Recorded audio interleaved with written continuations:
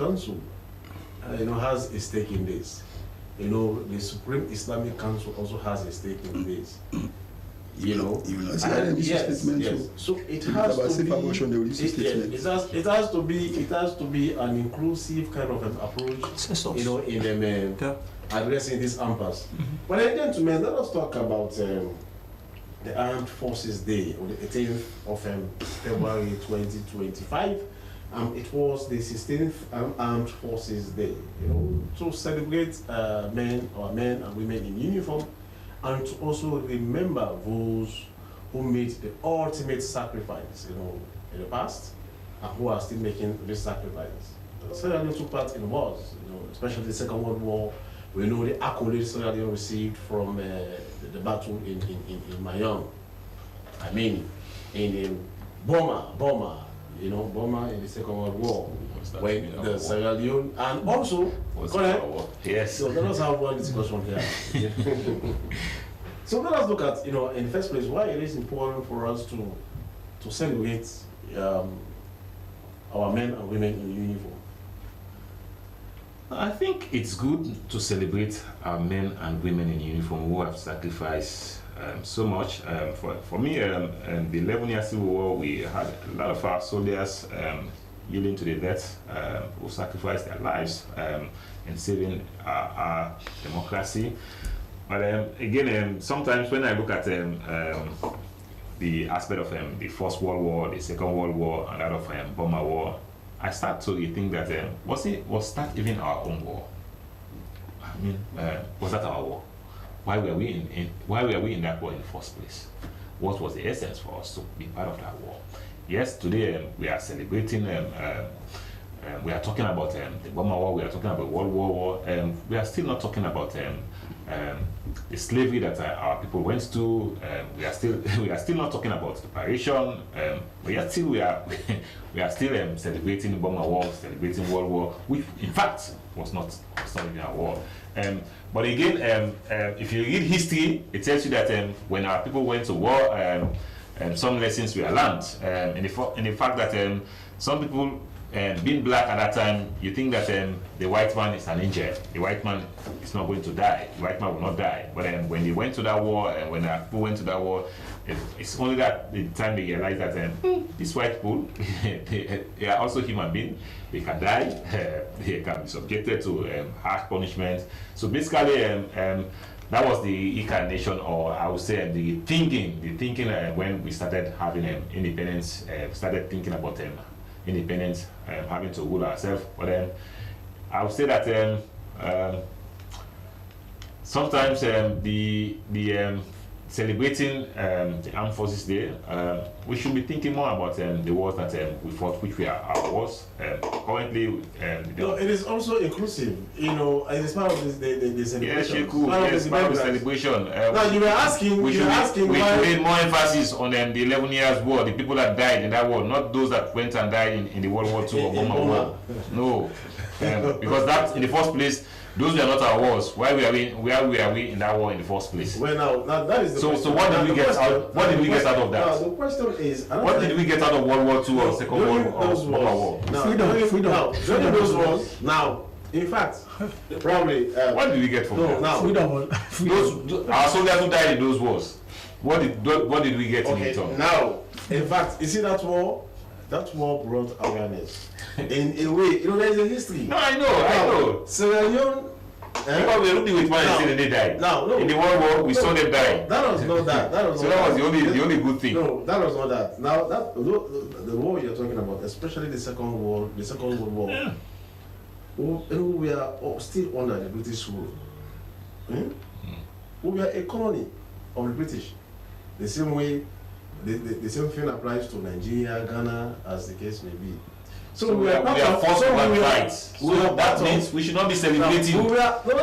We should not be celebrating. We were part of the British Frontier Force. Yes. So therefore, we are allies. You had no choice. You had to fight. But after the Second World War, in fact, the Second World War was the time now, Africa started, thinking very well, up to now we are not the need for us to have our independence yes. started after the Second World War. there's a history, there's a whole lot. So I get these things. So now, Melvin, Armed Forces Day celebrations, and we saw it was a real fanfare. We saw our armed forces displaying. There was this physical exercise, physical display, and at the same time there was this very there was this speech by the commander-in-chief, promising the soldiers, assuring them of better life, welfare issues, as the case may be, and also appreciating them, for their contribution to the nation. Tell us, our armed forces, especially after the war, Colin was suggesting that we focus more on the wars, especially our own war here, the ultimate sacrifice that our men and women in uniform need to bring, to restore peace in our land. Not more on the Burma War or some other wars, but also Sierra Leone is part of peacekeeping efforts, peace support missions across the globe. So that also those who are making this ultimate sacrifice, they should be also remembered or celebrated. Don't you think so? Maybe. Well, for the fact that Sierra Leone is part of the global village, I will agree that our own interventions in bringing peace and stability to the world cannot be gainsaid. Apparently, the essence of this day is to look at the state of affairs of the armed forces. And when we talk about the armed forces, we have the infantry, you have the navy, you have the Air Force. And well, essentially, I think we should reflect rather than celebrate, because we should reflect in a sense that in terms of our territorial integrity, yes, the Republic of Sierra Leone Armed Forces for the last, after 2002 when the war was declared over, they've maintained the territorial integrity of Sierra Leone, except for the case of Yanga, which we know is almost becoming a pariah now. Yes, we should say kudos to them, looking at the contribution of the armed forces when it comes to the mudslide, their contribution to Ebola, their contribution to other issues, COVID-19. There is no way you can take it away. There is no way you can take it away from the contributions of the servicemen and women. So we should salute them for that. But that is not to say there are mundane issues that we should turn a blind eye to. If you look at the celebration itself, for me it was a mockery. When our good president was in Liberia, we saw what it was obvious. In Sierra Leone, we are talking about Armed Forces Day. We don't even have a chopper to showcase. We are talking about Armed Forces Day. I doubt if we have a gunboat. These are the issues we should be talking about. And if we want to talk about the Republic of Sierra Leone Armed Forces, hold on, my brother. Hold on. I allowed you. If we want to talk about armed forces, there is a blueprint in which we can be able to examine and understand what we want for our Republic of Sierra Leone Armed Forces. Go and read the TRC reports and see the indictments on the then Sierra Leone Army, SLA, and other forces that joined them in perpetuating the war. I will tell you what we've seen in Sierra Leone is what is called Pyrrhic victory. It's called Pyrrhic victory, wherein the guns have been silenced, but the war is still continuing. How? Those issues, those conditions that affected the military some 10, 15 years ago, though a bit improved, but that is not to say they've disappeared. For example, look at how promotions are handled in the Republic of Sierra Leone Armed Forces. For example, look at the way our officers were just dismissed. For example, look at the threats of military coups in recent time in Sierra Leone. Should we be having all of these issues? It's because we've won the battle, but the war is still continuing. Meaning, there is a need for reform in this institution. There is a greater need. For example, staff morale. The other day we were talking about importing ECOWAS troops. For what? It's because of there is what I would call slight, I want to be very careful because it's a security matter in the perception about the military.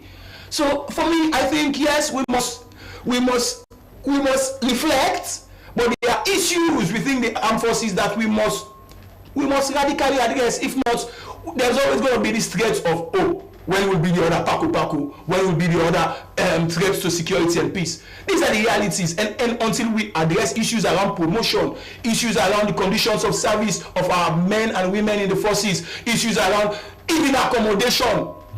Sometimes when I go to work, you see men and women in the forces, they are stranded to even get transportation, and you ask yourself, will they be motivated?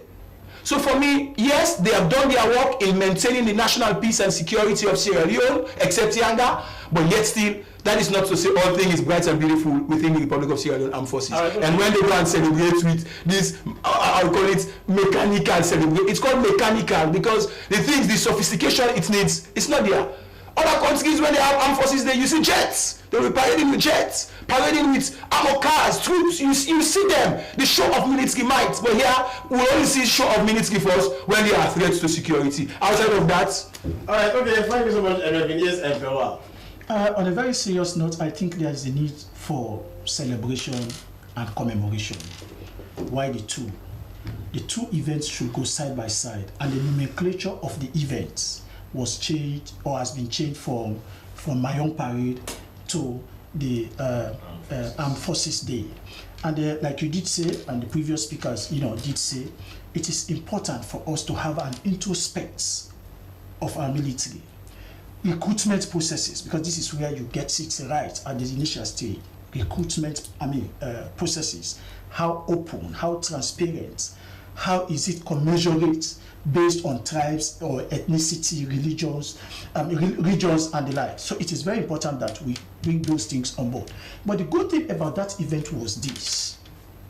The theme was seeking welfare of the military.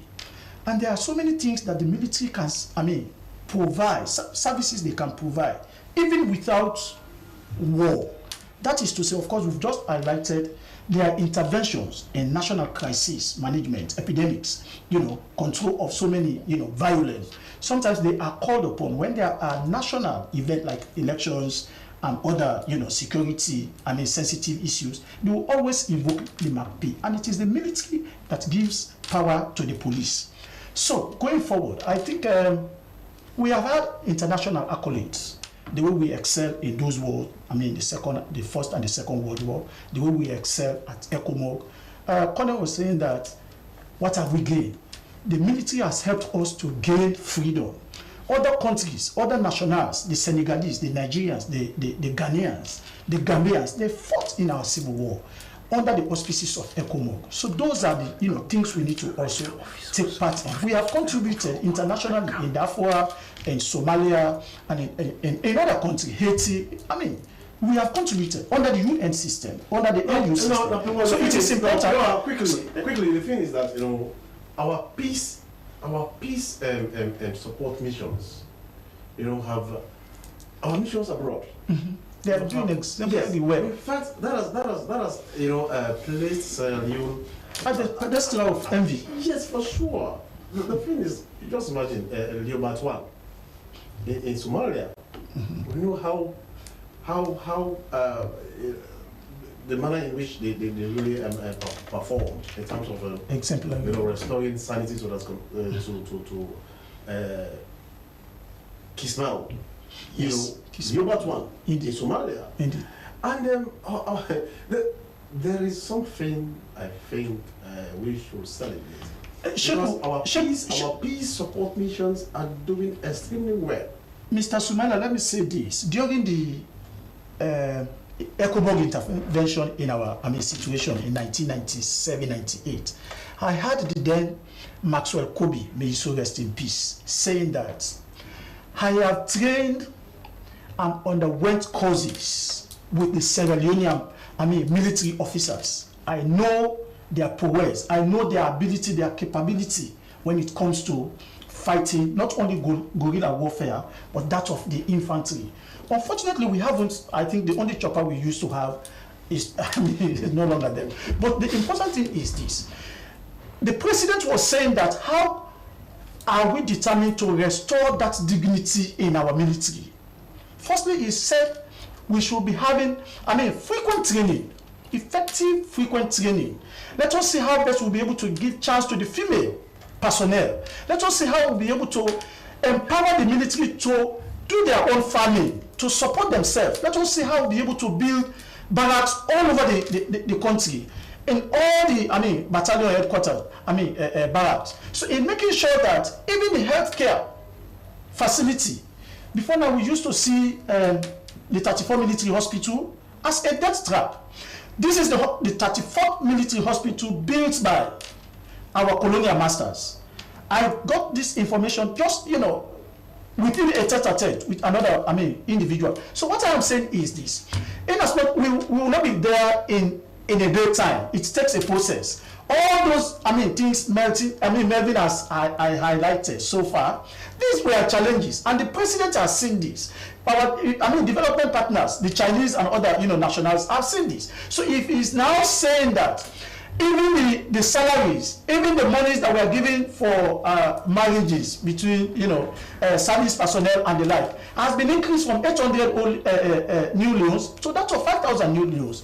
The time they will give a family to stay in the barracks or in the block after their beneficiary somebody that was taking care of them, their benefactors, has demised, was 3 months. That period has been extended for 6 months. So these are all reforms into the military.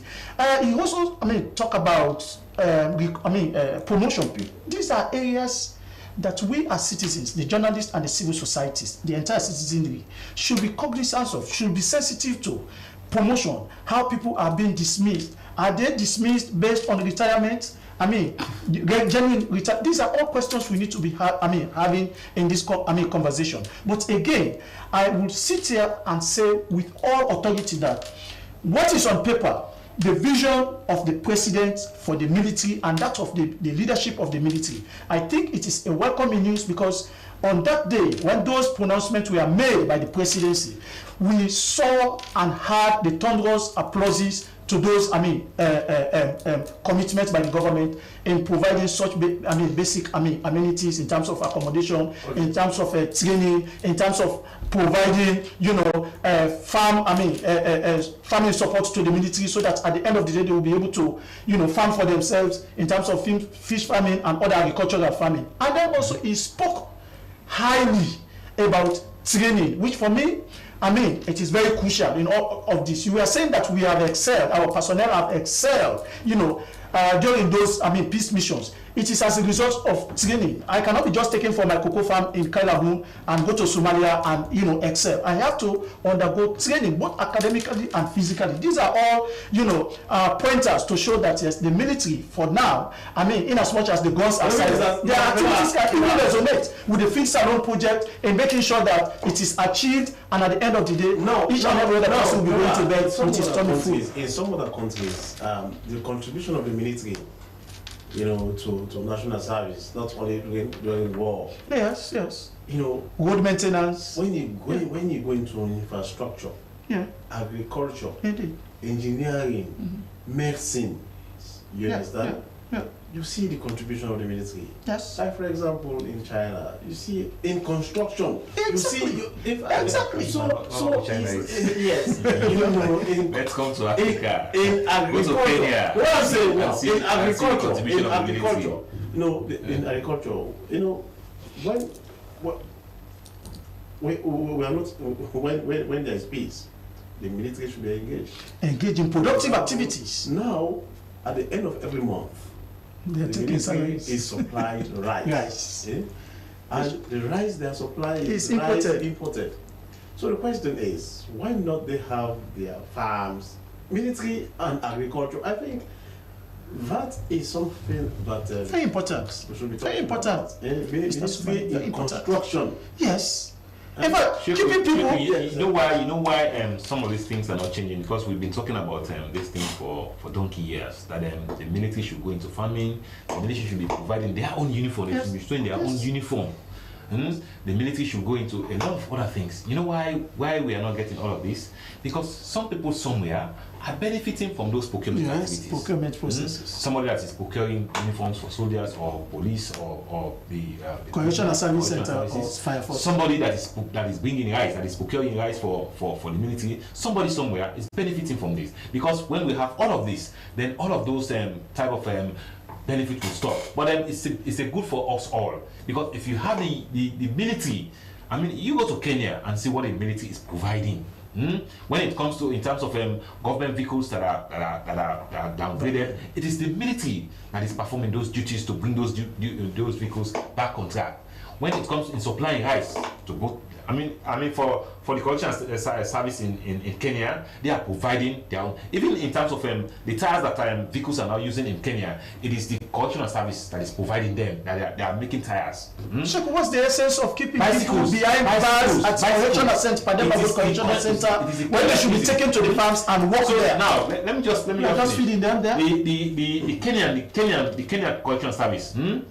They don't even need funding from government at all. They even sometimes lend government.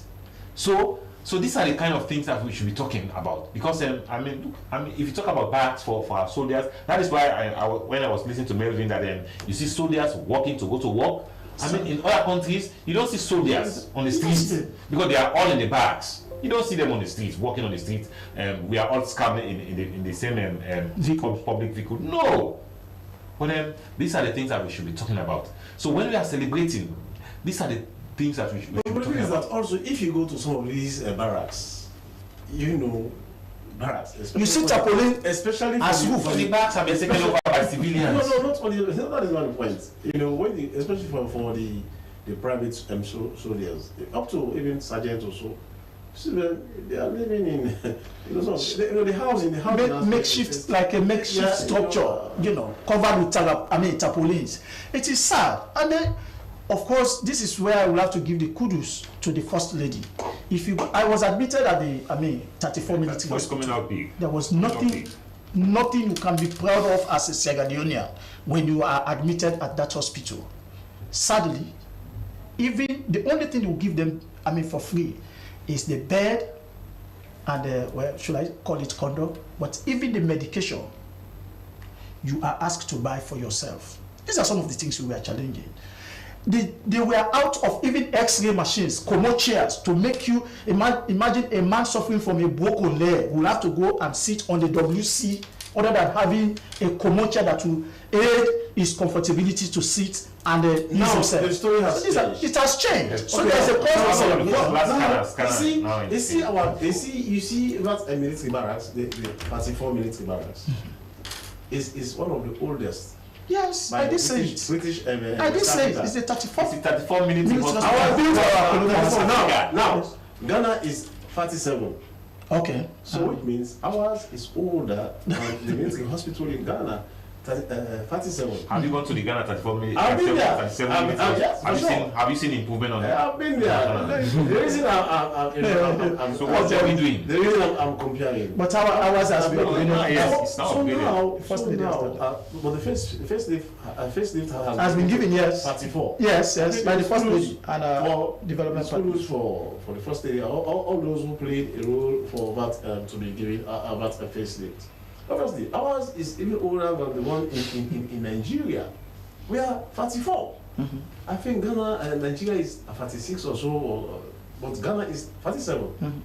So you see, anyways, gentlemen, let's talk about this intermittent power outage across in the capital. And also, there was an article I read about Lungi, which is the entry point of the country to the country. They are also complaining about blackouts and all the rest of it. Now, Melvin, power outage in the city. Oh, it's not news. I think what is the news is what's the long-term fixing measures. And yes, of course, I will tell you, this and previous governments have been paying a lot of hype and lip service when it comes to the issue of electricity. They will tell you that, well, before now, that car power was expensive and it was going to be renegotiated. And after that was done, we saw an increase in tariff. And yet still, we are experiencing epileptic electricity problem in the country. I think what we are missing when it comes to the energy situation in the country is, it's not lack of ideas, but the implementation of the right idea. as it stands, what I sense is the fact that the government is mostly dependent on what is called IPPs, independent power producers, who exist not as charity, but as businesses that wants to make profits. They will tell you about Malele, they will tell you about Car Power, and lots of them. So the aspect of generation is being prioritized, but with the wrong approach. For God's sake, you ask yourself, why is it all these projects and money is being injected in this energy sector? Why can't it be diverted in completing Bumbuna Phase 2? If we cannot complete Bumbuna Phase 2, we will always be having quick fixes. But the thing is that energy, you don't need, okay, now, Bumbuna Phase 2. But in as much as yes, we want the completion of a Bumbuna Phase 2, but then life must go on. Electricity should not be interrupted because we want to complete a Bumbuna Phase 2. Now, diversion, yes, the money is to Bumbuna, the completion of Bumbuna is fine, but at the same time, light is a commodity, but it's just like water, which cannot live without. You know, in this 21st century.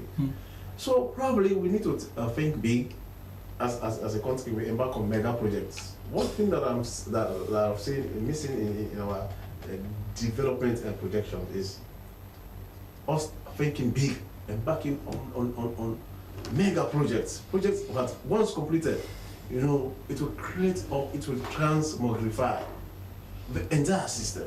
And if we're talking about mega projects, I think the most mega projects will be Bumbuna. The government is focusing mostly on transmission and distribution. And at the heart of the problem is generation. You know, sometimes we are comfortable because when there is blackout in Twitter, we cry about it. You have places in this country that have never seen electricity like we are seeing it. And we think that is a service to the people. No. Those people can only have access to energy, affordable, clean, and cheaper energy when Bumbuna is completed. We cannot continue to depend on IPPs, which is so expensive, not only for the government, but for even us as customers, and yet still. Your point is valid that, like when I say back, dry dog sweet for it, but what you go to eat, say the dog be dry. In this case, I will tell you, if you do an opinion poll, ask your Algerians, are you ready to go with blackout consistently, let's say 1 month, and after that, you get energy consistently? People are ready for that. So it's a matter of, it's a bit appeal that we must be ready to take, even if it costs us some kind of discomfort. But at the end of the day, what's the difference? Having inconsistent electric. The discomfort will be huge. It will be huge, but it's more discomforting now with the inconsistency. What is the difference? Get light today, not get tomorrow. It's just the same. Okay, you see, when we talk about electricity in this country, sometimes I look back and look at are we actually serious about electricity in this country? Are we a serious country? We've been talking about electricity for the last 60 years since independence, and we've not been able to do anything about it. Sheku, that is even a violation to my right. Having top up in my meter without no light, that's a violation, and we are doing nothing about it. And for me, we don't even need the Car Power, because you have people that are benefiting from the Car Power. That is why we are playing with all of this. If we are able to generate $60 or $64 million to pay Car Power, and we are telling us that you need $90 million to fix Bumbuna Phase 2, so what are we doing? Are we actually serious? Because if we have that capability to generate $64 million to pay Car Power, then you have in Bumbuna, who is sitting there, Bumbuna Phase 2, looking for 90 million. So are we serious? Because these are the things that we should be looking at. Sheku, if we are actually a serious country, these are the things we should be looking at. Just because, I listened to Kande Yumkela, and he was saying for the last 6 to 8 years, the Kingston Power Station and that of Falcon Bridge have not been repaired. For God's sake, that was coming from Kande Yumkela. Are we serious as a country if we actually want to fix our life? The last time Ernest Kumar was here, the Income Electrics, we spent around $34 million, and it yielded nothing, because these were machines that we rented from Nigeria. After the 90 days, the machines were gone again, and we are plunged in the same blackout. And now we are having a ship sitting on the water, which we have no control over, which we have no control over, but there are people sitting somewhere benefiting from that ship. That is why if you go to EDSA and say we don't want that car power ship, you have people that want to kill you because you are talking about it. And these are the facts, Sheku. These are the facts. We should not, in the 21st century, we should not be sitting here talking about electricity. Right. Okay. We have other countries that have gone far ahead. Even the smallest of Gambia over there, you don't go to Gambia and be having this kind of interrupted electricity. All right. No. Thank you so much. Yes, power outage. But the thing is, somebody has not spoken about Lunge. Lunge is the entry point, the exit. Freetown is not having like to talk about Lunge. You see, no, it's like when you invite somebody to your house. The first place the person says is the parlor. The parlor. The person doesn't enter your room immediately, except what I'm saying. It's not about it's about the first impression. Of course. Somebody, like for example, you go to Accra. As soon as you're out of the airport residential, you start seeing the ambience. Yes. You see the ambience. You see airport residential. You know, just outside the airport, you see hotels. You see, you know. So that is what I'm saying. Yeah. When you invite somebody to your house, the first place the person sees is the power. The person only enters the room if he or she is invited. You understand? That is not about whom the person is. So that is it. So now, yes, you know, my two colleagues have laid the points very bare. It is glaring that over time we've been grappling with the challenges of adequate power supply. But what is important here, we all need to know that our over-dependence on those IPPs and by extension the CLSG that is coming from Ivory Coast, we should not be comfortable with even that. Any leader can come tomorrow and terminate the contract. So our dependence on those IPPs is not a panacea to our problem. Melvin was saying that the completion of Bumbuna, the completion of B Congo, and other, hydro, entities should be at the heart of government if they want to, if we are ready to address this problem. Already, people are coming from the diaspora, they cannot be comfortable in staying in Freetown, let alone in the provinces, just because of this epileptic power outage. It is also important that sincerity of purpose. I was listening to Kande Yom Keller just saying, I apologize. That does not seal the wound. That is even, it exacerbates the problem. What we want at this time, Kande did make mention of the fact that it is an injustice and violation of my right for me to have credit on my meter and I'm enjoying blackout or suffering blackout if you like. It is just as if I have a unit or data on my phone and all the time when the customers are always accusing the service providers in the telecom industry. We are having pipes, for pipe-borne water, connected to our buildings or our houses or our domestic places. No water is running, but they will come at the end of the day and charge you. We will be having units like I did say on our meters, and at the same time we'll be paying the meter I bought. It is stated that meter rental, so it is as if it doesn't even belong. You are going to pay for that. You are going to pay for that rent. If there is any fault on the meter or through the transmission line, people will come. EDSA staff or personnel will come and charge you to pay before ever those problems are fixed. Are we being serious? And when you take those people to court, the court will tell you that you have to go back to Parliament and enact the law for you to have a legal leg to bring an action against those service providers. It is just like a lawyer and a medical practitioner. In other countries, when you fall short in your service delivery, you can be sued. Here, when my father forbid it, you die or you pass away at the theater, they just push you to the mortuary and bring another person without anybody taking responsibility. Okay. So these are some of the things we need to, very, very, vociferous over in making sure that service providers are not doing us favor. We are paying them for the services they are supposed to provide us. Right. So if they renege in their responsibilities I think there should be a penalty for them to. Okay, gentlemen, we have to leave it there.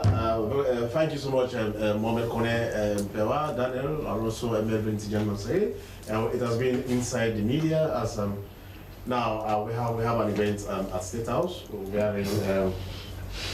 Somebody is to be decorated, a very big visitor. But then that's just to keep our viewers, in suspense, as we shall aware.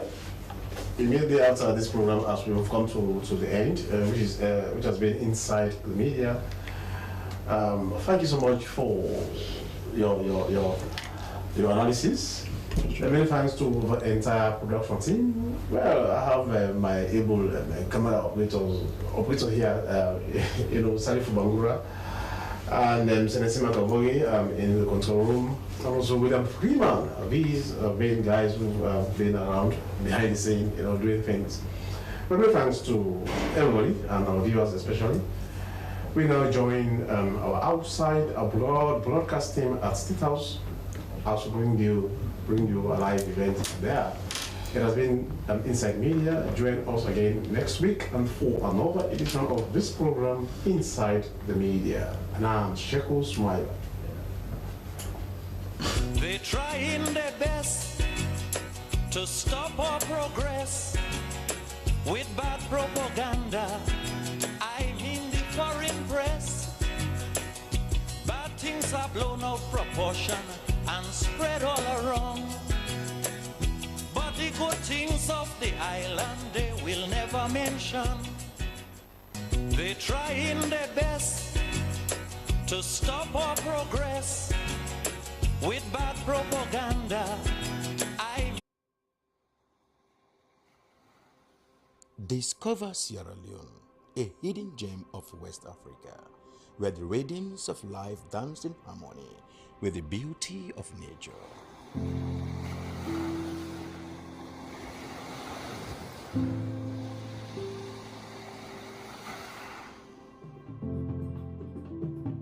Feel the heartbeat of our culture in every beat of the drum, in every step of the dance.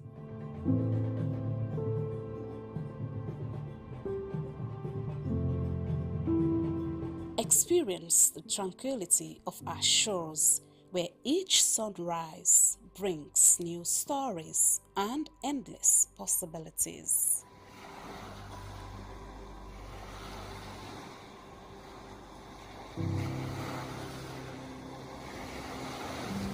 Immerse yourself in the vibrant tapestry of our daily life, where every color tells a tale and every face a friend.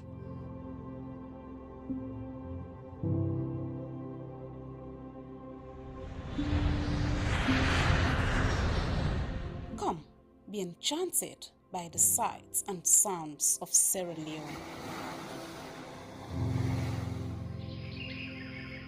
A place where your adventure awaits.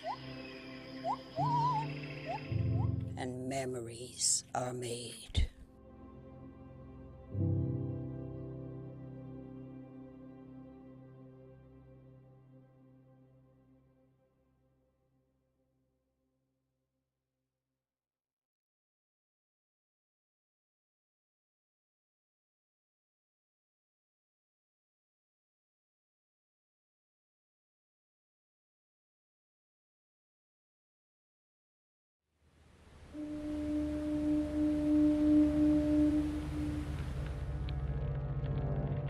A place cannot produce poems. It can only not prevent them. And Freetown is good at that, for Freetown has its own sudden elegances. People are slow to leave it, quick to return. And there are others who come for a year or two and stay for a lifetime. Since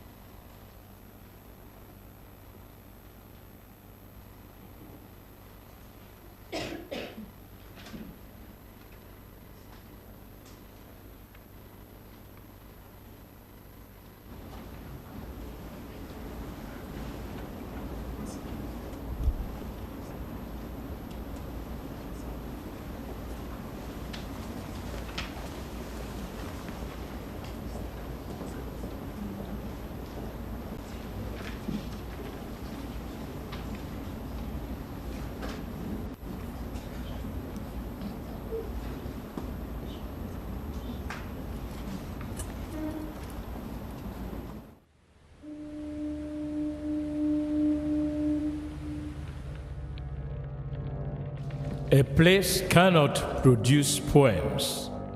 It can only not prevent them.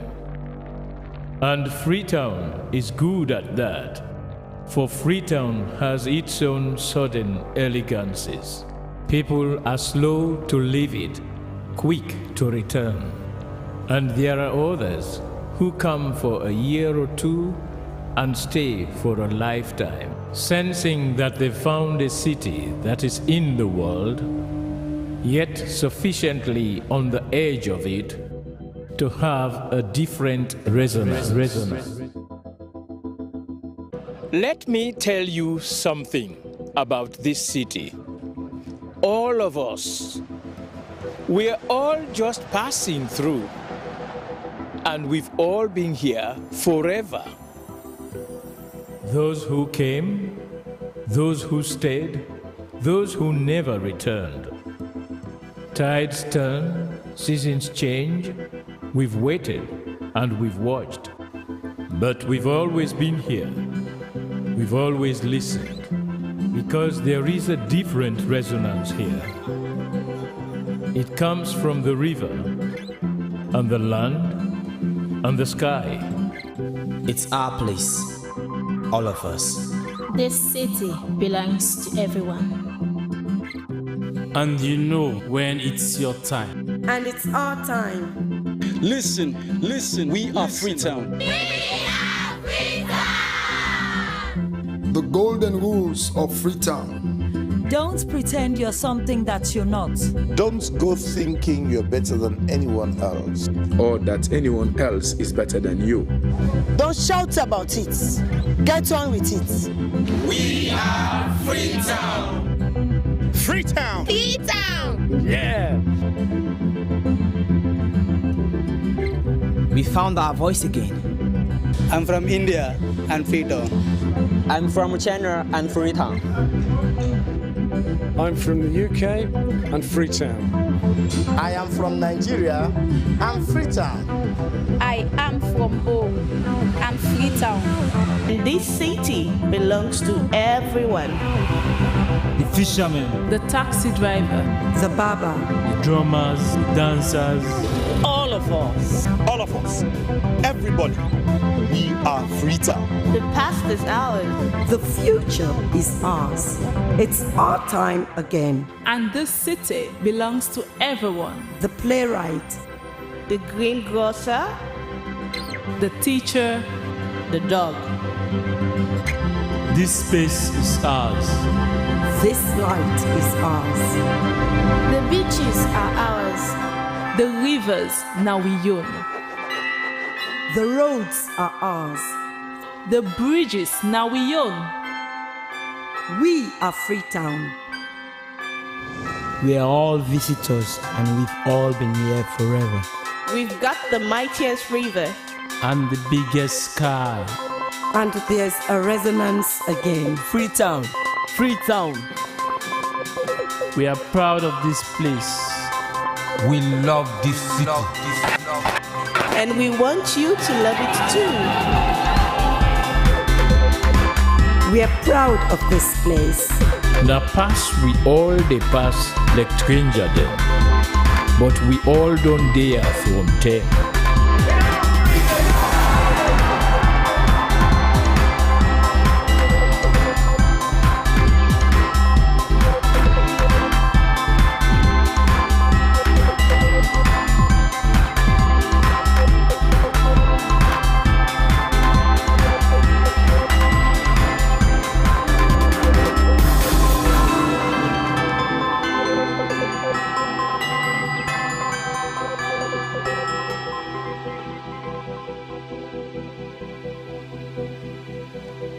Come here, and you'll feel it, that end of the line sense of freedom. Say yes to Freetown. Say yes to freedom.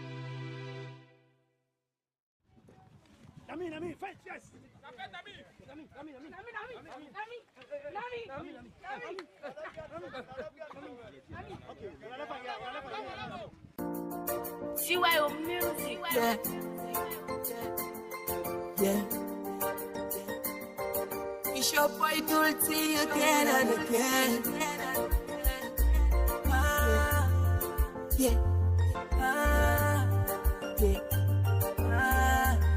I should die before you. I should die before you. I should die before you. I should die before you. I should die before you. This dunya today ya babaku. I should die before you. I should die before you. I should die before you. This dunya today ya babaku. I should die before you. You one way not get one time more. You one way don't get one time more. This dunya today, mama. I should die before you blow. You one way don't get one time more. You one way not get one time more. This dunya today, mama. I should die before you blow. I should die before you blow. I should die before you blow. This dunya today, ababaku. I should die before you blow. Yeah. Oh yeah. I should die before you blow. I remember one day, can't wait, Papa called me saying, because you don't make you listen. Make I tell you small, but this dunya, he said me picking, I should die before you blow. He said the evil, the witch, the bad jealousy. These days, they don't so plenty. Man, they laugh to you, say they put you down. Man, they smile to you, so they put you down. When you get sent try for put you down back. When you not get and say you not sober. How man for live this life again, bro? I should die before you. When you do your battle, you get all you want. Then you die go before. Mortal man, we too sorry, yeah. I should die before you, blow. I should die before you, blow. I should die before you blow. This dunya today ababaku. I should die before you blow. You one way not get one time more. You one way don't get one time more. This dunya today, mama. I should die before you blow. You one way don't get one time more. You one way not get one time more. This dunya today, mama. I should die before you blow. I should die before you blow. I should die before you blow. This dunya today ababaku. I should die before you blow. Forget daily bread na yaba. Forget good house na yaba. Forget good living na yaba. I should die before you blow. Wear fine clothes na yaba. Or buy fine motor car na yaba. Forget fine woman na yaba. I should die before you blow. I should die before you blow. I should die before you blow. This dunya today ababaku. I should die before you blow. You one way not get one time more. You one way don't get one time more. This dunya today, mama. I should die before you blow. You one way don't get one time more.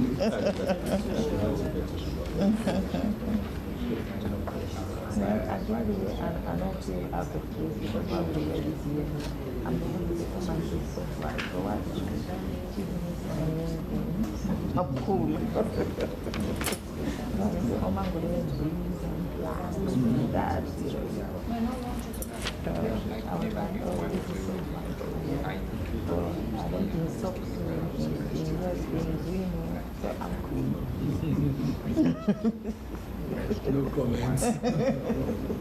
You won't say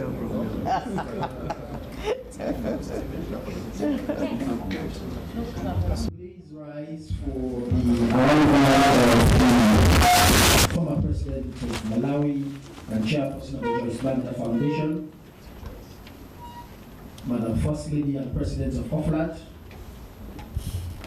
and the organizer of the annual U.S. Presidential Forum on STEM and AI, Princess Dr. Ike Okansi.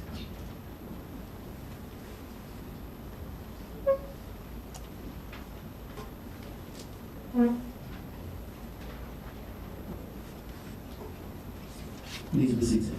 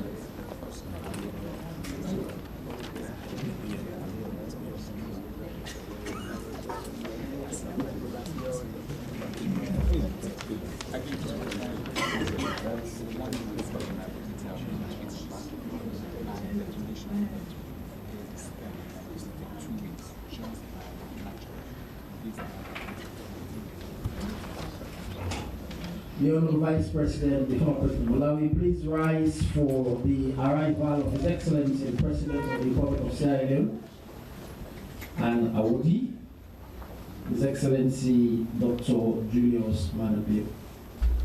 National anthem, please.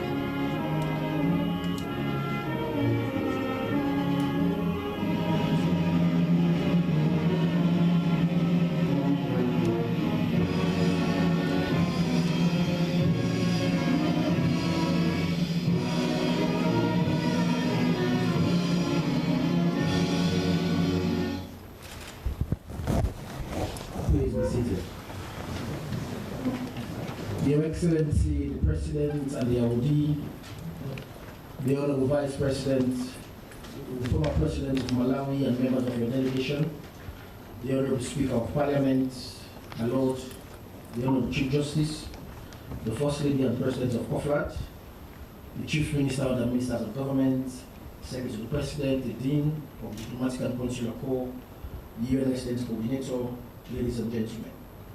With His Excellency's gracious permission, we now commence this ceremony by inviting the Presence of God with a minute of silent reflection.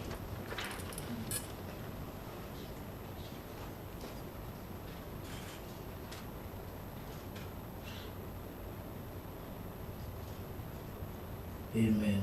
Amen.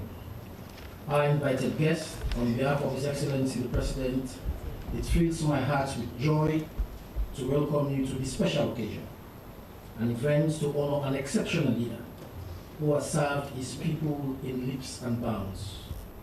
I want to particularly welcome a trailblazer and a respected African stateswoman who has committed her life to the betterment of humanity, former President of Malawi, Dr. Joyce Banda. The presence and that of the members of your delegation embody the spirit of collaboration and shared purpose that transcends borders and serves as a shining example of the strength we derive from coming together. Thank you for traveling to Sierra Leone. I'm optimistic you will take away great memories of our beautiful country. Ladies and gentlemen, we're here to present two esteemed awards to His Excellency President Dr. Julius Maada Bio. These awards are not just mere accolades. They symbolize the hopes and dreams of a continent yearning for leaders who personify the values of integrity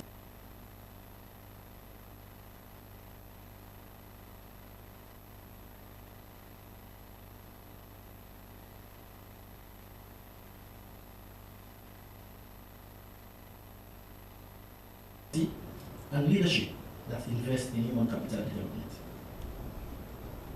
Today we recognize President Bio's efforts to exemplify such leadership. Thanks to President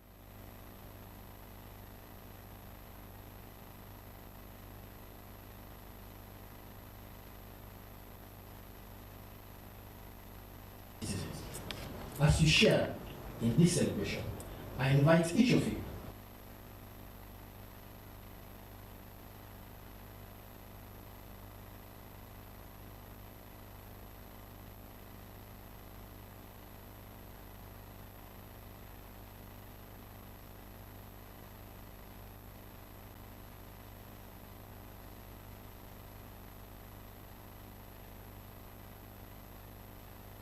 and I invite Her Excellency Dr. Joyce Banda, former President of Malawi and Chairperson of the Joyce Banda Foundation, to deliver a statement.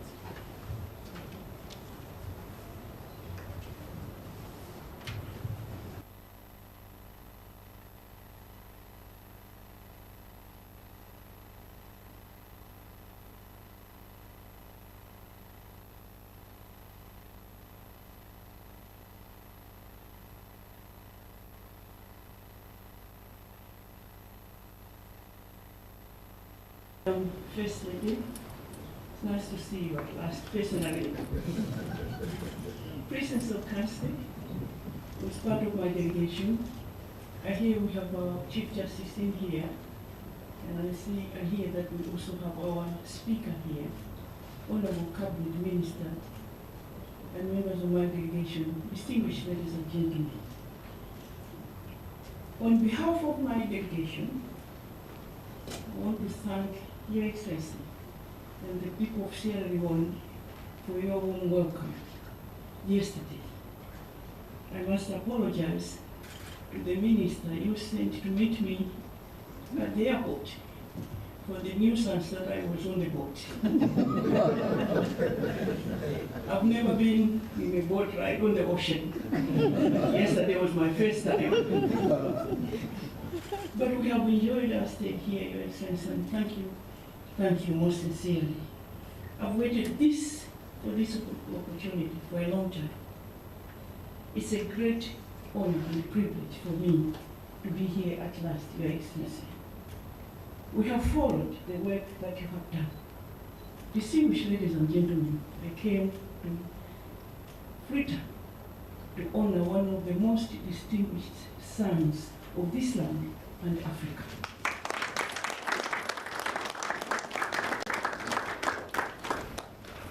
Every day, the media, the international media, covers Africa negatively. And it is our duty as African women leaders to cherry pick our stars and our jewels and show them off and tell the world what we've been able to do and what we're about. The world doesn't know how successful we have been in promoting women on the continent. And I don't want us to beat ourselves and to listen to that negative media coverage, but to take pride and congratulate ourselves for what we have been able to achieve. Your Excellency, we wish to know, as if you don't know, that we've already had 6 female presidents on this continent. And we are waiting for the 7th one to take oath next month in Namibia.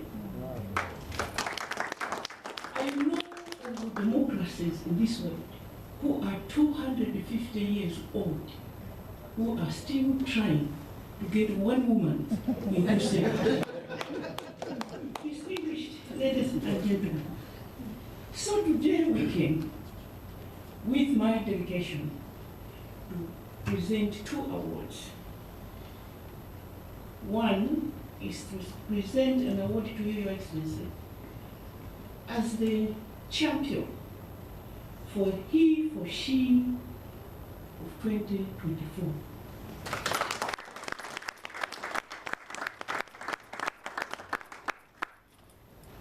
He for she, some might ask, what are you talking about?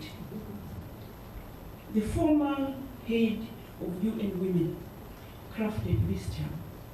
Kumusile Mlambo Nyuka, the former head of UN Women, decided, what do we call the few African leaders that stand up and decide and take a deliberate decision to say, I will stand for the promotion of women, the protection of women, the promotion of girls, and the protection of girls. And we will call them he for she. Your Excellency, I dug into your history and found that growing up we were surrounded by very strong women. And as it turns out, God gave you another gift, a strong woman to stand with you and walk with you. So African women have decided that we're going to go around and honor those that have decided that they will honor us as women. Why? Because historically, it's only Africa that had its women leading nations. Asantewa of Ghana resisted colonialism. While her brothers were busy running to get the soap and free sugar and what, she said, no, we're not selling our nation. She was banished into exile.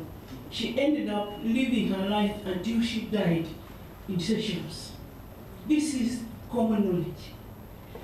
When we stepped aside during colonialism and did not play a very active part in leadership, we have read that it is because those who were colonizing us did not have women in their structure. They didn't know what to do with us. And pushed us aside. Until our brothers started fighting for safe rule. That is when we stood up to the occasion. We have the Winnie Mandelas, Bettina Sisulu, Rose Kiwambo of Malawi, across Africa, women who just said, if our brothers are fighting, we are going to fight along with them. Fast forward, we find that unlike most parts of the world, we have one president after another appointing more women to their cabinet. African Union achieved parity. So we're not just talking, we are talking about real stuff, real leaders, solid leaders. Why is that happening? Women in the West have asked me.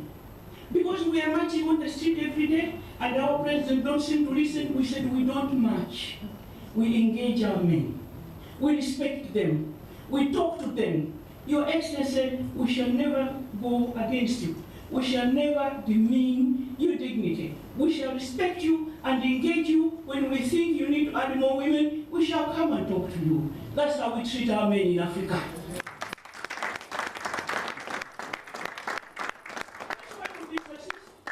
So they don't understand how we have achieved 6 heads of state. I mean, President Kagame, his country has the highest number of women in parliament. Do you think our African leaders, you can come and shout at them and they do it? We engage them and we don't confront them, we respect them. We respect one another. And that's the route we are going to take as African women. We are not going to be confrontational. We are going to respect our president. In Malawi, my president appointed by law, he has to appoint 40% women to his cabinet. And for some reason, he appointed 35. And women started marching to parliament to deliver a petition. And I heard that they're singing and calling him all kinds of names on the street. And I phoned the president, I said, I hope you have heard what's happening on the street. Women are very upset. They are going to parliament to deliver a petition. The president said, but I'm in State House. Because where they were going is the opposite direction. I said, no, you are lost. Go back. Go and talk to your president. They went back, they sat down, they discussed. He appointed 42% and 50-50 judges. So our president, we shall respect you, our president, and we shall talk to you. Why are we here?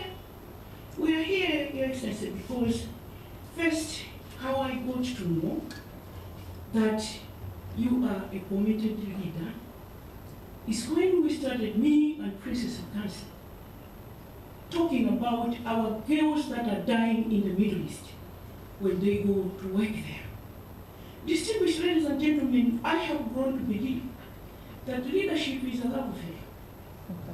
They say, Joyce Band of Malawi said, leadership is a love affair. You must fall in love with the people you lead, and the people must fall in love with you. When you act, it's obvious. This is not a president that is acting. Because there's no reason why he should get interested in what is happening in the Middle East. But he just could not sit back and just watch. And I want to thank the Minister of Labour that launched our program here when Princess Okanse came, because of the voices that our presidents have raised, because of the objection to say you will not treat our children like that. Distinguished ladies and gentlemen, this is not a joke. There are countries on the continent that are receiving 90-100 coffins a year from the Middle East. Our children are being abused. Our children are being killed. But there are countries that have now banned what they call kafara system, where when this child comes to work in their household, he's not treated like a slave. One of those countries is Dubai. Your Excellency, we shall forever be grateful to you for the voice that you raised and the noise that you leaders have been making to name and shame those countries that are abusing our children and killing them. I'm truly grateful. In 2021, we decided to launch a program here. Princess Okanse came. She'll be able to elaborate that later. But I was able to participate virtually. But that's how far back I go.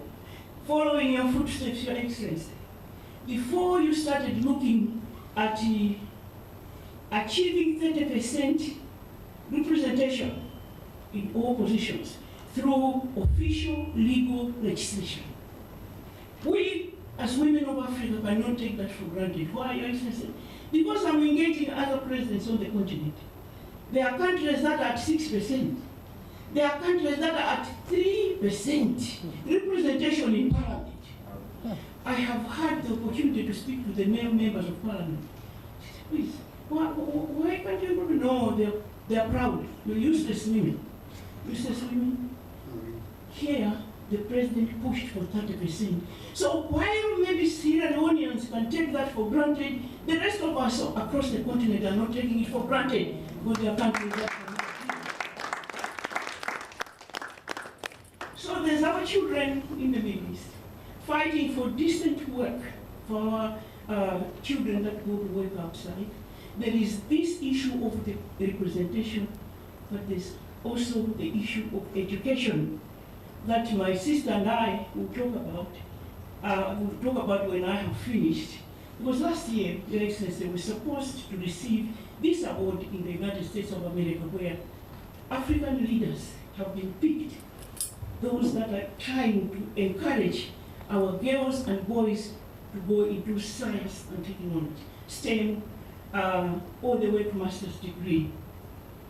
Your Excellency, I would like to report, I don't know if all of us here know who Princess Okanse is, but she is a recipient of the White House Lifetime Achievement Honor given by President Biden last year.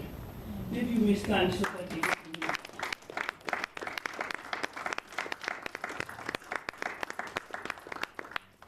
Thank you. Your Excellency, at this point, I would like then to call Princess Okanse and kind of make her remarks. Then together we shall present their words. Thank you.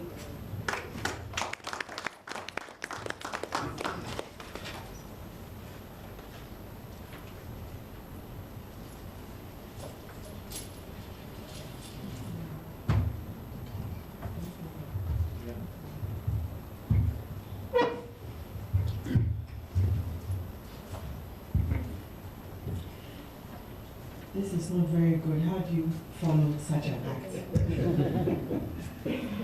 Yes, it didn't help me at all. Thank you. In Ghana, we would say, Chwa Umaneaba. Yeah. I want to bring some culture. So in Ghana, we say Chwa Umaneaba, which means that may I humbly have your permission to speak. And your response will be yeah. All right? So let's try it. Chwa Umaneaba. Yeah. Tra, Umaniaba. Yeah.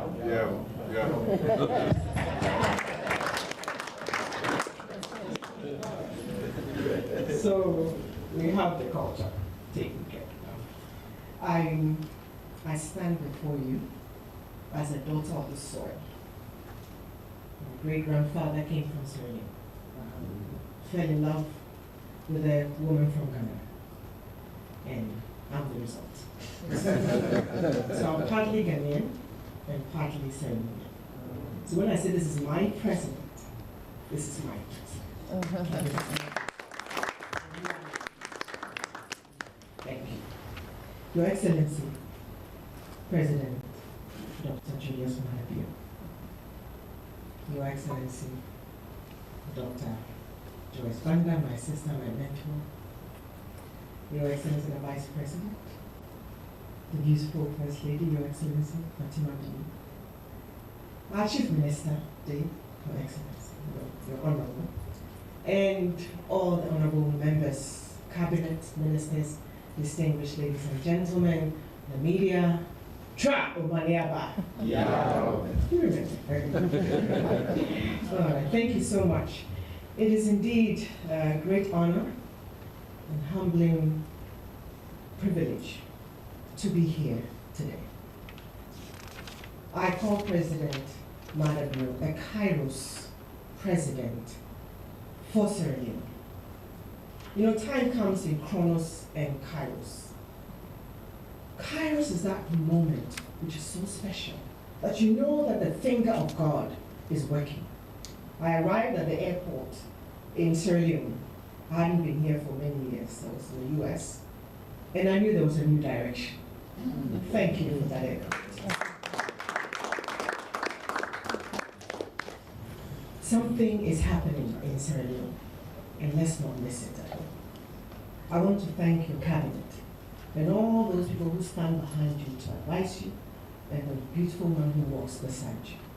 Because a lion such as yourself, to roar means that whole, that team. And it's not one man that does this. It is those people who are holding up his hand loyally as he goes through this work. So I really want to thank you for all that you do in his portfolio of his legacy. And I want to say thank you to each and every one of you. Today we're here to give an award to a president that we respect. In fact, the Africa-US Presidential Forum is a forum of African presidents who believe in STEM, which is science, technology, engineering, and mathematics, and artificial intelligence, and masters of business administration.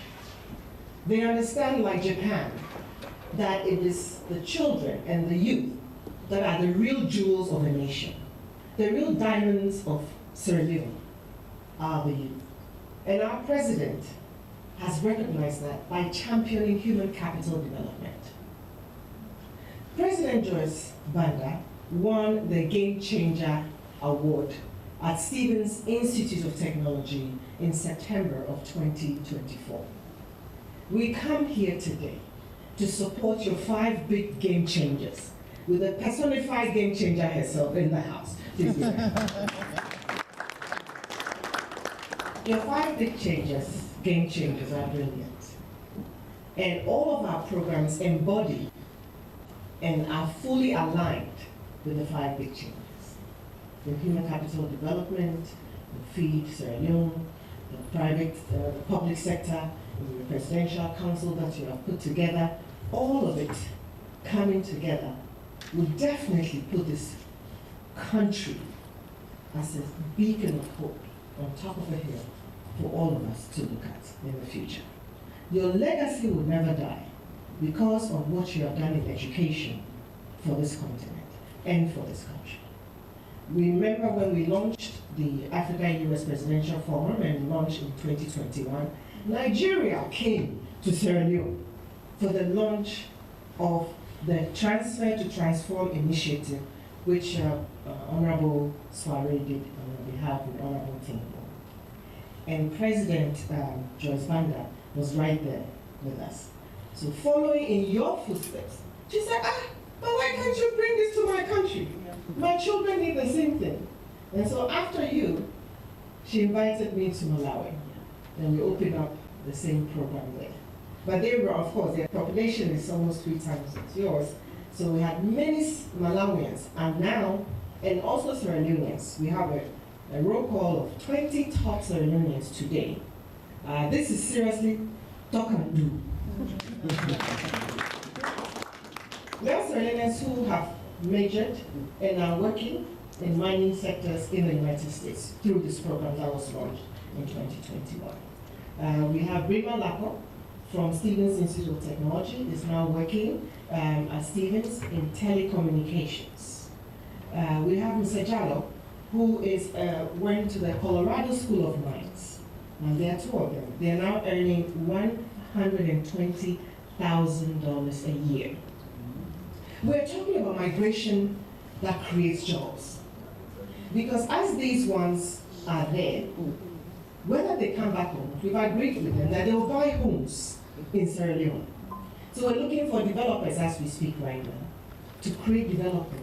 Because this $120,000 a year can build a home in Sierra Leone.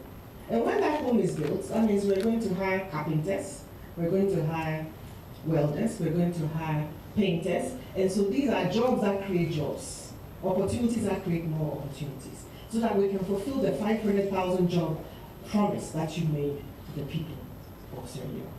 So on that note, I want to say that we're launching 1,000 more of the master's degree program so that we can have 1,000 Madabio fellows.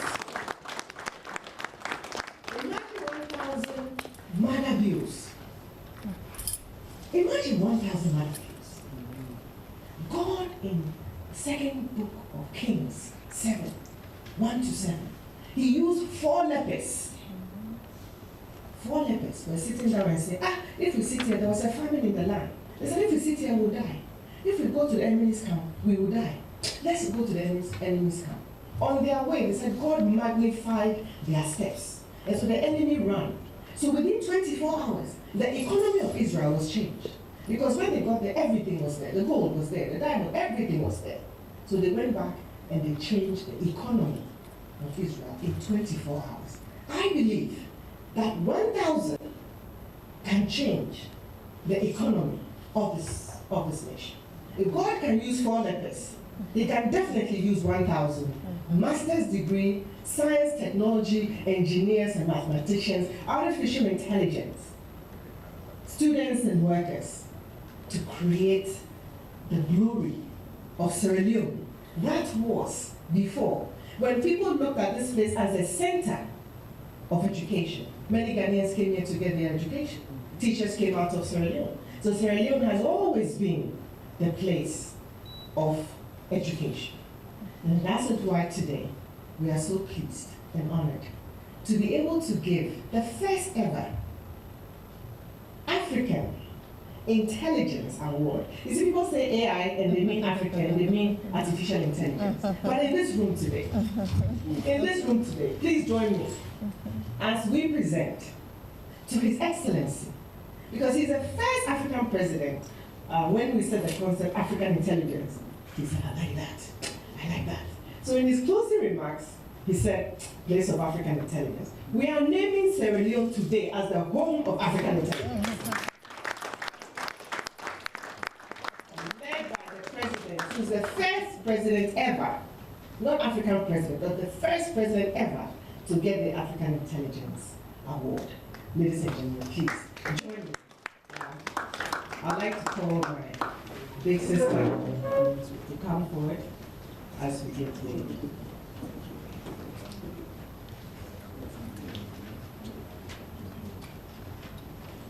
And good things come in double portions. This is like the Queen of Sheba, traveling all the way from the east to come in.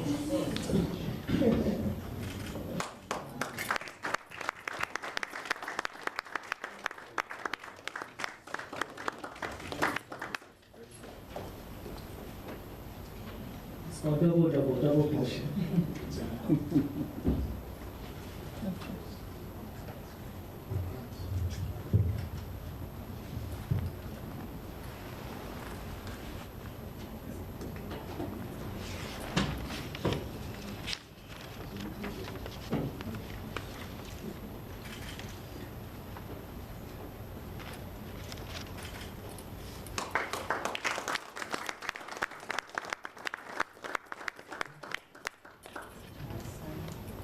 signed by the President of Stevens Institute of Technology, the same from the late President Mandela, that says education is the most powerful weapon which you can use to change the world, by the late President Mandela.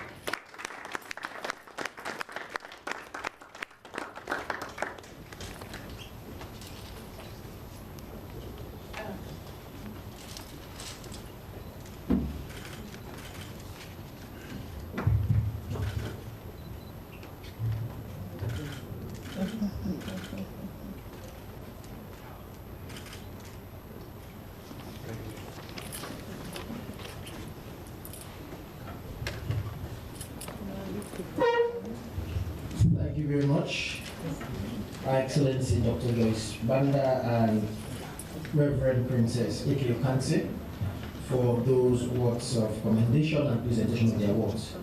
It's now my pleasure to invite His Excellency the President for a response.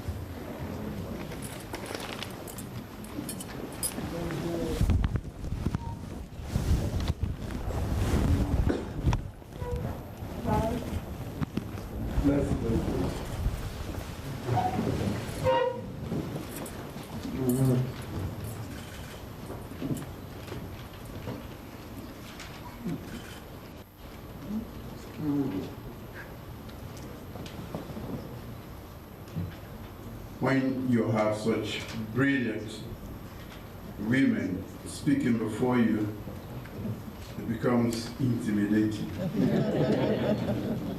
But I've never been intimidated because I've always been with strong women. That's why I'm stronger.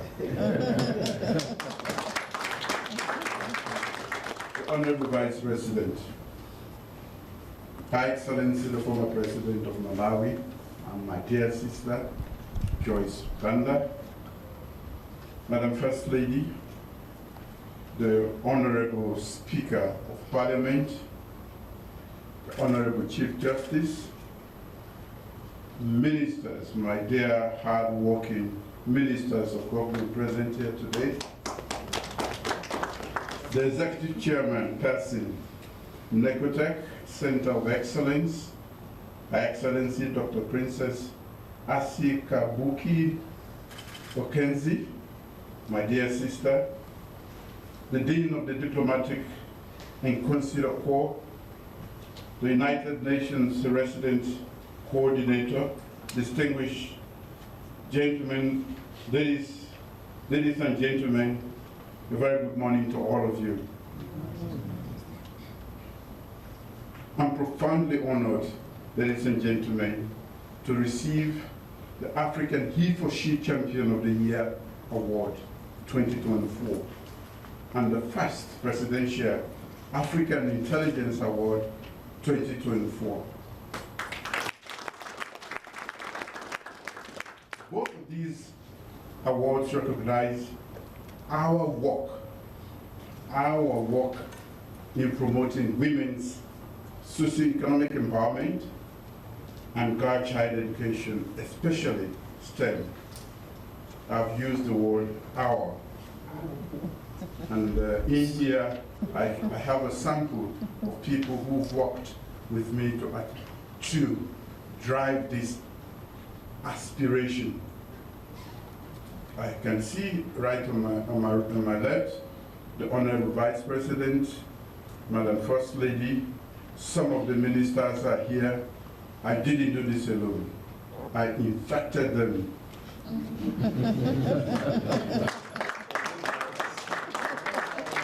And they've caught the disease. We like women in this country, and we promote women.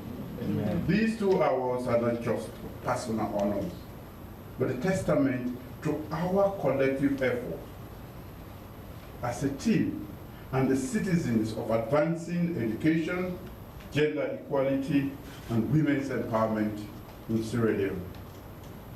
The awards are also gratifying because they come from distinguished women trailblazers whose work is well documented and globally recognized in these areas. I accept these awards with immense gratitude and humility, ladies and gentlemen, fully aware that our job is unfinished. We have only started. Sierra Leone's journey towards gender equality has been one of the commitment and transformative actions of our government. We have recognized that gender equality is not merely a moral imperative, but a fundamental driver of national development, social cohesion, and economic progress. When we empower women and girls, we empower entire communities and unlock our nation's full potential. My government has championed gender inclusion through deliberate policy interventions, legislative reforms, and grassroots engagement. And I want to say big thank you to the ministers who've been driving this, especially Madam First Lady, who is on the campaign as I speak, engaging different corners of our country to share some of what we've been able to get for them, especially for the girl child and children in general.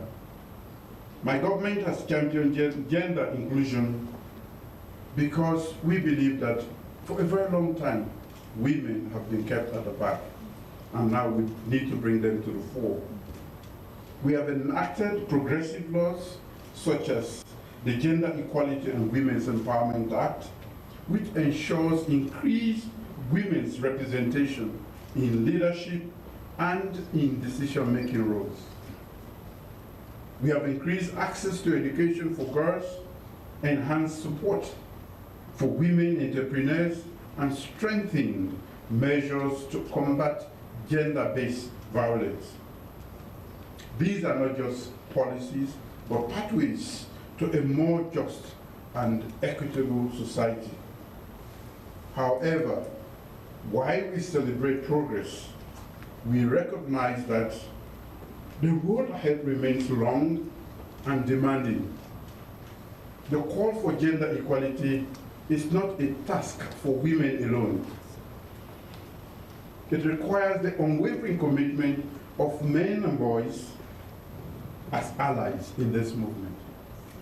And like I said earlier, I think the men in my government and in this country are beginning to like it, whether they like it or not.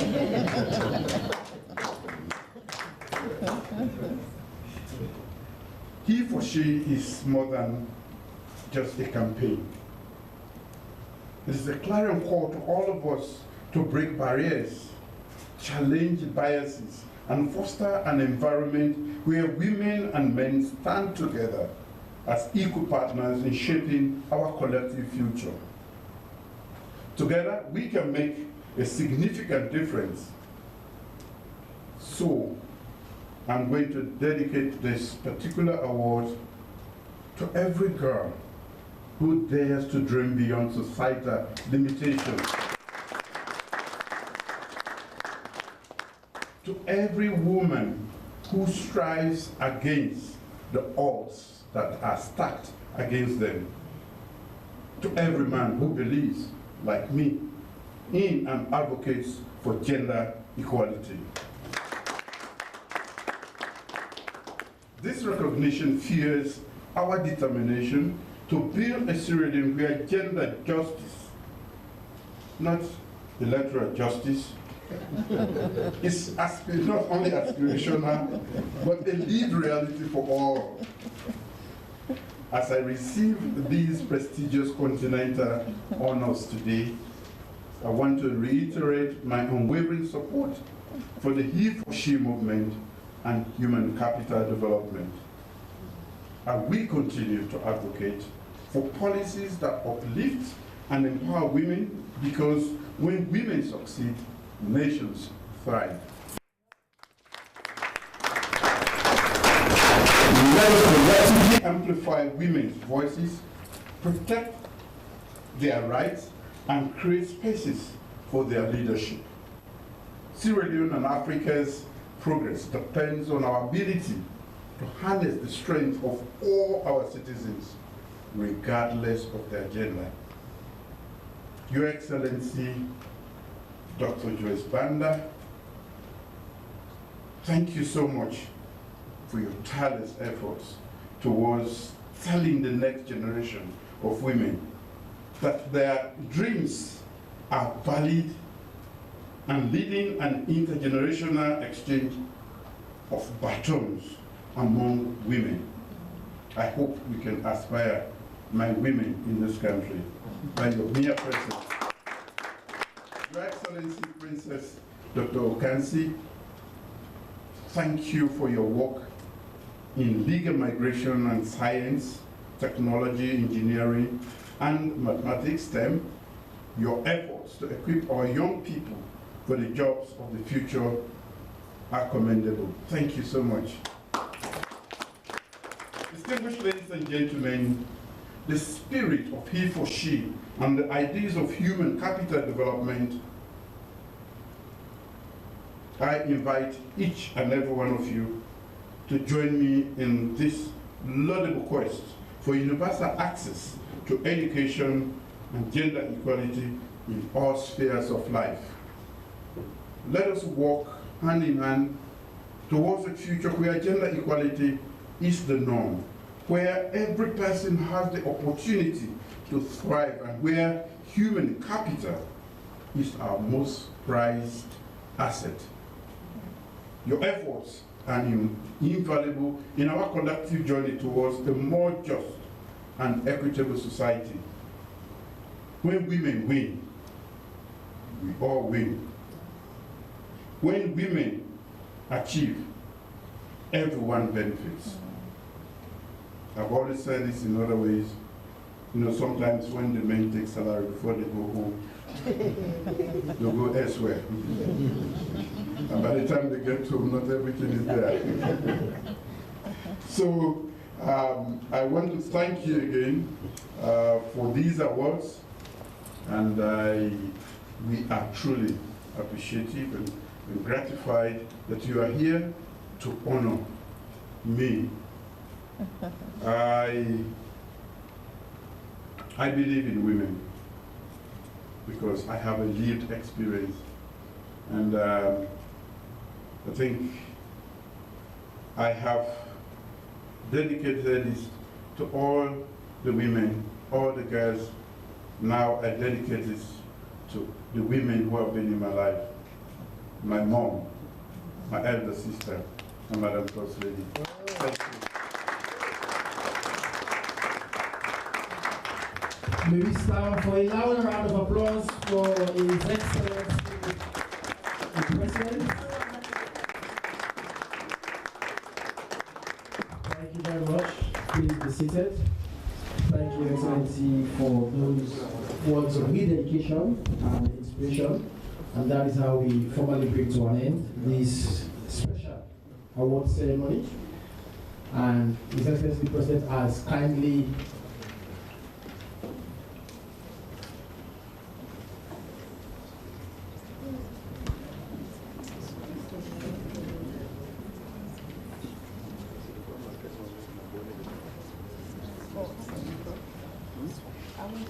for those words of rededication, and His Excellency the President has also kindly consented for a tete-a-tete with Her Excellency in the office, but that will be followed immediately after the national anthem. May we rise for the national anthem.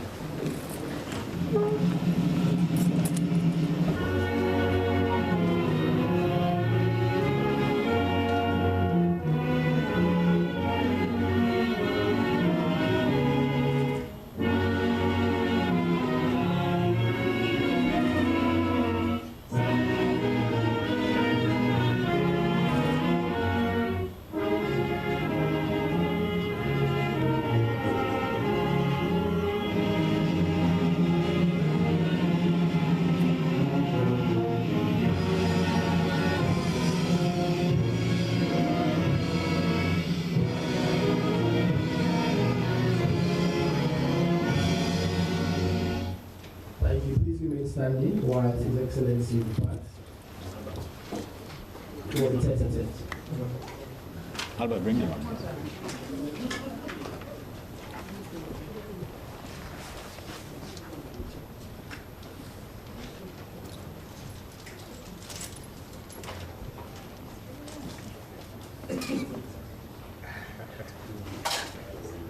Thank you all very much once again for coming. And it has been a pleasure spending this time with you. Thank you. Tomorrow? Yes.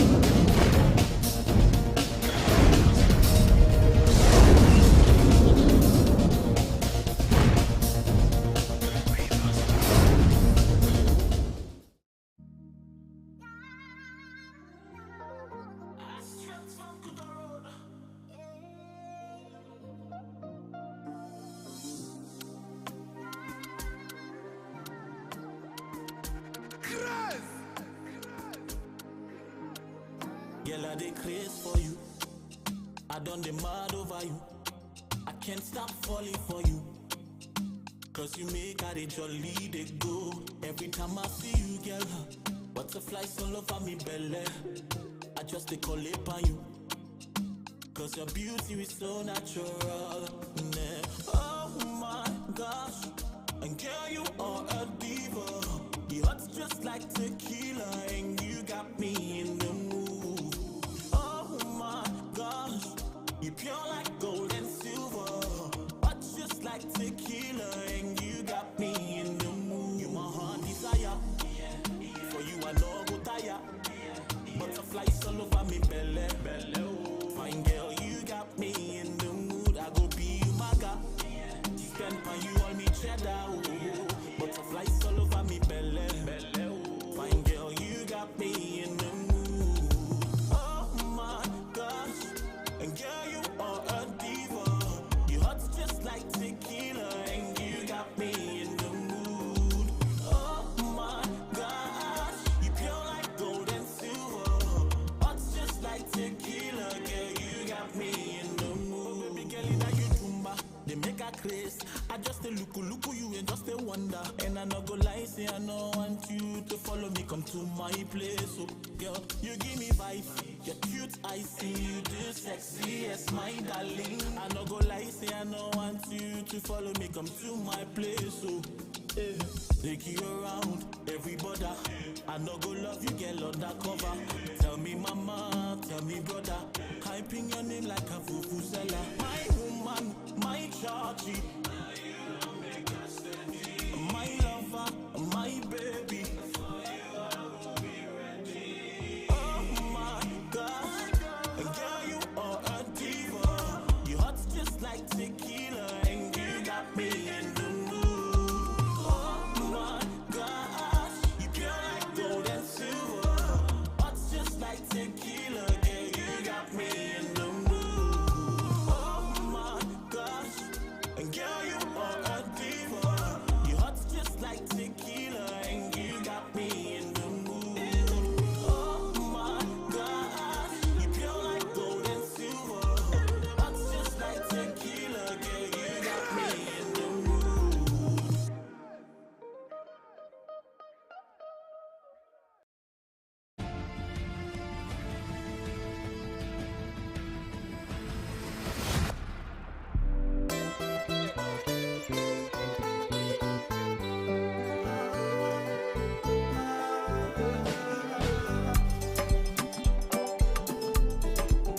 Oh yeah.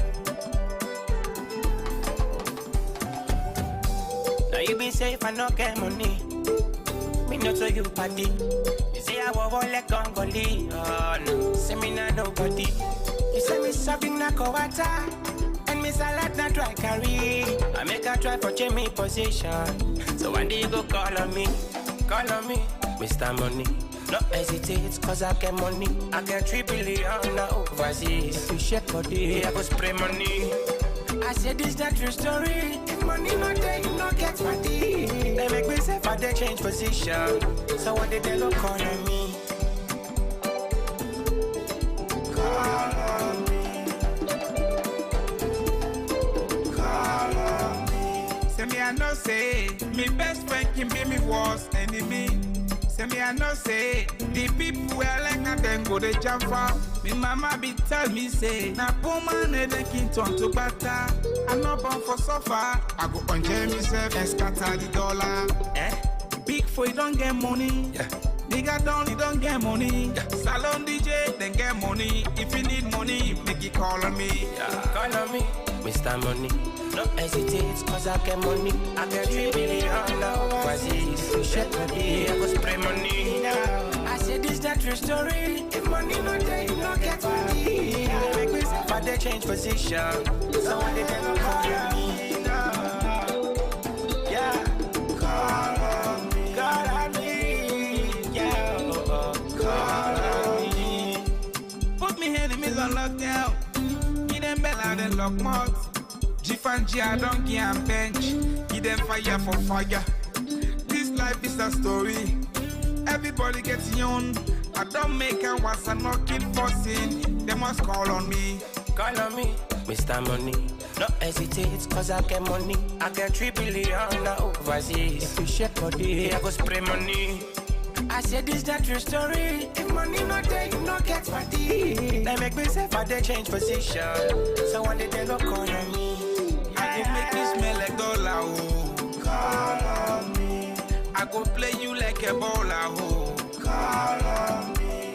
I want press you like a button, oh. Call on me. I want spoil you like two-way routine, oh. Call on me. Yeah. Alman on the mix. Call on me. Call on me. Call on me.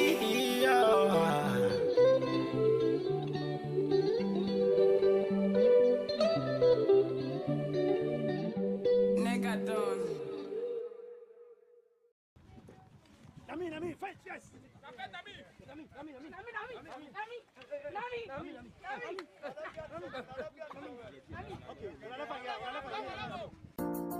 See why your music. Yeah.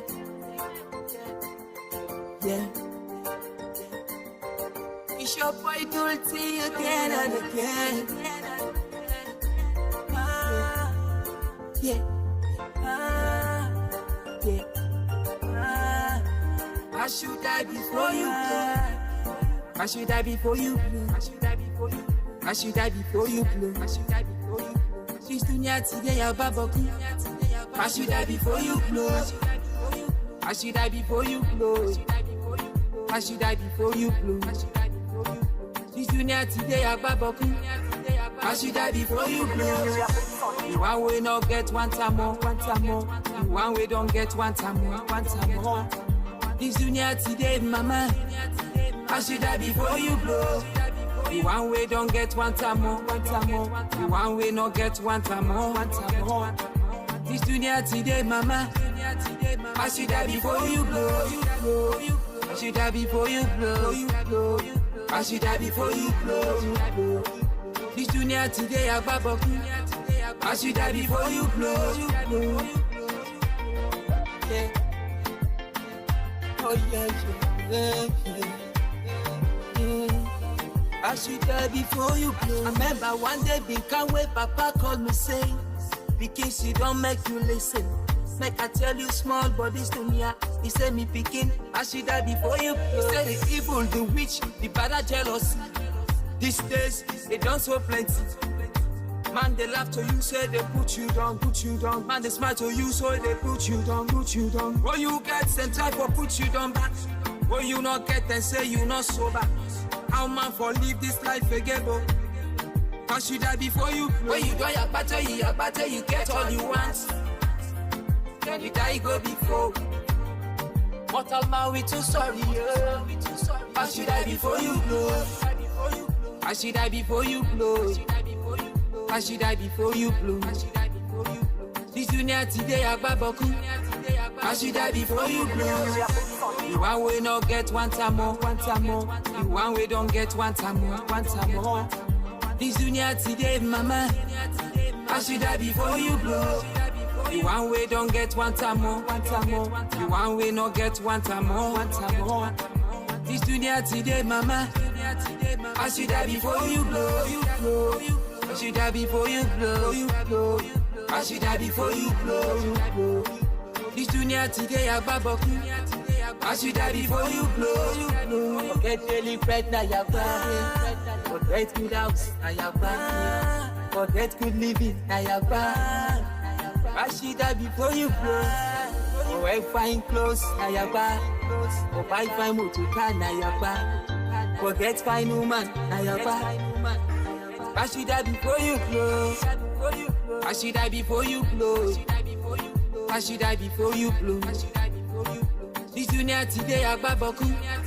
I should die before you blow. You one way not get one time more, one time more. You one way don't get one time more, one time more. This dunya today, mama. I should die before you blow.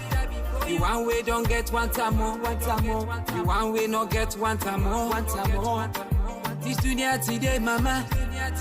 I should die before you blow, you blow. I should die before you blow, you blow. I should die before you blow, you blow.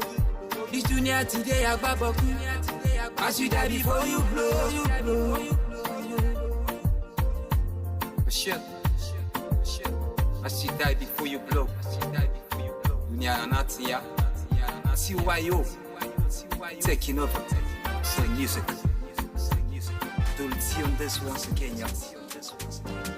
Starboy Killer.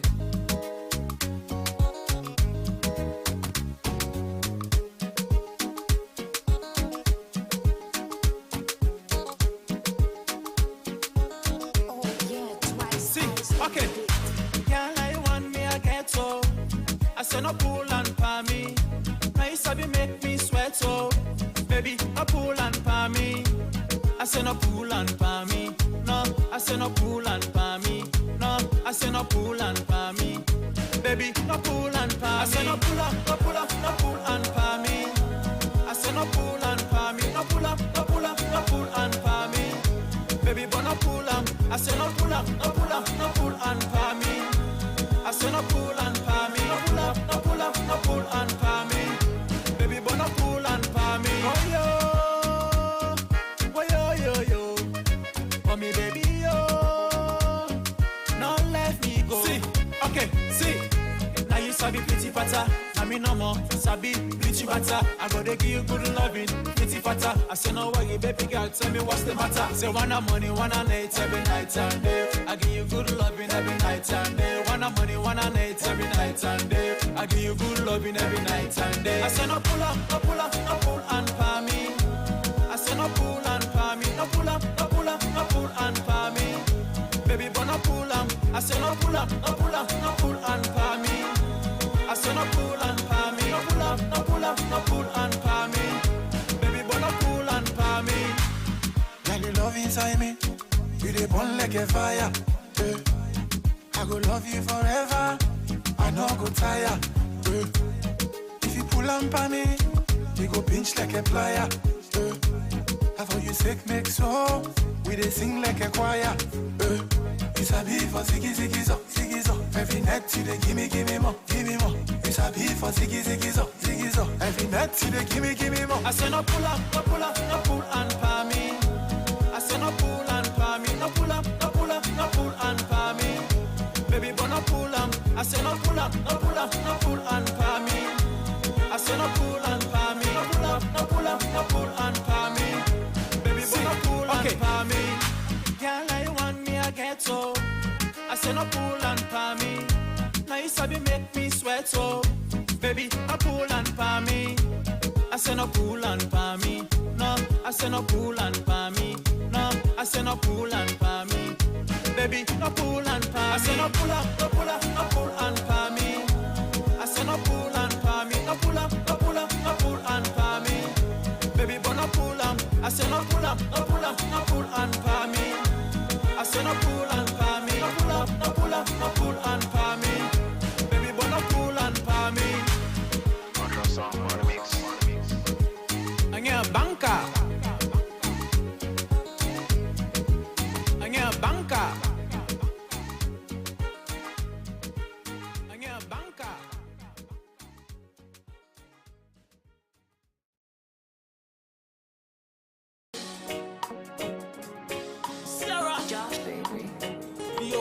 Sierra Leone, the Lion Mountain. There's something about the green, white and blue. The one we criticize them, no getting no clue.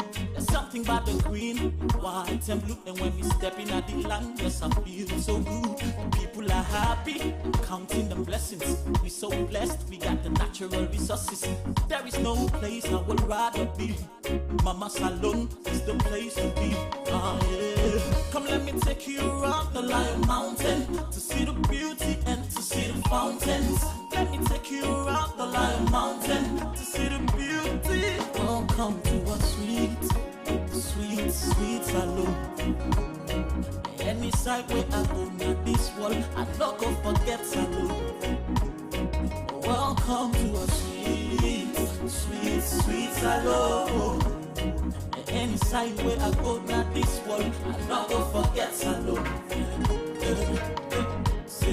Yes, you're missing, you know what you're missing. If you've never been to Sierra Leone, you don't know what you're missing. Fine, fine beaches everywhere. Fine salon, city and Baba, them they everywhere. Don't tell where we they live in peace. Even though we disagree, now we they keep the peace. So 24/7 we they enjoy. From Freetown to Kenema, oh to McKinney we they enjoy. I say from Tokyo to Luma to Saloma to Papa Clef we enjoy. That's why me tell you say, let me take you around the Lion Mountain to see the beauty and to see the fountains. Let me take you around the Lion Mountain to see the beauty. Don't come to a sweet, sweet, sweet salon. Any side where I go near this wall, I don't go forget salon. Welcome to a sweet, sweet, sweet salon. Any side where I go near this wall, I don't go forget salon. No matter who side you come out, I dey welcome you to salon. From Europe, America, I dey welcome you to salon. From Asia around the world, welcome to salon. Welcome to salon. Lion Mountain, land of the free. Welcome to a sweet, sweet, sweet salon. Any side where I go near this wall, I don't go forget salon. Welcome to a sweet, sweet, sweet salon.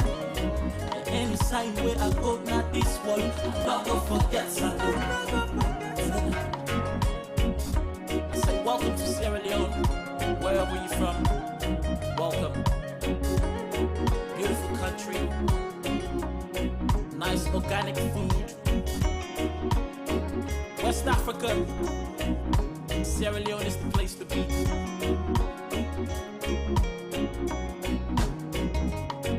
Next by Bass.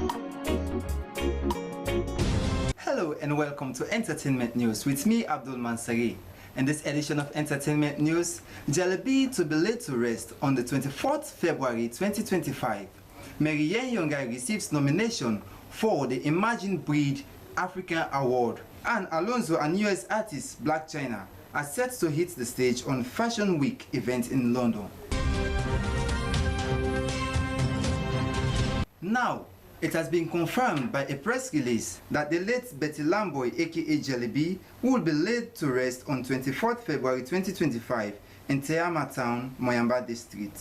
Stars and fans are still posting condolence messages. Among them is the Liberian artist Jazino, who extended his sincere condolences to the family of Jelly B and to the entire Sierra Leone entertainment industry. According to a post from the manager Ebanks Entertainment, the young star had been battling with ailments since December 2024. She was unfortunately weak to defeat death. It is indeed a great loss to the entertainment industry. The SLBC Dex extends condolences to the bereaved family. And now, just a few months ago, we celebrated the success of Mary Yen Yongai, who broke and set new record in the 2024 to 2025 Guinness World Record. Earlier this week, she has been nominated for the Imagine Brands in Africa Award, which is a Zambian award. We say congratulations to you, and among many other big names in Africa, let's bring home the award. Once again, we say Go Mary Go. The event's Fashion Week, which started with a football match and later to fashion shows, is set to be hosted in London, and Liberia Sierra Leonean artist Alonzo will be performing live alongside US artist Black China. We say congratulations to you, Alonzo. Well, this is all we have in this edition of Entertainment News, and I have been your presenter, Abdul Mansari. Bye-bye.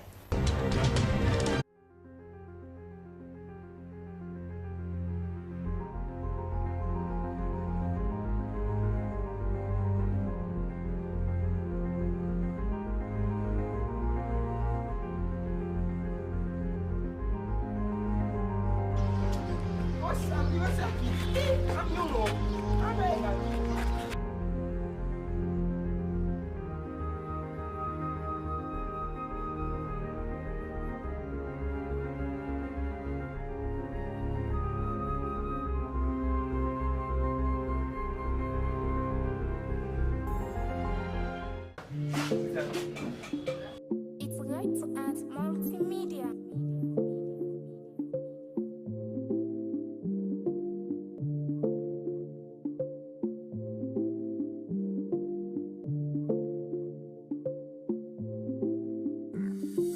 Green, white and blue, green, white and blue, green, white and blue, be the flag that we have. Say the green, white and blue, green, white and blue, green, white and blue, be the land that we love. My wish today, my prayer today, my wish today, my prayer today. I want salon for be the land of powerful mixture. I need salon for be the land of powerful mixture.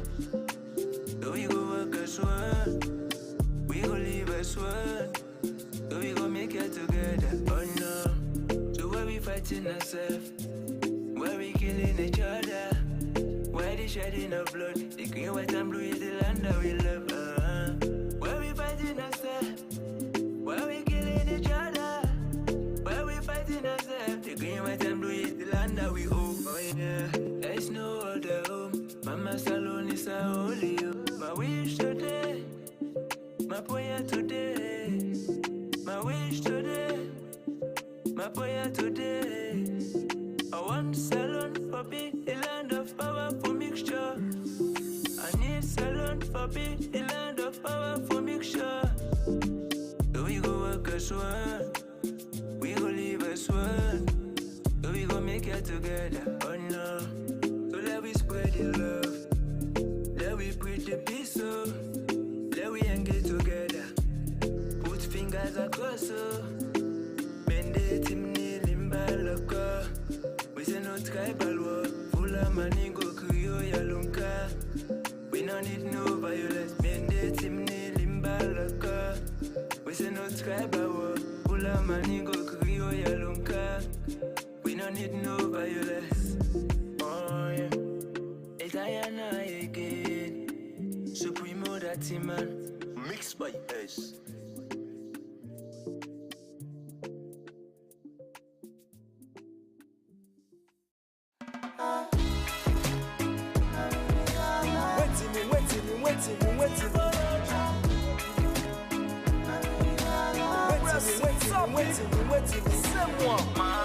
Girl, I'm missing you're crazy on your church.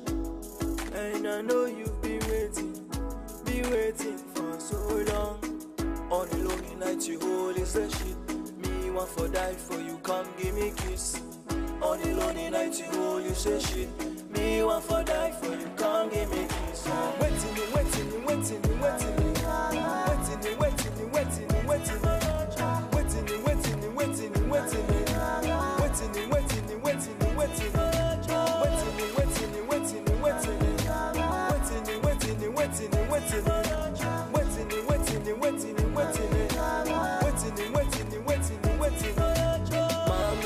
Mommy, I'm coming. So ready for the dada, before I reach party.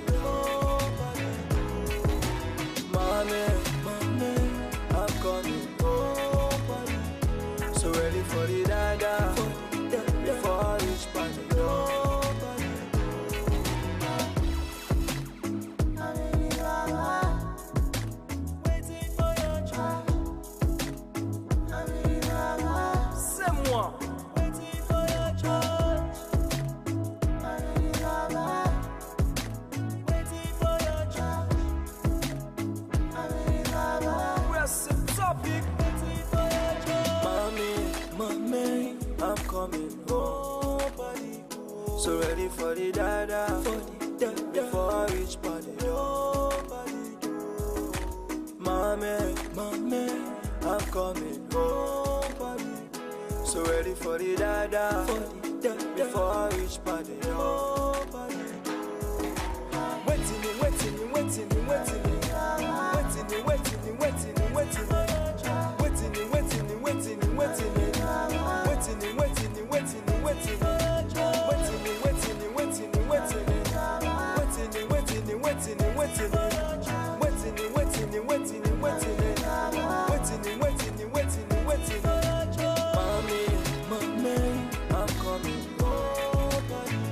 so ready for the dada, before I reach party. Mommy, I'm coming. Call me Michael the Don. You gotta make me the sing. You be the woman where they satisfy me. Yeah. And anytime I deal with you, I'm happy. Girl, I'm happy. Yeah. Cause they say love is blind, but I can see it in your eyes, your eyes, your eyes. Baby, that's why me I dey sing. Anytime where I deal with you, I love it. I can't stop telling you I love you. Every day for my life, oh girl, I want you. Let me be the one to stand beside you. Anytime where I deal with you, I love it. I can't stop telling you I love you. Every day for my life, oh girl, I want you. Let me be the one to stand beside you. Let me be the one to, let me be the guy to, treat you like a wrist to, baby girl I used to, be for the vibe to, be for the run to, be for the call to, anywhere you want to, then you go die good, baby you not fit to, the piece I feel so, feeling no go lie to, listen to me right through. They say love is blind, but I can see it in your eyes, your eyes, your eyes. Baby, that's why me I dey sing. Anytime where I deal with you, I love it. I can't stop telling you I love you. Every day for my life, oh girl, I want you. Let me be the one to stand beside you. Anytime where I deal with you, I love it. I can't stop telling you I love you. Every day for my life, oh girl, I want you. Let me be the one to stand beside you. I would do anything to change my ways. Only this I love you make a bad man grace. By your love that make me to feel this way. Nobody can fit take the feelings I'm feeling for you. Cause they say love is blind, but I can see it in your eyes, your eyes, your eyes. Baby, that's why me I dey sing. Anytime where I deal with you, I love it. I can't stop telling you I love you. Every day for my life, oh girl, I want you. Let me be the one to stand beside you. Anytime where I deal with you, I love it. I can't stop telling you I love you. Every day for my life, oh girl, I want you. Let me be the one to stand beside you. Baby, you on a big side, picture on me profile. Connect with you, thanks to the most high. Beautiful woman, me and you na past die. Man, they don't try, she never comply. Skin so brown, call you mulatto. Take you for shopping, Paris, Milano. Anytime where I deal with you, I love it. I can't stop telling you I love you. Every day for my life, oh girl, I want you. Let me be the one to stand beside you. Anytime where I deal with you, I love it. I can't stop telling you I love you. Every day for my life, oh girl, I want you. Let me be the one to stand beside you. Anytime where I deal with you, I love it. I can't stop telling you I love you. Every day for my life, oh girl, I want you. Let me be the one to stand beside you. Anytime where I deal with you, I love it. I can't stop telling you I love you. Every day for my life, oh girl, I want you. Let me be the one to stand beside you.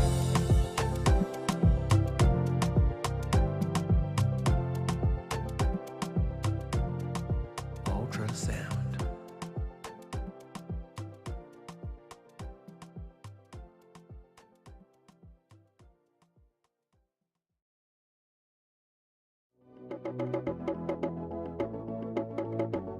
Reality. AC, V-Flex, I did the rap king. Reality. Baby, I'm far away from you, I know. I'll be coming back, but it was when I couldn't make a choice. If we stay or not, yeah. What we reap is what we sow. Enemies, they got to know. This the price we got to pay. Cause we all want love, love. Could you be love? Oh, just love me, oh God. That's what I know. Take away the fear. I say my story to the world, been a chance to sing my song. And I be struggling and believing that one day we make it true. I seek it for fair, what for me will see my fate.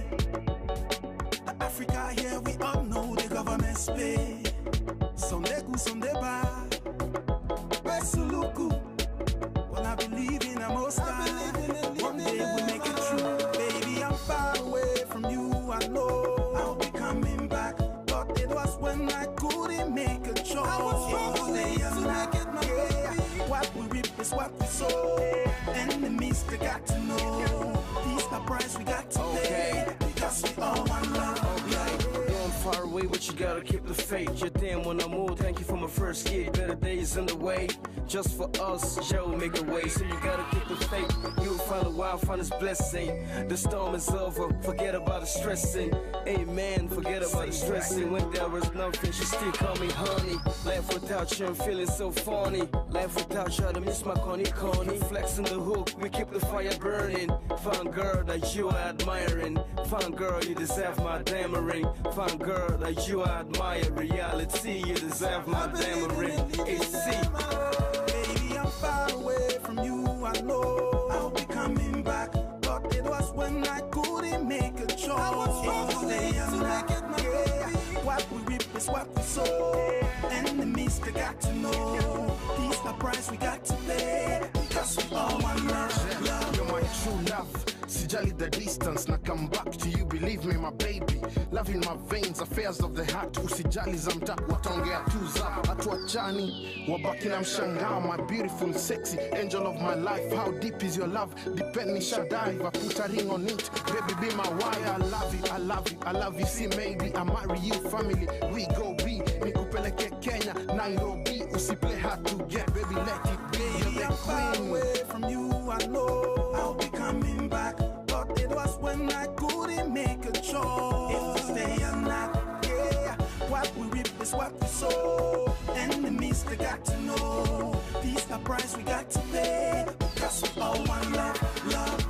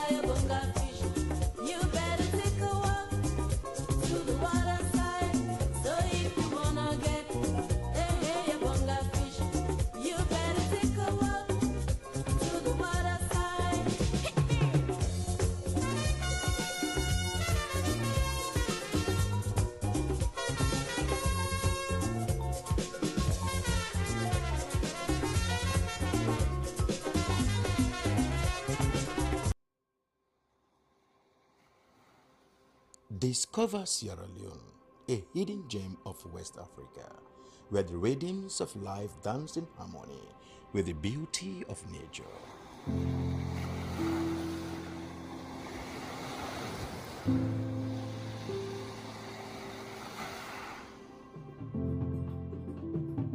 Feel the heartbeat of our culture in every beat of the drum,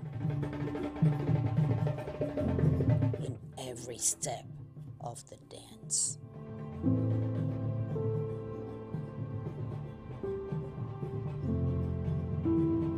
Experience the tranquility of our shores, where each sunrise brings new stories and endless possibilities.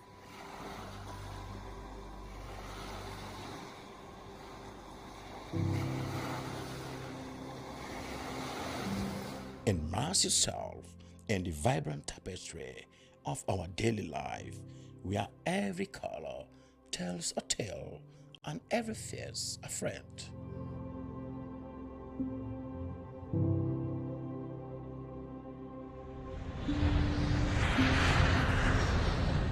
Come, be enchanted by the sights and sounds of Sierra Leone. A place where your adventure awaits. And memories are made.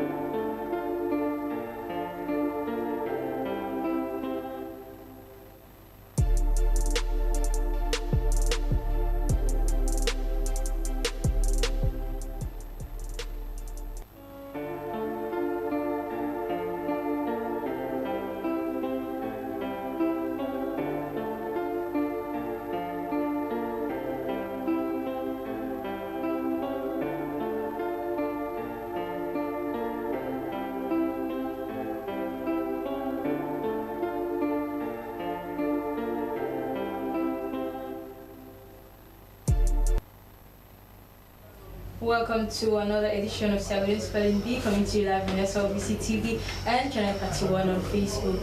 As you all know, we just did our Valentine's Spelling Bee last week Saturday, where it was a very good event. The kids were very brilliant as we seen the past orientations, and we do have some of our participants here, and Madam and the teacher, and we have parents. I'll let them introduce themselves. I'll start with you, even though our usual face you can see, but anyways, you can introduce yourself. Good afternoon, viewers. My name is Aisata Muswadi, the founder of Spelling Bee in Sierra Leone. Okay, yes, my lady. What's your name? What school are you attending, and what class of form are you in? My name is Umuem Kamala. I'm attending the United Christian Church Private School, UCC, and I'm in SS2 Arts. I'm a participant.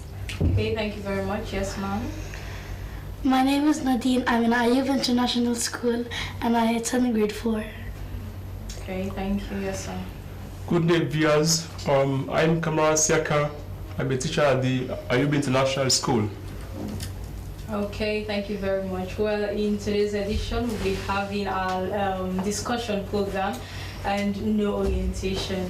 I'll start with you, Mrs. Hadi. So, you now we see you, so you can talk about how the event be day like on that day, even though it be like you were outside, but if you reach up to your expectation, the planning, was everything okay?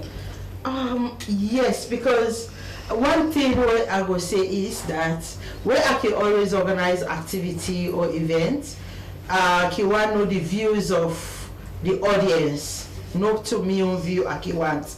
I see everybody they come out, they smile, everybody where they come down, they give me thumbs up, they ask me who's the next event, they say they're very good and entertaining, and we interview some people there, so that make me feel good and make me feel happy, say yes, achievable every year, because people like you say, awesome, everybody awesome, so it was up to our expectation because we planned well.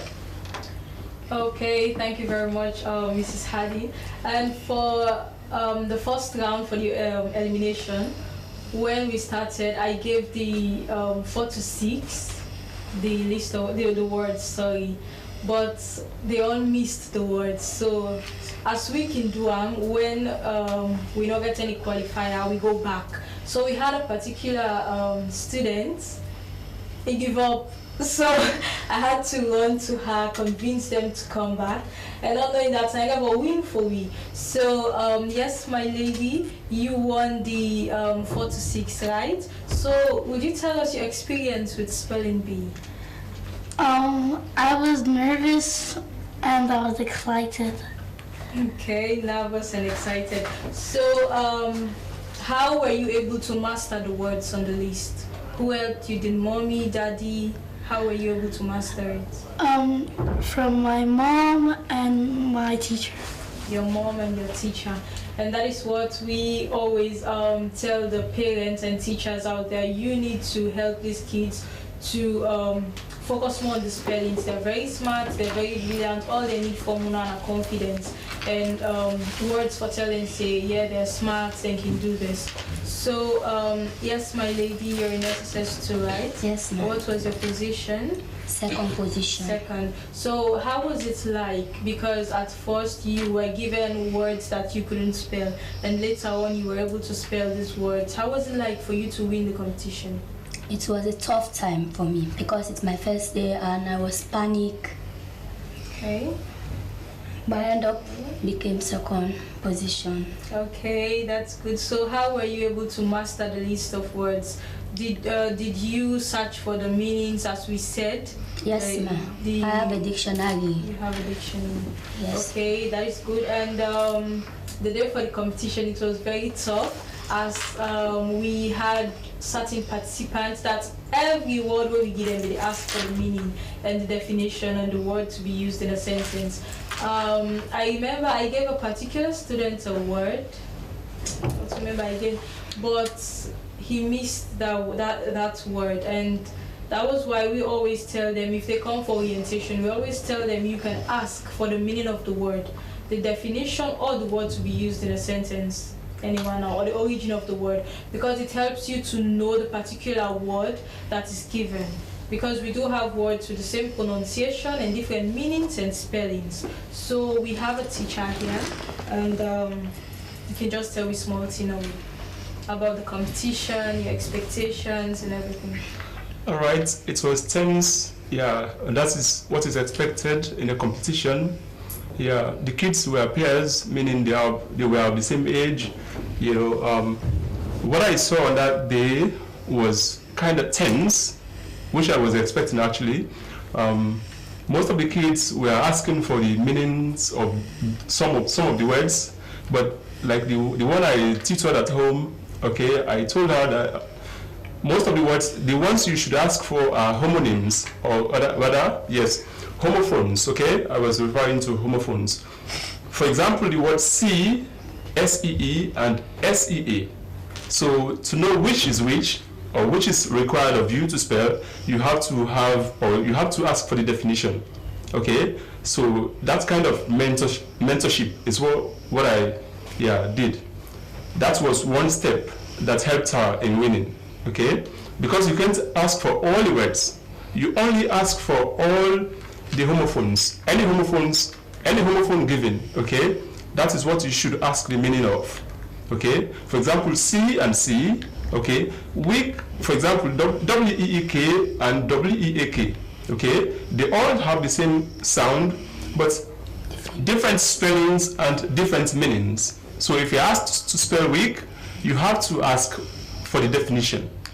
If it's a period of 7 days, then that you use W-E-E-K. If it's when you are like exhausted, then you have to use W-E-A-K, week.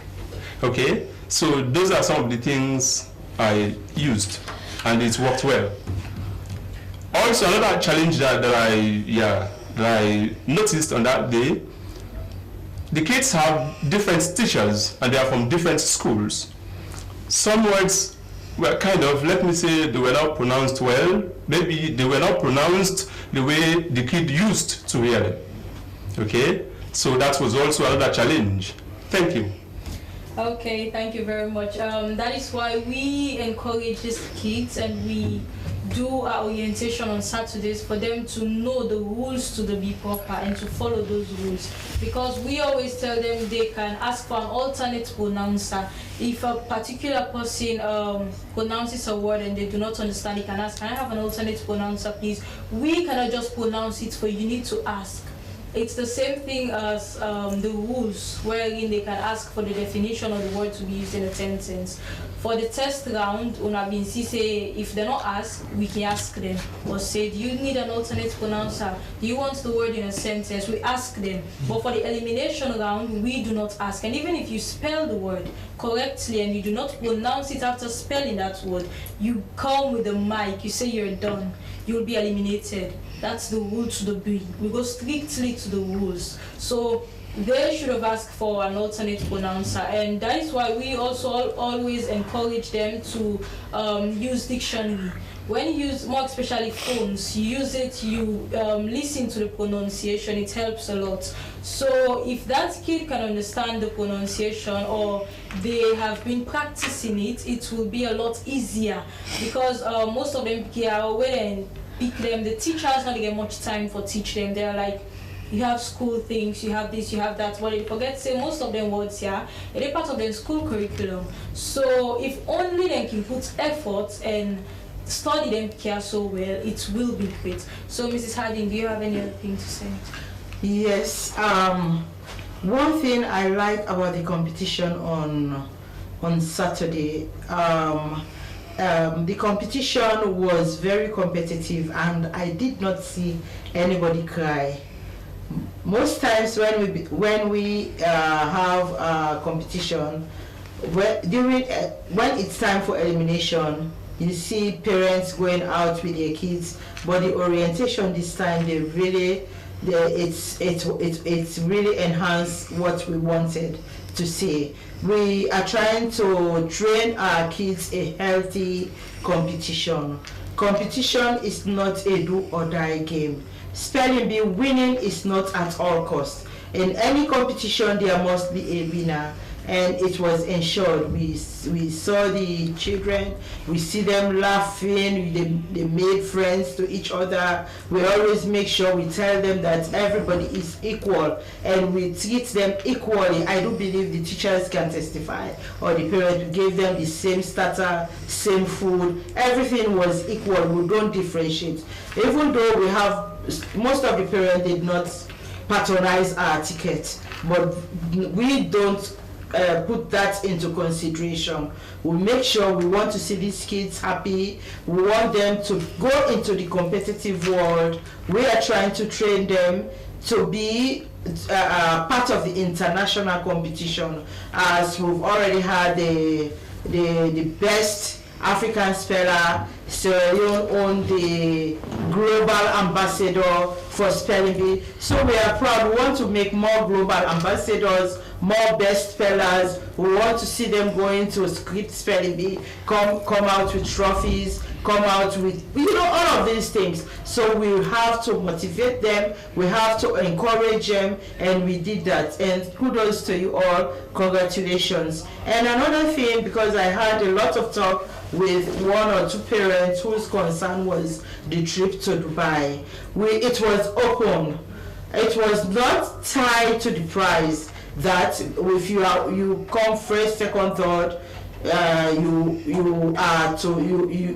your prize to go to Dubai. No, it is optional. I'm somebody who is outspoken. We've tried several times. We've got a lot of disappointments sourcing out for funds.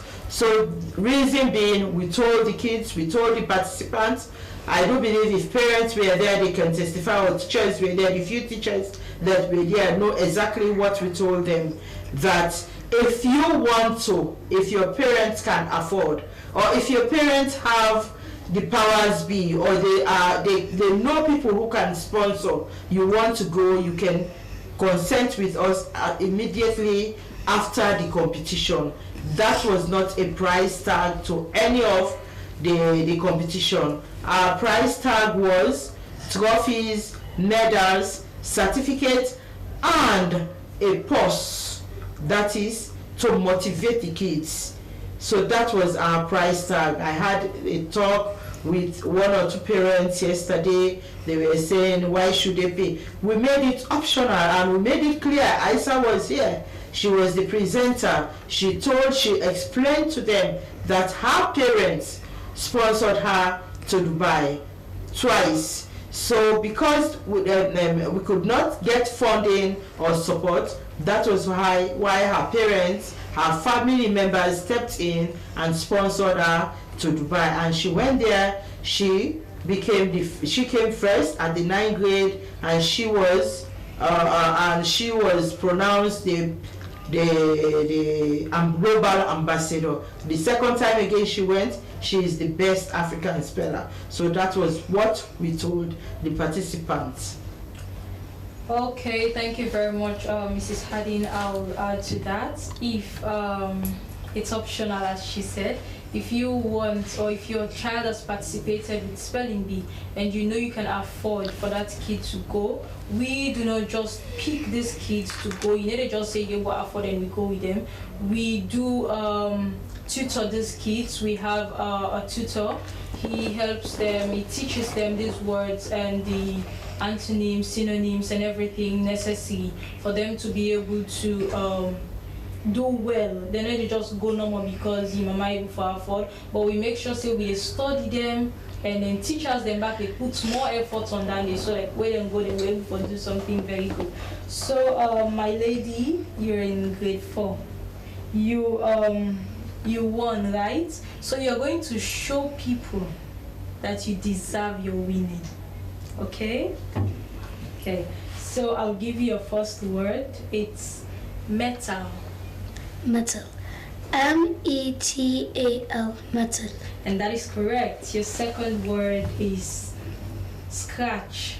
Scratch. S-C-R-A-T-C-H.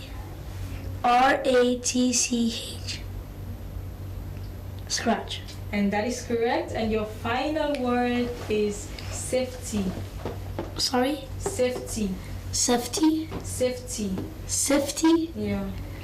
Definition, please. My child is in your hand. I need to be assured that she's safe. Safety. Safety. S-A-F-E-T-Y. Safety. And that is correct. Thank you very much, my lady.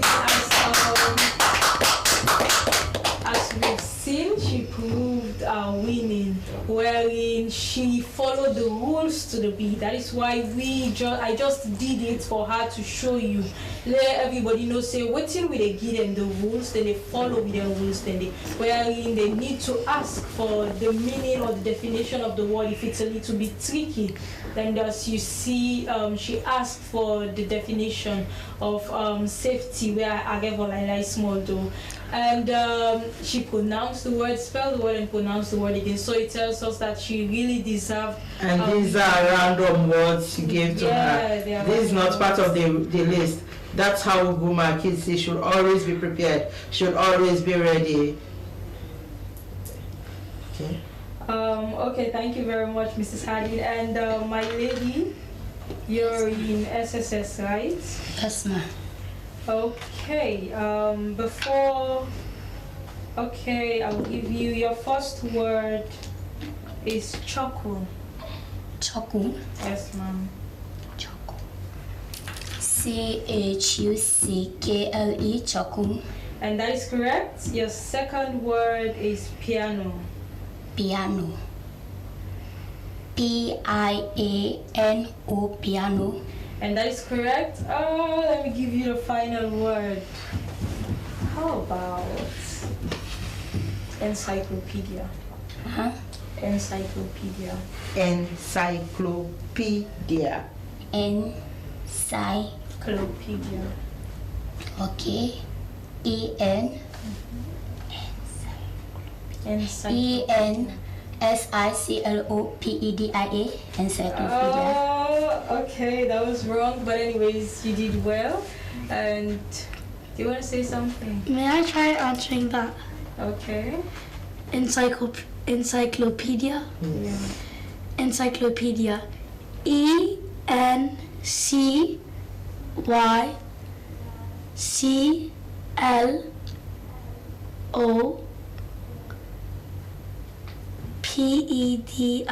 encyclopedia. And that is correct.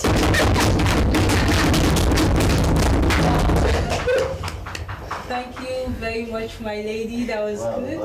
And to our teacher, what do you have to say? What is shocking? If you said I'm spelling back, I don't think for wicked man. I give my spelling today. Okay, so the day for the competition, we will get everybody attention. The place was quiet, and as we always tell people, we tell them everybody's a judge. It's not just up to the people that are sitting right in front or the one that really moderates the program. Everybody can follow up. So how was it done? Were you okay with everything, the scores, the master spellers, the judges and everything? You feel like, or you think, say, the spelling bee was a fair program? Thank you. It was fair actually, but out of 100%, I was 98% all right. Okay. Yeah. Why 98? Because my candidate won, or my kid won. Okay. Yeah. The 1%, because I have 2% error. Okay? Because I have 98. 99. Okay? Some words were not pronounced well. Okay? That's 1. 2, my kid spelled a word parallel, the word parallel. She said P-A-R-A-L-L-E-L. That's P-A-R-A-L-L-E-L. The judge said it was wrong. When I went to her, she said she had E. That P-A-R-E, according to her, that's what she told me. P-A-R-E-L-L-E-L. That's what she had. Okay? So I was disappointed. Okay. Yeah. So when we had time for discussion, if you were not okay with anything, did you mention it to the judges? Yeah. I went to her. Okay. Straight away. Okay. Right away I went to her, I told her. She said she had E instead of A. Okay. Yeah. So, okay, that's cool. Oh, we're sorry about that. But anyways, One thing I want to allay your fear, we all know pronunciation varies. Yeah. That's why we have alternate pronouncer. I was not in the hall, but I know provision was made for that. Yeah. Even when we went to Uganda, I took 6 participants to Uganda. By then, Uganda hosts the African Spelling Bee. We went there. Pronunciation, due to pronunciation, the way a Nigerian pronounces American, because we had the Bee Master was an American pronouncer, but it was very difficult for the Arab participants to spell the words. Most of them preferred to ask Sierra Leone, because I was also a Bee Master there. I represented Sierra Leone. Most of them preferred to ask me to pronounce the words because it was more clearer with my own pronunciation. They could spell. So reason being, we make the same provision, and that's why we normally tell them. I do believe she did not come for orientation. That was why. That's why we always tell them, if a pronouncer pronounces the word, you don't understand that particular pronunciation, you are at liberty to ask for the meaning of the word, ask for the roots of the word, ask to the Bee Master to use the word in a sentence, and ask the Bee Master whatever question you want to ask. If you could not or comprehend the word, you can also ask for an alternate pronouncer.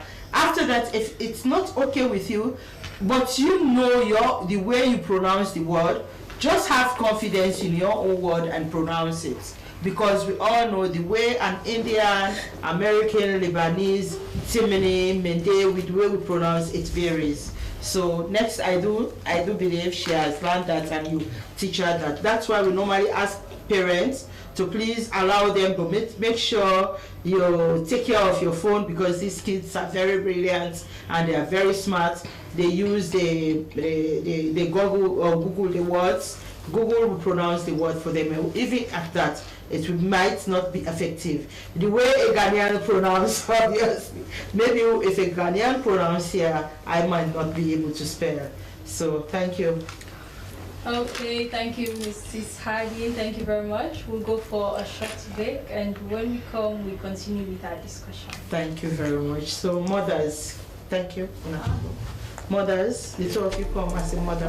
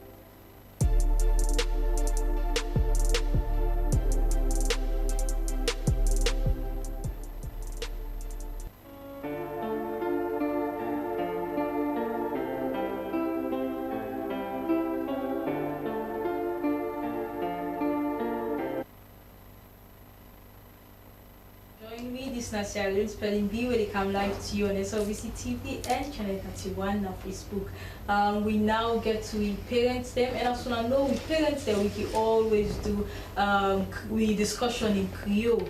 So for like a person well, let everybody go to understand what we say. So we get 2 parents there, and yes ma'am, go introduce yourself, you tell me your name, and you begin we participate for the competition.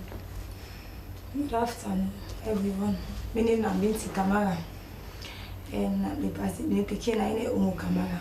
Okay, thank you. Yes, sir. Yes, good afternoon. Radwan Skaiki and Mina Nadine Skaiki, father. Okay, thank you very much. Now this week in Lekpa Spelling Bee, as we always gladly go with the see parents and they come along with them picking them, but things then when it pertaining education, because we know most parents when it comes to education, some man will say entire are busy, and we know say Saturday are very busy day way now some man they take for relax and like do also work them, but we see parents they tag along. That means say people and they take education much more serious and they're ready for support them picking them and then kind of things there. So yes ma, when you picking participate with the bee, what to make you ask them first, what to make you register you picking for the spelling bee competition, or now you picking Siam and come meet you say you want for take part by the program? And I'm picking Siam. Okay. Because like me no educate. But the empire, they educate. Okay. So when you go see them from last year, they tell me say, Mama, say I want to go for spelling bee. So this year I travel and go play work and you don't go register yourself. Now I say, well, now good idea. I said the support. I say because this they make you concentrate and this they make you do well. So thank you. Okay, thank you very much. Well, at this we always want supportive parents, them always ready for support start picking. And more especially, some of we can say, okay, we mama they're not educated, they're not waiting for support them picking when it comes to education.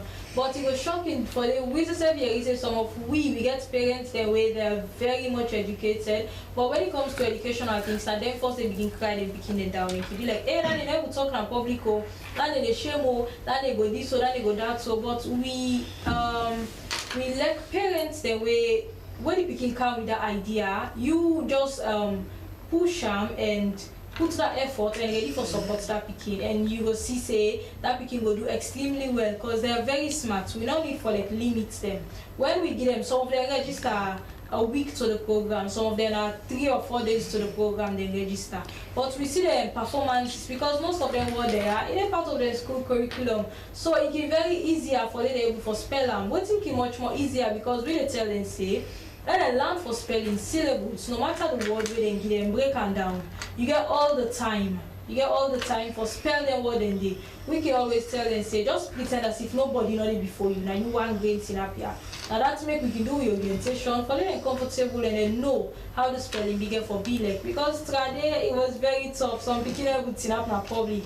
And it's much more nicer for we girl picking them more, because when it comes to public speaking, you will see girl picking over per program. It will be very, very smart and brilliant. It will get very good idea, but you don't go for talk because you don't use some. You don't use for tin up public. You don't use for tin up crowd. So even if they will ask question, it will get the answer for say, but you will just sit back and say, hey, what if I can talk something and person laugh? What if what you are talking don't make sense? But then at the end of the day, if another person answer, it will be like, hey, now they not want to talk so, now want to talk things and they. So it's much more nicer for them. We encourage them to participate for programs like this because it can improve their vocabulary, it improve their schoolwork and everything. You know, they interrupt nothing for that in school. I don't talk about. So for you, we other parents, what make una decide for register una picking for the spelling bee competition? Well, I think we look at saying one extra opportunity for exposure for picking. We always keen for we expose them to many things. Not only educational stuff, but even adventures and all of that stuff. And this was a good one for Nadine, and we actually confident say she could do it. And it turned out well. She turned out to be a winner. So yeah, it's more of the exposure and the experience actually. Okay, thank you very much, sir. Thank you. So our participants are still there, so are the shop came back. Are we okay? Yes. Are we okay?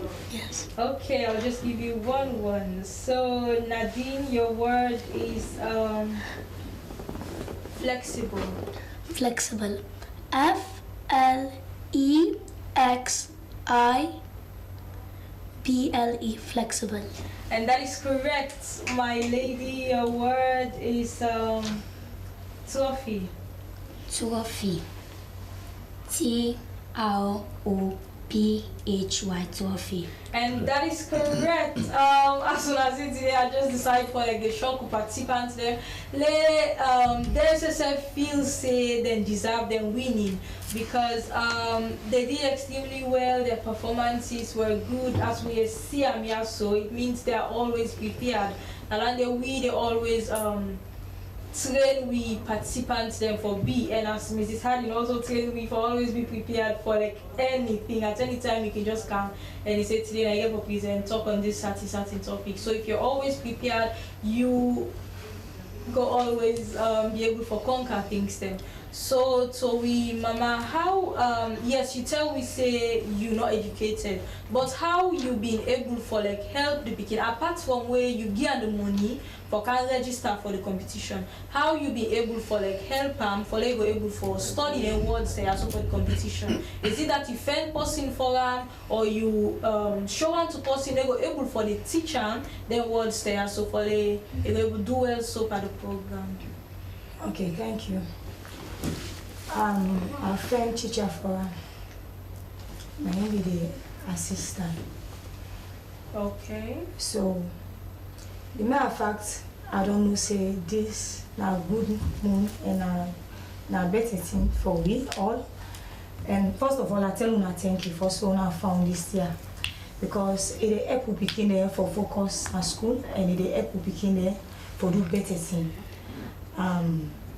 Where this speaking go tell me say mama I dey go join this thing. Myself no dey sleep, in dey sleep.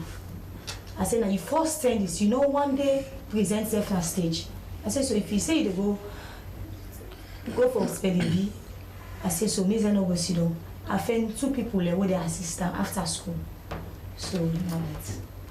Okay, thank you very much. As we don't hear from a parent, you find 2 people then because we can say some certain parents then will say, hey, me I want to go school or blah blah blah. So what you go and go do now? So some people can just limit themselves and limit the pikin. But as we don't see, even though she's not educated, but if they fit for make the pikin go be educated and let the pikin go do well per a competition. And don't just go and register for competition. So because some parents they can just register the pikin and left and so that's it. You just registering that child and just left and so no more. They just can't compete. What's happen. But if you get that in mind, say that pikin the way you register, if you come for win, you don't just pull the money. So even if not 10 million they pay for register, make that pikin do well. If you put that effort there, you go see that pikin will go do extremely well for that competition where you go for. So yes, the same question they go with for you. How are able for like help Nadine for make you go able for master the words there so for the competition? Well, Nadine getting teacher, Mr. Shaka we've been there earlier. She had few hours for the week with him. If they come to me, help him with the thing at the driver. So pretty much she had her teacher and herself. She's very self-reliant. And if you don't go through this 110 in school, if you don't win them as well.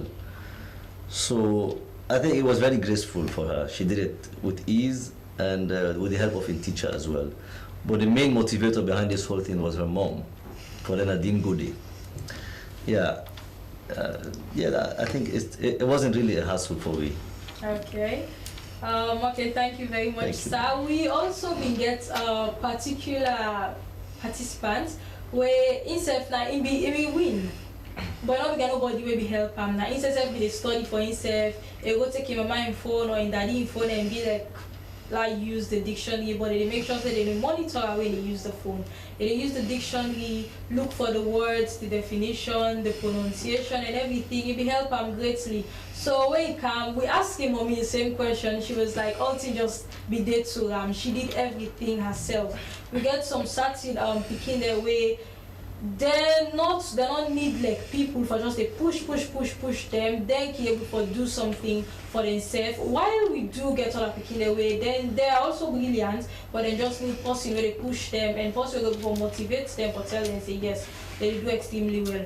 And for Nadine, your case, Nadine was very happy. They just get a smiley face and be like smiley face. When they come on stage, what's intense and they say smile for me. Because when you the smile, it ease you because then can go on stage and then tense, they can able for spell the word, they can sabi for spell them, but then they afraid because they're like a competition a camper. People in Sidoya they look me mama they are. Some parents them when they register them picking not do well, then he frown and then he do things that are not good. But we can always tell them, say it's just a competition. All you need for do and for just, even though that picking they miss a word, you need for applaud them, clap for them, smile to that picking, and tell them say she's smart, she's brilliant, you're going for do more. So that we always they encourage the parents and teachers there for do. So we will go for another short break, and when we come, we just give you final words then. So thank you very much. So.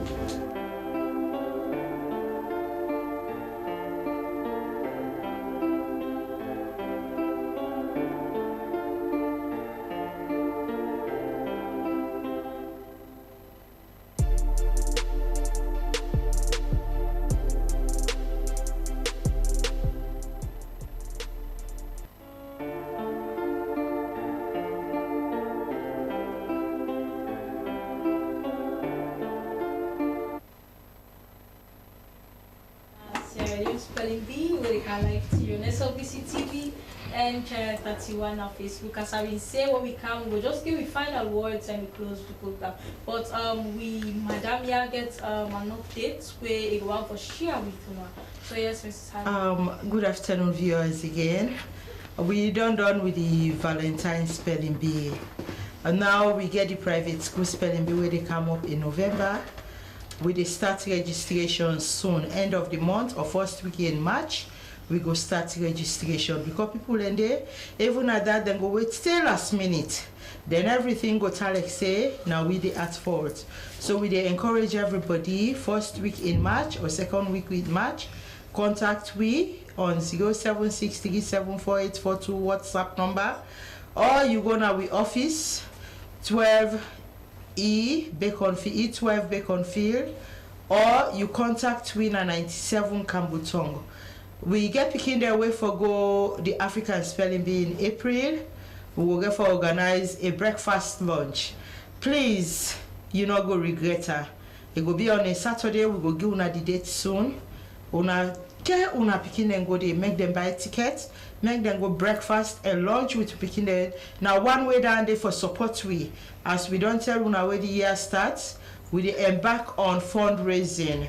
This year, Tego, we know they sit down for they complain or for begin they grumble say we not get sponsorship for go out. We serve the club we back so that they go to away water day. So we they beg everybody, what's that salon you day? You wear the overseas if you able support them $10, $1, $2. Little drops of water makes up a mighty ocean. You can buy tickets, we will make them very cheap. The participant that I go tell now the kind of food where they eat, the kind of entertainment where they get. So it's not all about money. That little leons, 1 leon, 10 leons will go keep. It go able help we for make we go buy tickets. If 100, 200, 500 people buy tickets, we will able get tickets for 1 or 2 picking for make we go the African Spelling Bee. When a consortium where we serve they try by all means, if the government agree, make we serve able host Spelling Bee and Sierra Leone. Okay, thank you very much, Mrs. Hardy. As we don't hear waiting Mrs. Hardy say, we can take you picking the link, picking self, go see other picking them, whatever we represent here. You let them be motivated. Make them go be motivated. And next time when they get a program, then they will have confidence in themselves and participate by the next one. So Nadine, you just give us your final word. What do you want to say to your fellow colleagues, your fellow kids out there that want to participate with the bee but are kind of scared, they are afraid, they are shy, they cannot speak out in public and all that? What do you have to say to them? Just be brave, try your best, and just look at your parents. Okay, be brave, try your best, and look at your parents. And the parents they back there and will smile to a kid. Maybe can look, you know, we begin a frown by picking beer until now you're getting that didn't me. So yes, my lady, what's your final word? My final word today is never be scared, and you need to focus. Just determine that I will win. Everybody's a winner, not a loser. Okay. Thank you Thank you very very much. much. Everybody is a winner. With spelling bee, we don't have a loser. You do not need to be scared. You need to be confident in yourself. You need to focus and just know say you're smart. If you're not able to spell this 1 minute, you can spell the next competition where they can. So yes, Mama, you get a final word for me. The final So word. fellow parents, them out there. Okay. Me, I want to tell the parents and almost say you begin.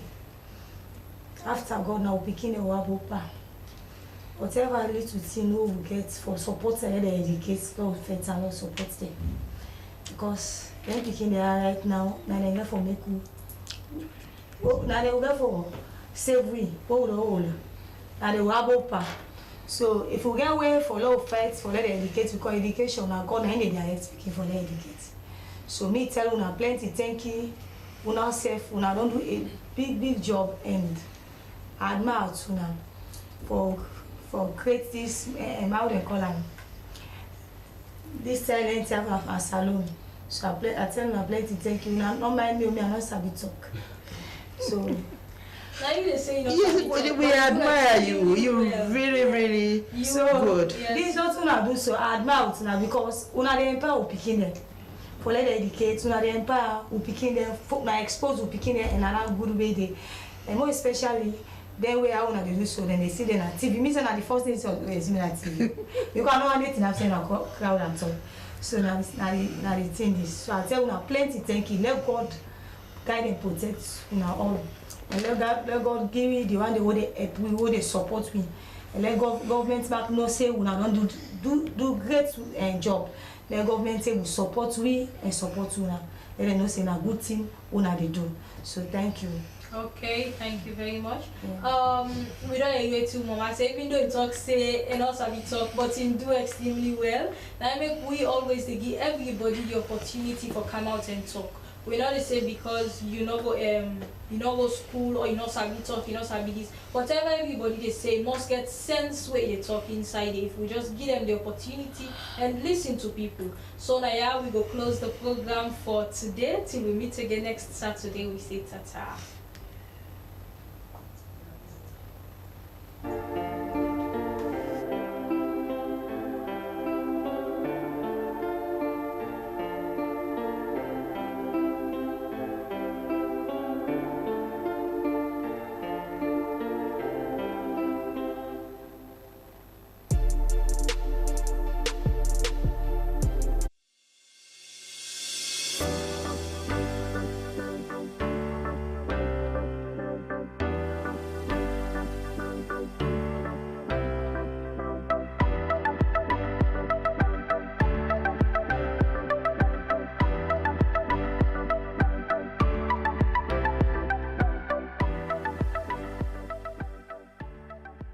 We are the national broadcaster, and I am Sulaiman Baba Toure, a reporter and presenter at the SLBC. Your voice, my voice. From the commercial department, I am Regina Bangura. You are watching SLBC. Your voice, my voice. I am Jonathan Turner, a reporter for Silent Broadcasting Corporation, SLBC. As a reporter, I do stories on education, health, politics, and more. Stay glued with SLBC to watch my stories. Your voice, my voice.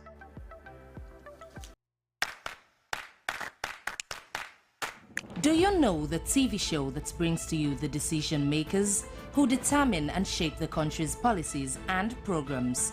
Bottom Line is the show to watch. Well, join Asmi Uba as it brings to the table movers and shakers of society and policymakers whose decisions have direct impact on your lives. Bottom Line comes up every Thursday at 7 p.m. on SLBC TV, Channel 31 with Asmi Uba. Bottom Line on SLBC TV, the program you can't afford to miss on SLBC TV, Channel 31. Join me now. The show that touches every aspect of society as we leave no stone unturned.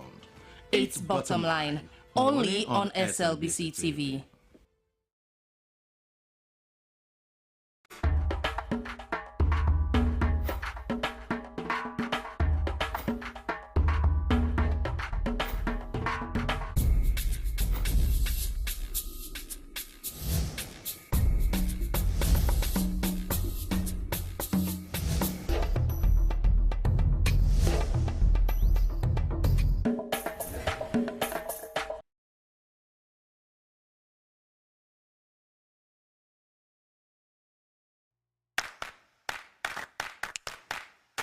Do you know the TV show that brings to you the decision makers who determine and shape the country's policies and programs? Bottom Line is the show to watch. Well, join Asmi Uba as it brings to the table movers and shakers of society and policymakers whose decisions have direct impact on your lives. Bottom Line comes up every Thursday at 7 p.m. on SLBC TV, Channel 31, with Asmi Uba.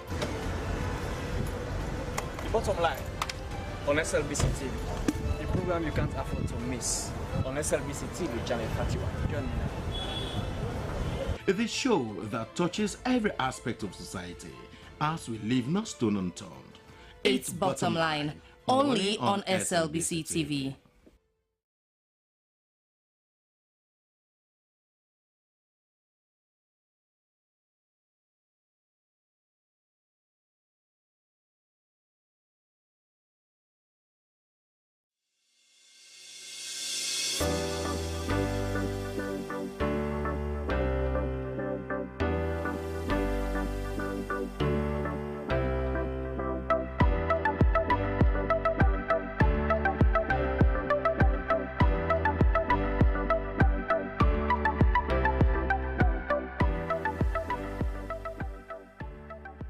We are the national broadcaster, and I am Sulaiman Baba Toure, a reporter and presenter at the SLBC.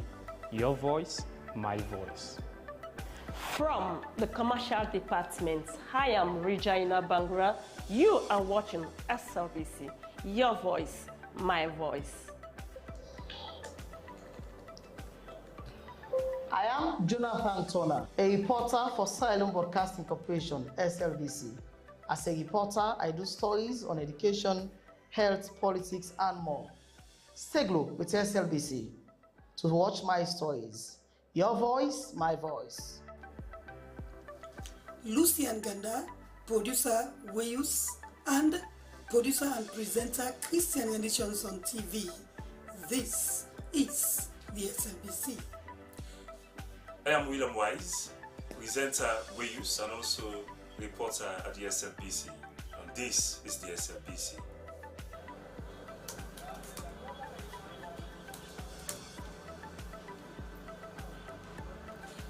I am Salma Tabak, television executive producer. I produce programs on both radio and television. I'm a news anchor, a presenter, an announcer on radio. I enjoy what I do because I serve a public service broadcaster. It's a pleasure to work with the SLBC. I am Tilly Koma, Head of News and Current Affairs Unit, Silent Broadcasting Corporation.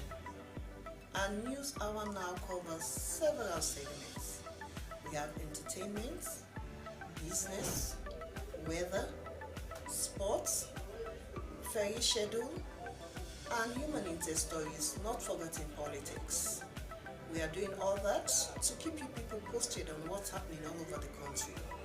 Thanks for being with us at SLBC. Keep blue. We are the best.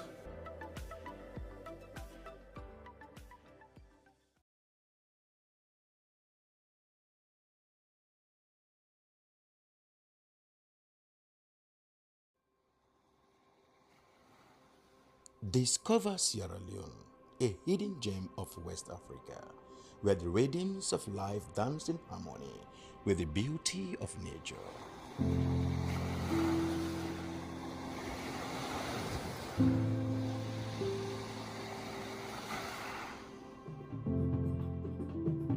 Feel the heartbeat of our culture in every beat of the drum, in every step of the dance.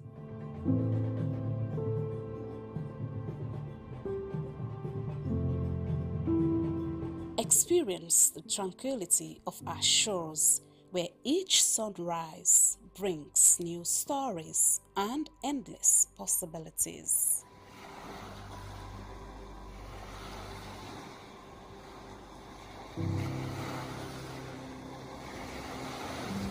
Immerse yourself in the vibrant tapestry of our daily life, where every color tells a tale and every face a friend.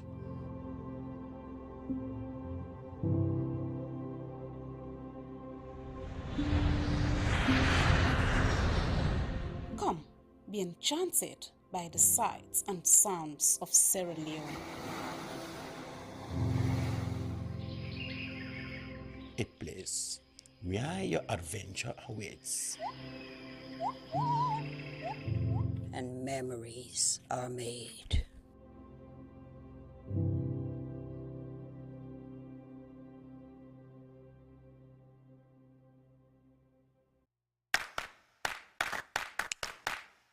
Do you know the TV show that brings to you the decision makers who determine and shape the country's policies and programs? Bottom Line is the show to watch. Well, join Asmiuba as it brings to the table movers and shakers of society and policymakers whose decisions have direct impact on your lives. Bottom Line comes up every Thursday at 7 p.m. on SLBC TV, Channel 31 with Asmiuba. Bottom Line on the SLBC with Asmiuba, the program that brings you policy makers and opinion leaders. Sierra Leone has closed down its waters from fishing as a way to preserve and replenish the marine resources of the country, especially our fish, which is under serious threat by illegal, unreported and unregulated fishing. It's supposed to happen because we have been doing really bad fishing methods, and because of that we thought it fit that we should close the season, we should close the waters. We had scientists in the ministry that thought that February is an ideal time because that's when the fish will go and lay their eggs, so we don't want those eggs to be disturbed. So at least if we give 1 month of quietness to these fish that are laying their eggs, it will be much more beneficial for us. The close season has been going on for more than 2 weeks now. And the others, they will be still there so that our local fishermen will be able to have a bumper harvest, and that's what we want Sierra Leone to have. We don't want to wake up one day and we don't have any fish in the waters. How is it been affecting the lives of ordinary Sierra Leoneans? Join us on Bottom Line this Thursday live on SLBC. Bottom Line, the show to watch. Bottom Line on the SLBC.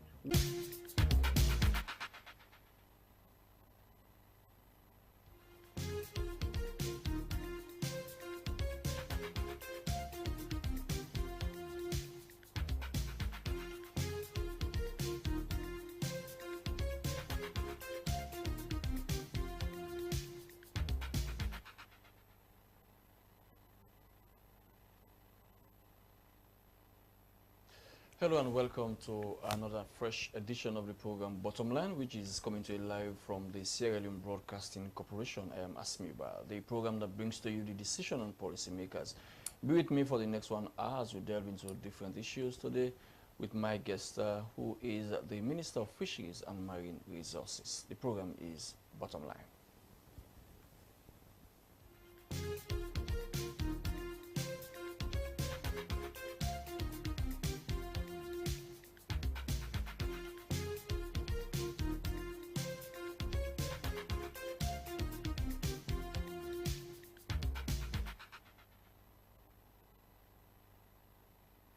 This program comes up to you every Thursday at 7 p.m. Let's start the program now. Sierra Leone is one of the countries that is endowed with marine resources ranging from fish, shrimps, crabs, and many other aquatic resources. For decades, the country's waters have witnessed almost overfishing that will almost lead to extinction of some species. It is against this background that the Ministry of Fisheries every year now will close the seas from all fishing activities as a means to preserve and protect the fish, not only to thrive, but for the younger ones to breed well and grow to become mature fish that will be ready for fishing. Well, this close season, which lasts for 1 month, has now entered its 3rd week, and the markets are going dry as fish stocks are almost running low. Well, for years now, the close season has been part of the routine of the ministry in order to protect the endangered fish species. Well, some African countries have also implemented similar policy as a means to increase the fish population and provide enough for their populace. Well, this year's close season, the ministry included trawlers as part of those that are not allowed to fish during the said period. Well, in markets and wharves, citizens have complained about the non-availability of fish, though the ministry had assured the populace that there will be constant supply in markets in order to cushion the effects of the closed season. Well, Princess Dugba is the Minister of Fisheries and Marine Resources. She is my guest for today's program. Welcome to the program, Madam Minister. Good evening, Asmiro. How are you? Okay. Let me also remind our viewers that you can be part of this program through our SLBC page, SLBC TV, or you are watching us from your homes. Wherever you are watching us from, you can send us your text message to the number 034-100-444. Welcome again, Madam Minister. Let me start by asking you, how would you describe the closed season so far? It is now entering its third week. How can you describe it? Thank you very much, Asmiro. The close season really, so far we are doing well. I know things are not easy as people thought it would be, but in anything that you want to yield dividend or you want to get a bumper harvest, there are sacrifices, and one of the sacrifices is for us to close the season so that we will be able to preserve and replenish our fish stock. Okay. So what have been the impacts when it comes? Let's look at the positive impacts over these past 3 weeks. Okay, for the past 3 weeks, really, what we have done as a ministry and the government of Sierra Leone, we try to engage the fishing community so that at least they are not left alone. So the government gave a package, an alternative livelihood, wherein they gave stipends, compensation to every fisherman, fisher folks, and every fishmonger. They received a compensation. And as I am also trying to put in place our staple food, which is rice, so every fisher folks will receive 1 bag of rice, and then we'll try to encourage them to engage in fun stuff like having a gala. We have our final on the 22nd, so that we'll be playing all the landing sites. So now we have the final, which is between Tombo and Banth. And then there's also training going on from our donor partners like Goal. They are engaging the fisher folks so that at least at the end of the day they can give them transport.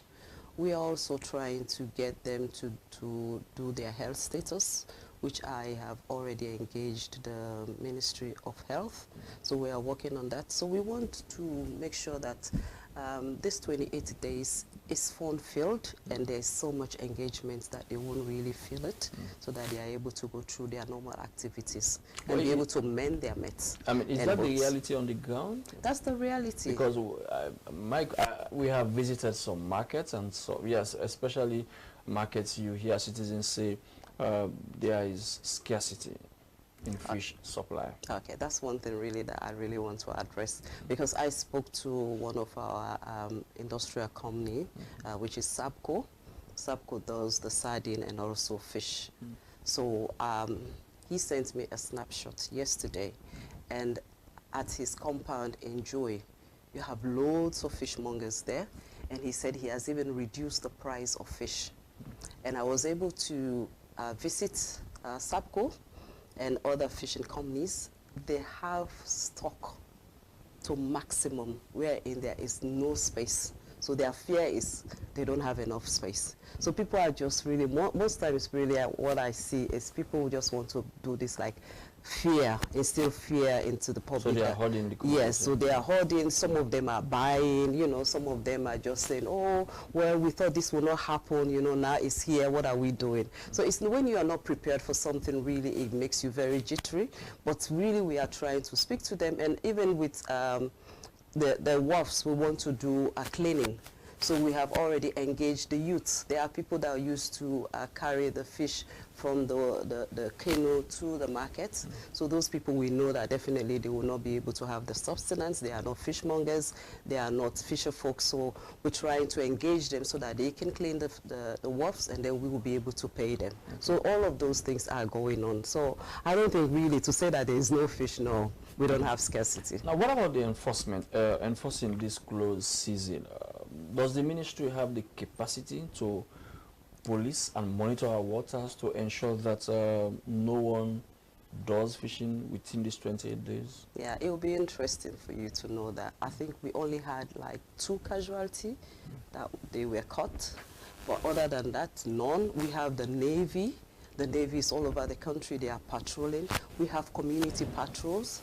It's going on in every community in all of the major wharfs that we have. So really to say that we are not monitoring is something that we have put in place. We know that for sure people will try to break the law. So that one is stringent, and we are making sure that people adhere to it. And I think really, to be candid, Sierra Leoneans, we are law-abiding citizens, you know. Sometimes we moan or whatever, but to break the law is not in us. So I really want to give kudos to the public, the fishing community, for what they are doing. We only have about 8 days more, and I know that 8 days... And this is the last mile? Yes, this is the last mile. Most times, you know, it's the last mile is really very difficult, but definitely from tomorrow we'll start distributing the rice. We've already put modalities in place. It's very difficult when you're doing all of those things. You have to go, you verify, so that you're giving the people that deserve it. So that's what we are doing. But do you tomorrow, visit markets? Yes. So, I mean, not as a minister, but as an ordinary citizen, sort of? I do. So, because when you go there as a minister, you don't see the reality. But when you disguise, go there as an ordinary, as a woman, as a mother of a home, you know the reality, you feel the reality of the ordinary man. I do, because weekends I do cook for myself, so I've taken up on myself to go and visit the markets, and most times people don't even know me. With me, seriously, I blend in very well, because people really don't really recognize me most times, and which is really good. So I go in and I see that people are selling fish. Seriously, they are. I mean, what has been the scientific argument to introduce this kind of policy, the closed season? I mean, well, the closed season really, it's not like we are copying any sub-region, but seriously, Guinea is doing it, Ghana is doing it, and all other around us. But really, the scientific reason why we are doing this is because we have done press releases, we have met with the stakeholders, with the fishmongers, the fisher folks, to say, hey, the fishing methods that you're using is very bad. Because what they do, most people use like mosquito nets, which even your little finger cannot go through. The monofilament? The monofilaments, yes. They use that. So what they do, they gather all the fingerlings and the eggs. So imagine you doing that every day. Come on. One day you wake up and there will be no fish. So that's what we want to stop. We've done everything in our powers to ensure that this bad fishing method stops, or it's not yielding any good dividends. So we thought that, you know, the next thing we can do, which is the fishing management plan, is to ensure that we close season for 1 month. It's normal. If you put something here and, you know, you're feeding them every now and again, you see them growing beautifully, and they grow wings, sometimes they fly, you know. So it's the same thing with the fish. If you leave them in there, they grow, nobody's disturbing them. They feed on whatever they can get, they grow muscles, and then they can swim into the deep. So that's what we want to do. We want to see bumper harvest. Already really research has shown that we still have fish, but some of the species is being depleted. Like bongers, we used to have bongers. We don't have those big bongers any longer. And what people are doing, they are using fingerlings. So you find out that they are using measuring cups to sell fish. Come on. You know, growing up, I never saw that, and I don't want that to be in this country. So we are really trying to make sure that we have enough. But closed season is just a one-off thing that's happened once in 12 months. Yes. And the bad fishing practices happen daily, weekly, monthly. Yes. So is closed season the real solution? It is. The reason why I'm saying is the real solution is because whilst we are closing, we have closed the waters, we've already engaged with donor partners who are willing, who will be buying us fishing nets. So that's in the pipeline. Because when I took over, they were saying, oh, there's a lot of bad methods, and I'm saying, what are we giving them? Because if you take something for somebody, you need to give them something else. But we didn't have. So we've scouted around, we've had loads of discussions. Nothing has happened. But during this period, I was able to strike a deal that somebody, one of the donor companies said that they will definitely buy us. So this is an age-old problem. I remember every time ministers of fisheries will say, fishermen are engaged in bad fishing practices, they will use the monofilament nets, and they will go there, see some of those nets, give them the proper nets, but they continue doing the bad fishing. No, bad fishing method. We have heard about that, but what we are doing differently this time really is we are engaging the Navy. So the Navy is going to be part of us, and with the Navy, I don't want to let the cat out of the bag. We have also engaged for the Navy to be well equipped so that they'll be able to monitor the water very well. So that's all of those things that we are putting together. We are looking at monitoring companies that can come in and monitor the waters for us, you know, so that the waters is safe and people will not be doing anything nilly-willy. Okay. I mean, this issue of monitoring our waters, I remember some years back, for example, World Bank did issue out reports indicating that Sierra Leone was losing more than $200 million to illegal, unreported and unregulated fishing. How much effort has the ministry made to cut down that loss? Because I mean, losing more than $200 million for a country like Sierra Leone, that's huge. It is, definitely. So what we did was we were able to get VMS on those vessels so that if they are going into waters, places that are no-go area, we can see them and then we find them. So, and then we are also engaging private companies to be able to come in to monitor the waters for us, you know. And then we've already engaged with the British Navy. They also have things in the pipeline that they want to bring in so that they can help us to monitor the water. So it's not just saying it, it's really trying to put it in action. So that's what I am as a minister trying to do, so that at least the water is safe. Because if it's safe, then all of these IUU will not, I'm not saying it will be done completely, but it will be minimal. So how often are these illegal, those who engage in these illegal activities, how often are they arrested? Every time that you have an infraction. When you are caught, we have our act that really highlights and give us the cost, how much it will be for you when they melt out a penalty against you for an infraction. You pay the fines. So that fines you are supposed to pay, or else they will seize the boat. Okay.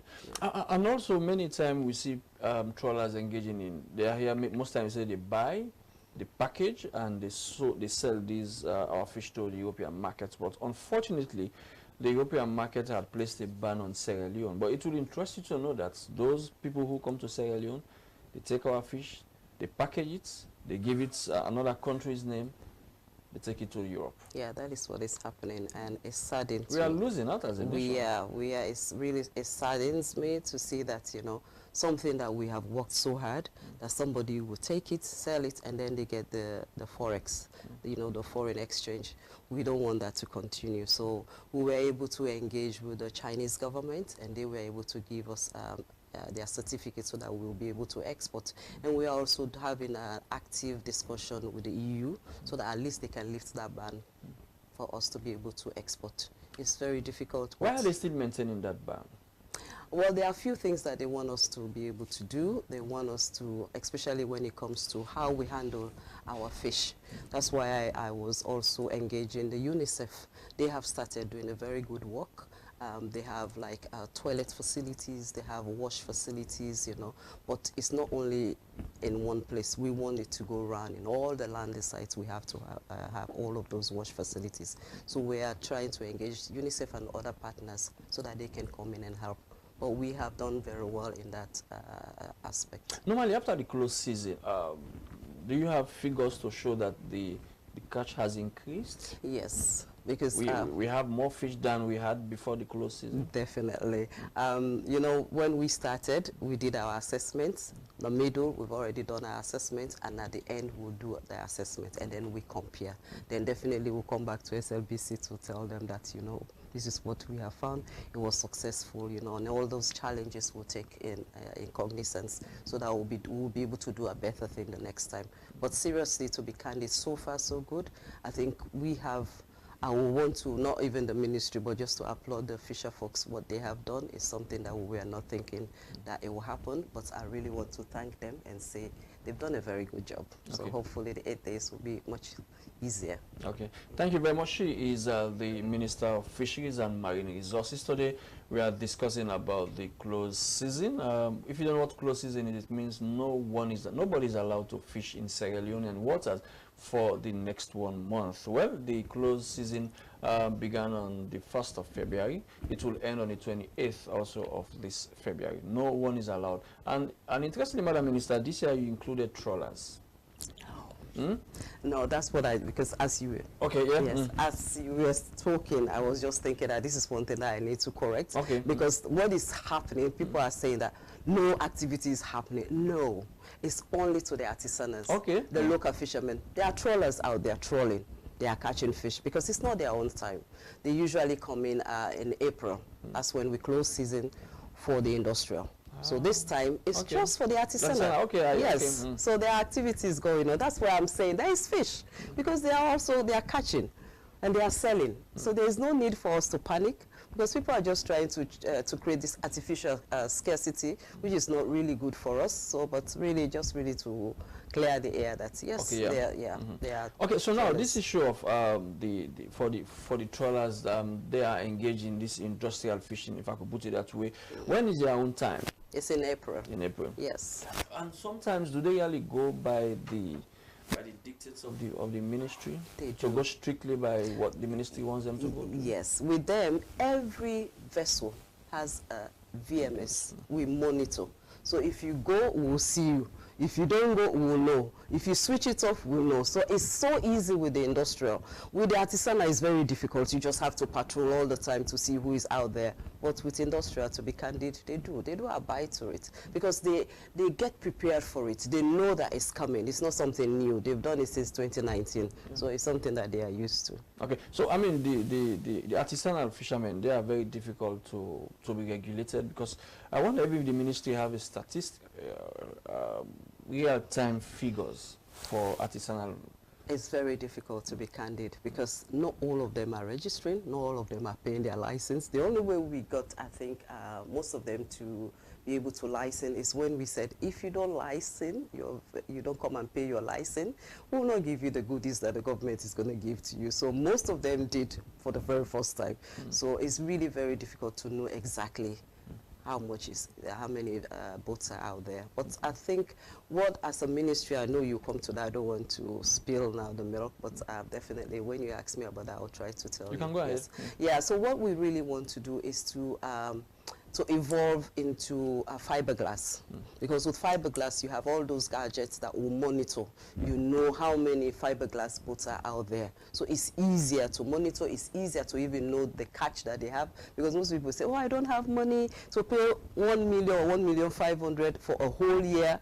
Most fisher folks are saying. But they go out on a daily basis. They do, definitely. That's what I always say to them. I say just maybe one quota, it might cost 500,000.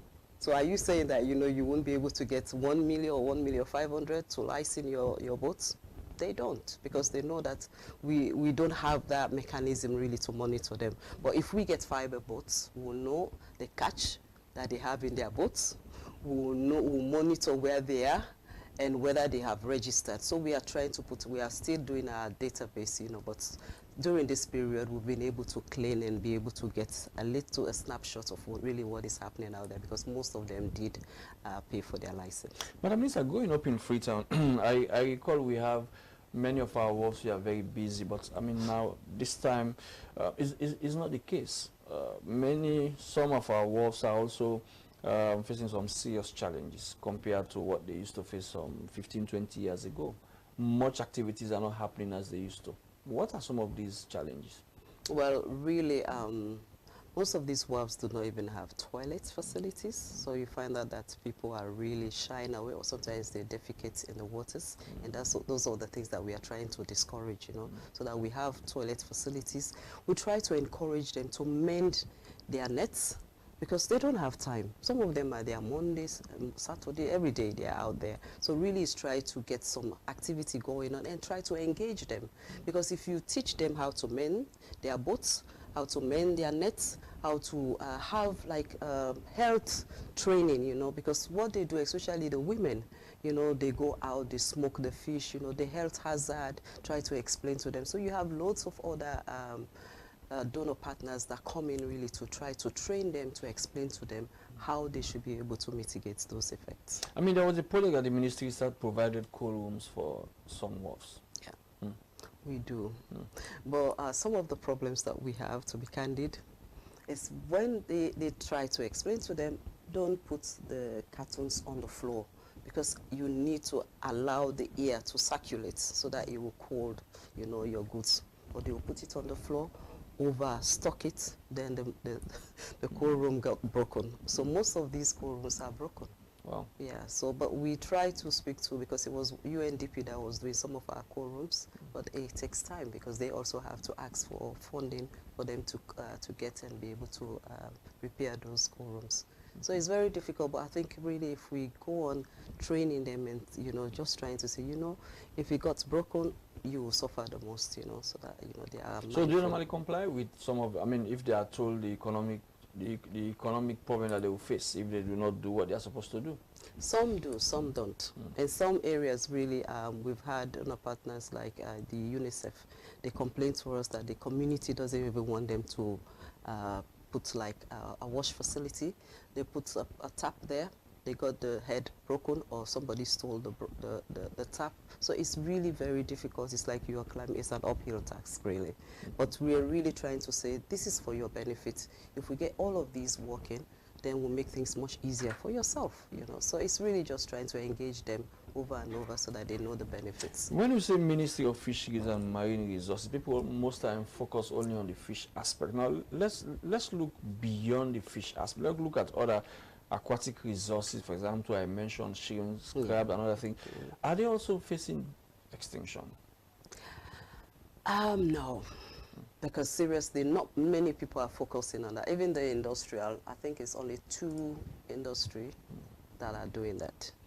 You know, most people are engaged in just the fish. You know, they don't go for shrimp. Just very few industries that are doing this, the shrimp or the crab, you know. Some of them don't have the kind of vessel to be able to catch those marine resources that so we have. So do we have enough of those ones in our waters? We do. To be candid, we do. Yeah, we do. So how? I mean, what is the ministry doing to ensure that we make money out of that? Because I mean, in other countries, seafood is very expensive. It is. We are encouraging investors to come in. Even when I travel, that's my mission, to encourage them to come in. That we, you know, we are open to business. We want private investors to come in. So they are really, they have, we have a vibrant website. We are going out there selling our ministry to say, look, come, just check. Research shows that we have enough. So we want to be able to sell, we want to be able to work together, to collaborate with even private investors. So that's what we are doing. And then we have this G2G, we are in government to government.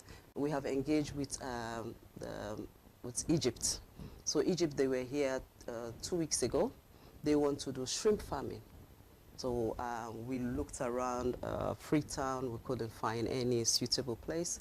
So I was like, you know, this time we have to go beyond Freetown. Beyond Freetown, because everything is in Freetown, you know. So we're able to take them to Solima. Solima is closer to the Liberia border. And we found a very suitable place where you have the fresh water and the salt water. So those are the things, those are the waters that they want to use for the shrimp farming. So it was a perfect place. So we're just waiting for the work to start. Because in Solima, really, it's a story that really touches my heart. That's my maternal place, you know. You find out that they only do the fishing for 5 months. And the rest of the other months, they are not, because the water is really that bad, and they cannot go out. And you know, with canoes, it's very difficult for you to go out. So I'm really looking forward to the shrimp farming that will give jobs to the younger folks. You know, they will be able to engage in that and get their subsistence. When you normally go out to sell Sierra Leone as Minister of Fisheries, what questions do they normally ask you? They said, oh, you have all these marine resources. We heard that you have so many. But how come you are still not at that level where you say, you know, we have increased our GDP from 12, you know, to like, you know, you are the one that is really taking care of the government.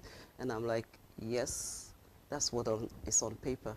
But if we have all of these things that we need the technology, we need the staff, we need the money to be able to, you know, for us to be able to engage into bringing more money into the ministry. It will take a long time for us to get there.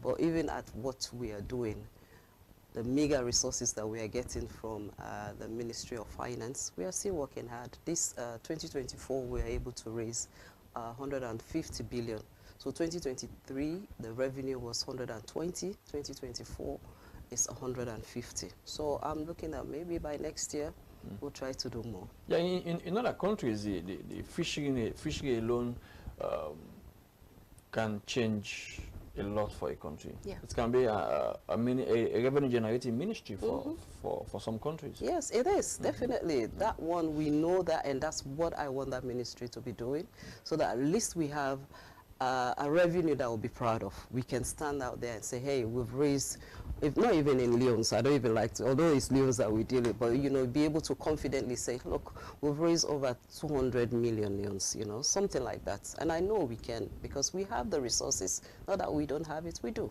But it's really just to be able to harness those resources and then be able to do something that really will bring in much higher dividend. And the issue of the illegal, unregulated and imported fishing is also a key challenge. It is. Yeah, and earlier you mentioned about the VMS, and how effective is that? It's working, but to be candid, if you don't have a proper, rigorous monitoring system, like you have like satellites, you have drones, you have ribs going out there, you know, speedboats chasing people that are doing illicit, then it will be very difficult, because you know what happens? They wait when the waters are quiet, maybe around 12 to 4 o'clock. These poachers, they come in, do whatever they want to do, and then they leave. So it's outside, even though we are putting VMS in our vessels, but outside. The vessels come from Guinea, neighboring countries, and then they come, they infiltrate, do whatever they want to do, and then they leave early in the morning. So it's really very difficult. That's why I can't really wait for us to be having a robust monitoring of our waters. I mean, that's an expensive venture. It is. But there's a way you can do it, where the government will not even pay a single cent. They will come in, they set up, and then you go into a PPP model. Okay. Yeah, so we are working on that, and hopefully that will be soon. Okay, she is the Minister of Fisheries and Marine Resources. The program you are watching is Bottom Line, coming to you live from the Sierra Leone Broadcasting Corporation with me, Asmiba. We are going for a short break. After the break, we are back.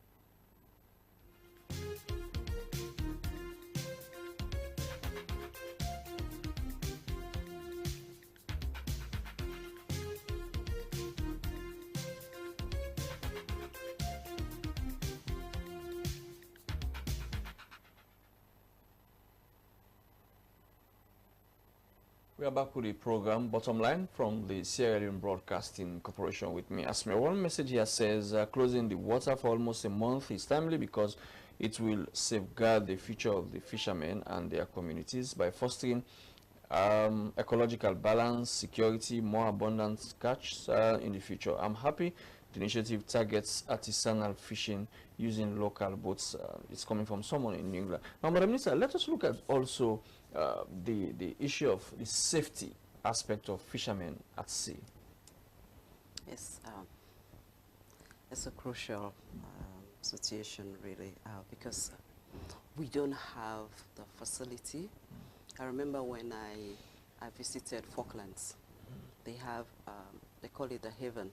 It's a building. You have everything there, gadgets. If there's anything at sea, somebody can just get their gadgets, call, and then somebody will rescue them if they are at risk, you know.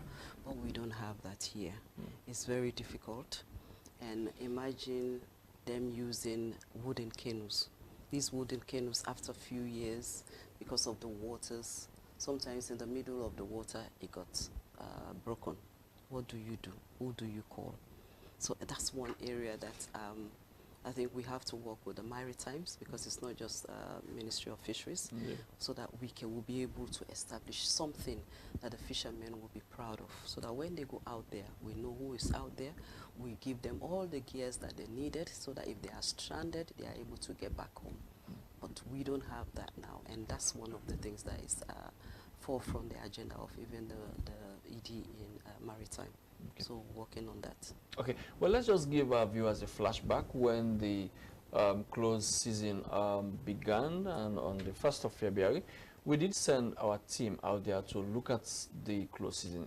Christiana Kamara was out. Let's just give a flashback of how it all started. This is Goderich Wharf. It is a major source of fish supply to Freetown and its environs. The close season, since its introduction few years ago, has come with mixed feelings among fishermen and fishmongers. Government has argued that it has been proven scientifically that the 1 month close season increases the fish population significantly. However, those who depend on fishing for survival on a daily basis appear not to understand this. It affects me a lot, because from season when lock this sea, it get a lot of problem. Now it make most of us brother they don't more than 1,000 boats a day they suffer. Even Cyprus, they don't get. I know we talk again, but yeah. Even though they talk to you, so if you know how we can make they don't know they will go school, because I don't get them. For the day where they go and see what they can have, we take care of their family. To the marine fish woman, what did before? This sea, they can't look the toilet. You see the fish can born. But look to the fish. And the catch fish, this is a commotion. If I put the head down, it's a commotion. The net they get net now 1 finger net, and they kill some fish. If you give an I say go eat, I don't give my go eat. And the western of the water, we know they go. We give pass information in nature. We know when look to something, we make small fish. Look at it. Big fish you see the eye, the net. They put it and so they put it or 2 and so it pass. Some nets they put it so it pass. They can block all the fishing. Now to the fishing. Now the message is, let me say why to them fishing, say fishing can born. They can't stop me. Then to the fishing. Look in For a youth, Samuel Bangura, without earning money daily from fishing activities, surviving has not been easy for him. Chairlady Goderich Wharf, Abibatu Conte, also shared similar sentiments. This affects me or take go. Right now, me I don't know when God give me life, but if it's like they don't kill me by parts, because I work for that they get for the day work I can't get. I able to support me picking, I support the orphanage who I get. But right now, no way, no the truth. You see me back, I don't get nuts in a plastic lady. One of the concerns has been the capacity of the storage facilities at the wharf, and amount of fish they desired has not been realized. Fisherman now, big fisherman. Majority, what is about majority, about 90 to 95% of them, who they do them with them, now they do not see the cow, they buy fish, and they live by this fish, buy today, sell today, get what they need today. Done. Not to all man get that money for go buy fish now. Not to all man. So if you see small fish and now only 2 people and don't count the highest fish now 35 cartoon, you want get 60, you want get 90. All the balance they're not able to go buy. So them buy 10 na 2 cartoon and then you buy. So like capital no day. Majority they not get that capital for go buy and count. large ones. They suggested that in the future, government should reconsider the length of the closed season, citing limited cold room facilities at the wharf. SLBC News are in Freetown. Christian Akamara reporting. This year, the fishing industry faced challenges including fluctuating fish populations and stricter regulations aimed at sustainability. The introduction of new preservation measures have sparked discussions among industry leaders about the balance between economic viability and environmental responsibility. Additionally, the ongoing effects of climate change have raised questions about the future of fish stocks and livelihoods dependent on them. Saidu Kabia, one of the harbour masters at the Tambakula Wharf, spoke about the initiative of the government on the close of the season for a month and how this process is affecting fishmongers and businesses. Well, this government initiative. Government say they foreclose the season. They foreclose the sea for 1 month. So they observe the 1 month. It affects everybody. Yes, like an office. If they say they go on break, then they affect you because you get responsibility. Ngadi Bangura and other fishmongers spoke about their constraints at this Tambakula Wharf on the close of season, that it is very difficult for them to earn their living, and especially when they have school-going children. As the season comes to a close, the industry stands at crossroads with both challenges and opportunities ahead.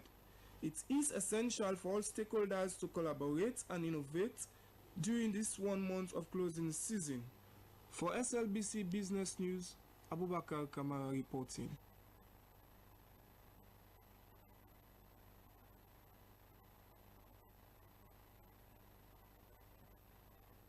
We have 2 reports bringing out some of the developments in the ongoing closed season.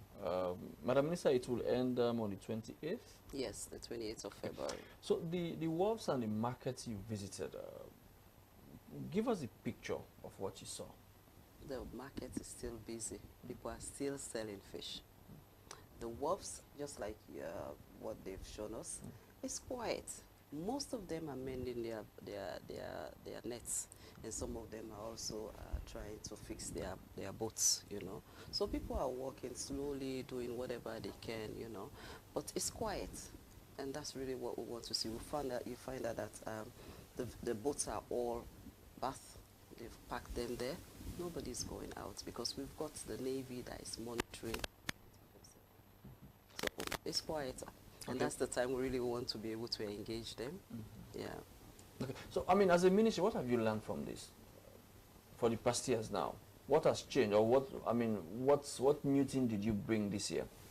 This year, because it's the very first time for the artisanal, so whatever we've introduced, this is the first time. We'll try to give them stipend, which is compensation, and then we've given them rice. Then we'll have to make sure that the hospital on wheels assists with health. We're using it to be able to take care of their health, because most people don't know their health status. There are lots of people that are diabetic that they don't know. Some of them have hypertension, some of them have pneumonia, because when you go out at the sea, you get cold, you catch cold, and you come back, you don't take care of it, it becomes something else. So, you know, we need to train them, even those who are doing the smoke, who are smoking the fish. You need to tell them that they should use goggles for their eyes. They should use masks. Those are the things that we are training them whilst they are visiting the hospital on wheels. So there are lots of things that we are doing. We are also doing a football gala. To be candid, I witnessed the one in Bonth. Oh my days. It's so much banter, you know. The communities, they are lively. Tombo is gearing up, you know, for the finals. The same with Bonth, you know. So I was just saying, there is no underdogs, because Bonth is coming way from out there, and they are coming to play Tombo, you know, coming to Freetown. That's a big thing, you know, and everybody's looking forward to it. Even as the ministry, we are all geared. I mean, this gala is a novelty. It's a novelty. This is the first time, you know. In the past, years back, we used to have Sarah Fishing.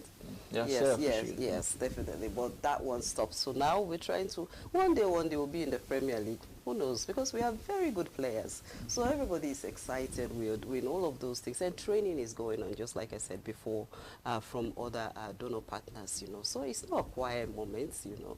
People are engaged doing whatever they are doing, and we are engaging them. We are engaging the youths, you know. By tomorrow, we want to engage the youth so that they can help to clean the wharves. Okay. Because that's one thing. Sanitation is key. And this issue of cleaning, you only need to go to some of our beaches and wharves and look at the amount of plastic waste. Oh, yes. I mean, that is not only polluting the environment, but also killing the fish. Yes, yeah, definitely. I spoke with the Minister of Tourism, and we agreed that, you know, since this month is our close season, we want to take that responsibility to clean most of our major wharves, you know. So we are doing the cleaning, trying to see how best they can come in maybe to dispose of these wastes, you know. So we are working collaboratively.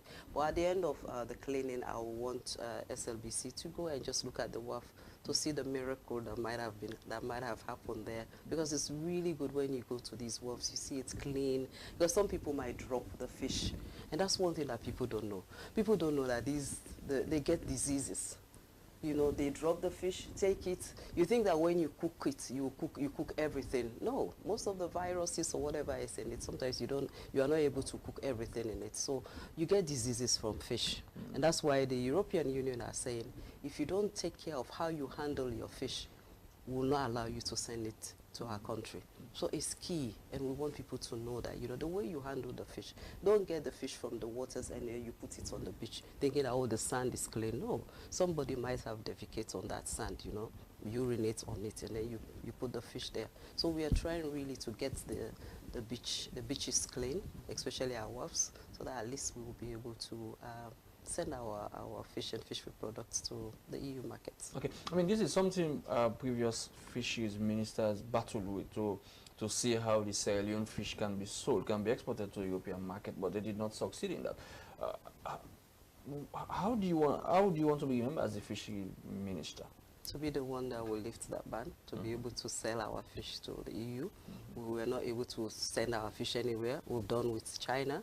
Because I remember when I was speaking to the EU, the one that just left, and I said to him, I said, you know what, we've been sitting quietly waiting for this, the ban to be lifted for us to send our fish and fishery products, but it's not happening. I said, even with kids, when you tell them sit there, they will sit for a few minutes and then they start looking. So we are looking elsewhere. Soon, if we have the green light, we'll go for it. And it took just a few months. We got the certification from China. So that's something we are looking forward to. And we are also looking at other countries that will help us to get the certificate. And seriously, the way I'm doing it, or we are doing it as a ministry and as a government, people will be surprised one day that we'll be announcing that, you know, we've got the EU certificates. There's a dream that will come true in my time. Well, if it happens in your time, that will be a very big feather on your cap. Yeah. Because, like I said, it's something that previous fisheries ministers wish they had done, but I mean they were not lucky. So if you can achieve that, then that will be a big feather on your cap. I mean, the issue of many people say the Chinese have almost taken over our waters. How true is that? It's not true.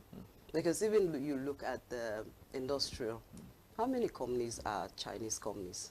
Not many. About 3 of them or 2.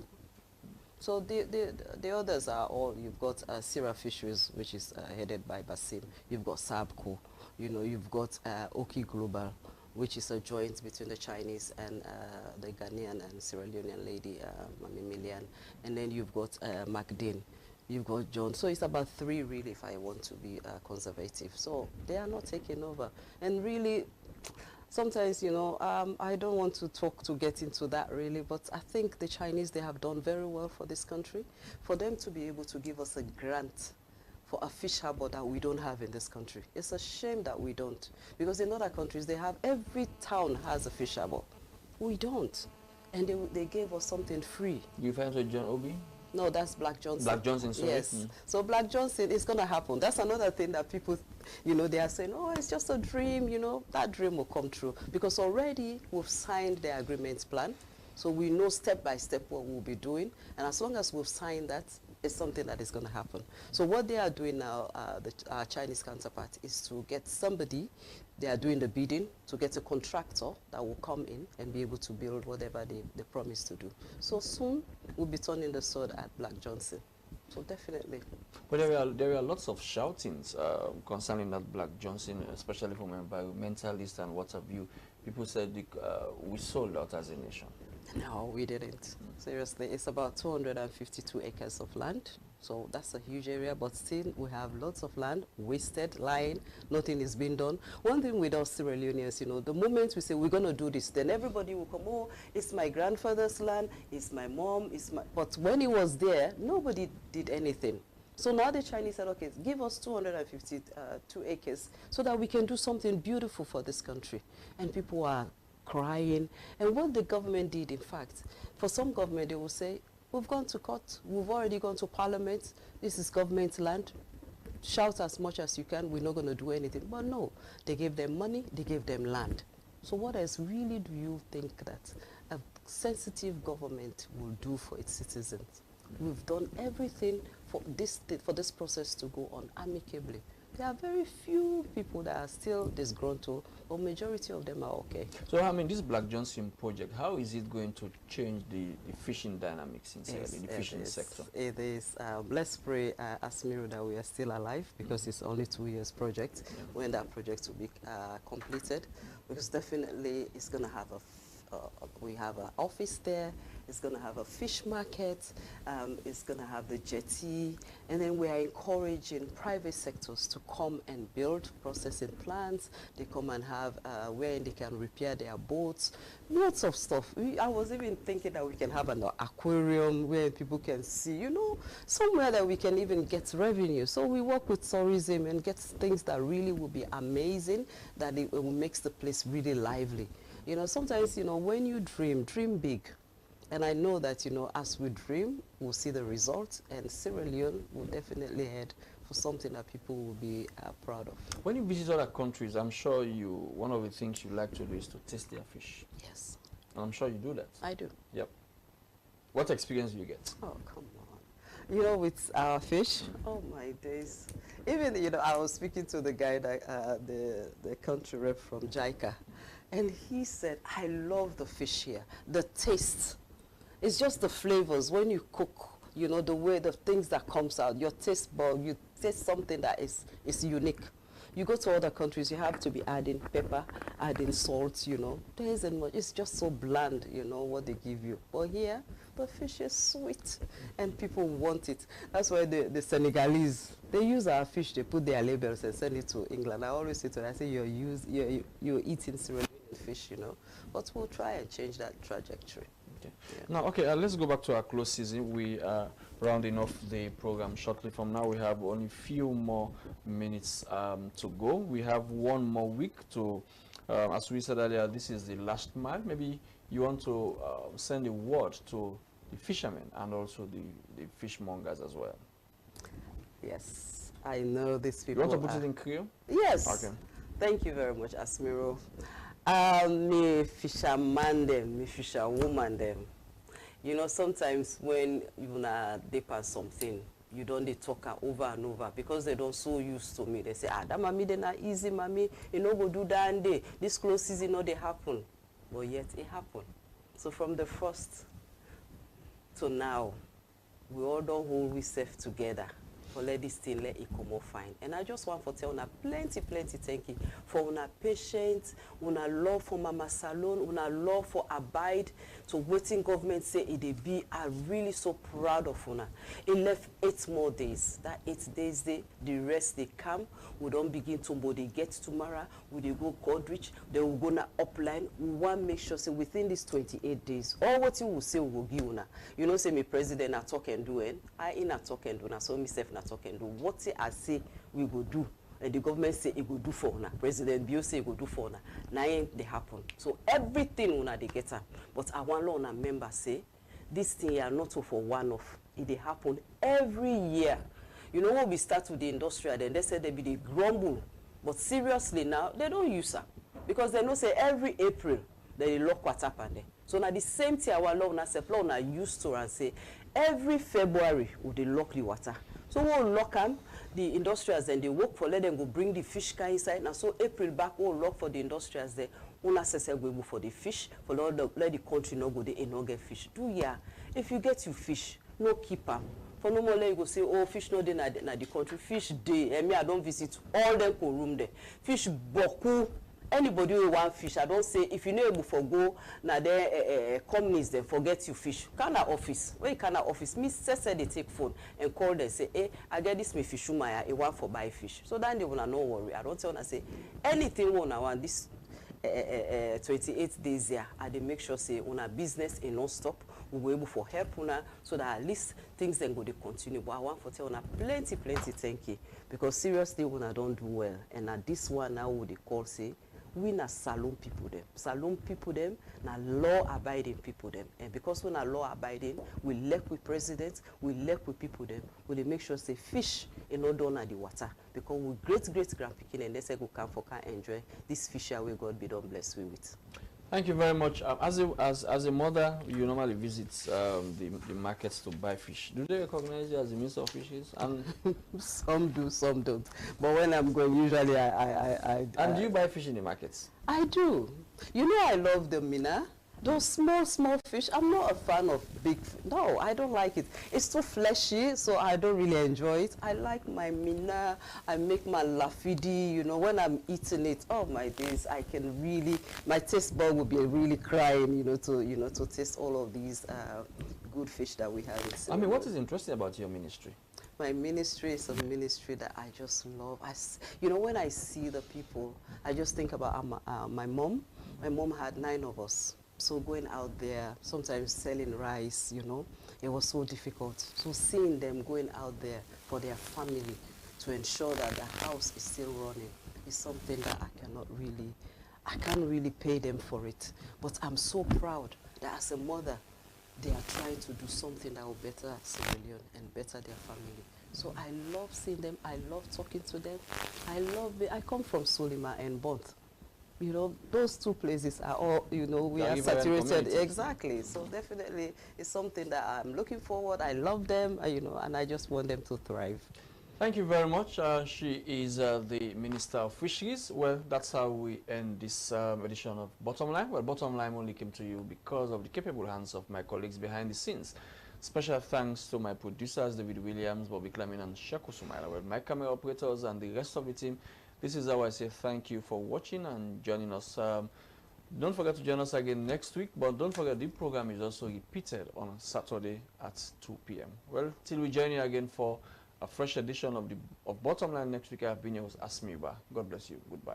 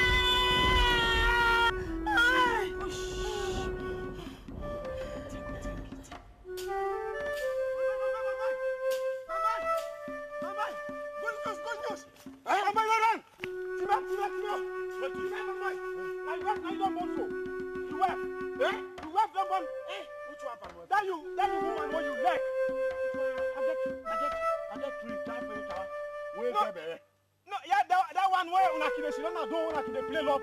That one. Yes. Yes, no. Super. Boy picking for you. Boy picking. Hey. Boy picking. That one day. Now Bobo pay. Wait. I dey take for you the close. Yeah. Come. The picking have similarities. Like how you see picture. Penny and penny. What similarities?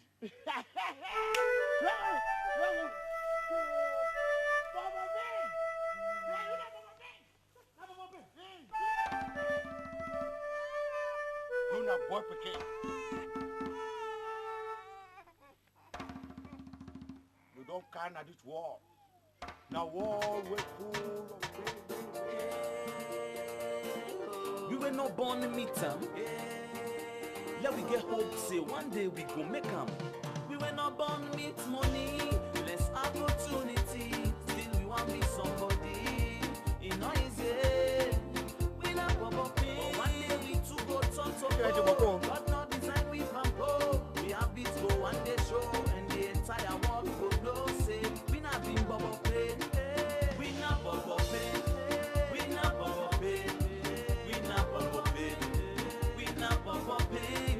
We not bubble pain. Number one, we born up on body. The game where we play now both giddy. We not been a PCC and for me. Fufu papa them beats Benny. We not bubble pain. When I can lick me guinea. I carry the shine like robbery. Don't knock me one cup Gary. One word the boy know the airy. We not bubble pain. Off to school with me khaki. They fight from Kissy to 40. University pass you go read. You know easy. For leave like bubble pain. I remember the time for the kitty. Some of free run go Gambia and Guinea. The thing we I see no be Lily. Some see don't wait Maxwell Kobe. Yes, original bubble pain. We not bubble pain. We not bubble pain. We not bubble pain. We not bubble pain. We not bubble pain. We were not born with money, less opportunity. Still we want be somebody. It's not easy. We not bubble pain. But one day we two go turn to four. But not design we from home. We have beats go one day show, and the entire world go know. Say we not been bubble pain. But now we dey crawl, we dey fall. Like with them put below up and soul. Now so we gon' meet the wall. One day we go stand tall. Here it is. Say man don't swim, man don't tire. Every day till they want like a fire. But still I man get for beer. Though they broad and they make I don't skier. They just left with a sweet for the soft. For all it skin way at skin, but still man they swing. He make a decide for change to born again. Cause for all the work man don't see no gain. Man don't dry like in, don't left so been. But me now for pain and not go run away. It's too bad, so struggle. And they struggle every day, it a double. Now so we go die man they struggle. The system too hard now they jungle. But I don't real life just they tangle. Not so if I be you. Not so I be bono. Now the system I make a dry so. And the poor make a jump up polipo. But me now bubble pain no say I no devil. We not bubble pain. We not bubble pain. We not bubble pain. We not bubble pain. We not bubble pain. We believe now Babylon. We dey pay tax for life. Double tax back for sneeze. You know easy I know. But we dem bubble pain. From Monday to Friday. We defend the money.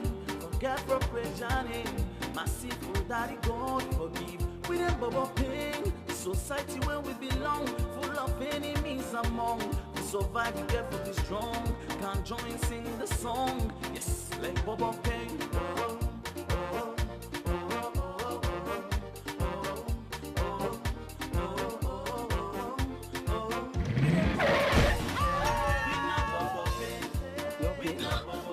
You okay? Where am I going to It's great. This kind of guy is. The Chicago speed. You know Team upset. Now which man bang me? That's actually.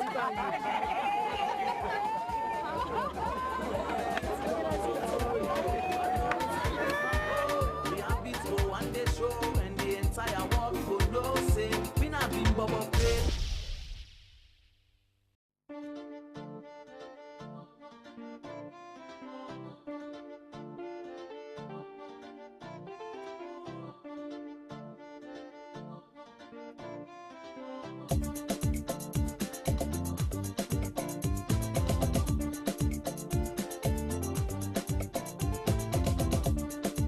Yao mami de.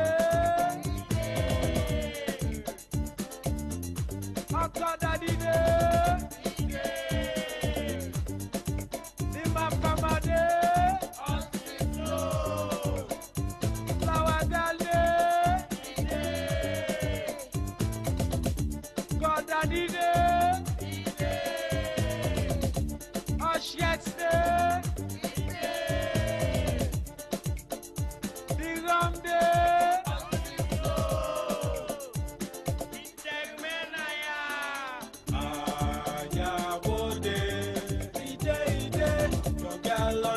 Style, oh, today, Uncle Daddy day, young boy don't change his style, oh, today, Uncle Daddy day gladly, Yahoo mommy they smile.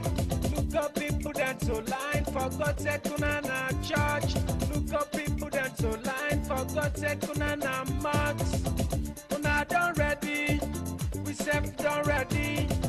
Man just like the butter, Mr. DJ. Now you want me seek you for play. They're young and a special day, but that boy just go you way. They left by you, look you face. Don't go satisfied and lie, believe in God, not they lie. Yeah, what day, young girl on change his style, oh, today. Uncle Daddy day.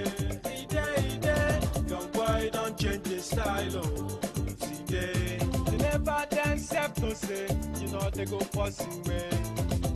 City young man, not so life any young man. Left a local of them met a plan. Time and side, wait for no man. Time the boy get found on. You know me young laddie da. Mama and papa, I they tell you not thank you. Yeah, all day. Girl on change his style, oh, today. Uncle Daddy day. Young boy don't change his style, oh, today. Sapple, small and dear. Not so for go. Sapple, small and dear. Not so for go. Sapple, small and dear. Not so for go. Sapple, small and dear. Not so for go. Where you with the shake and Uncle Daddy they rub and where you with the shake and Uncle Daddy they rub and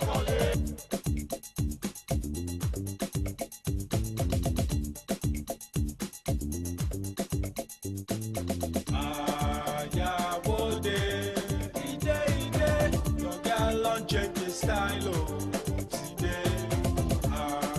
Uncle Daddy day.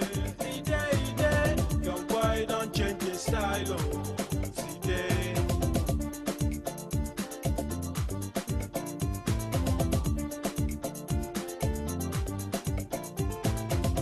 It inside. Look way fresh. It inside.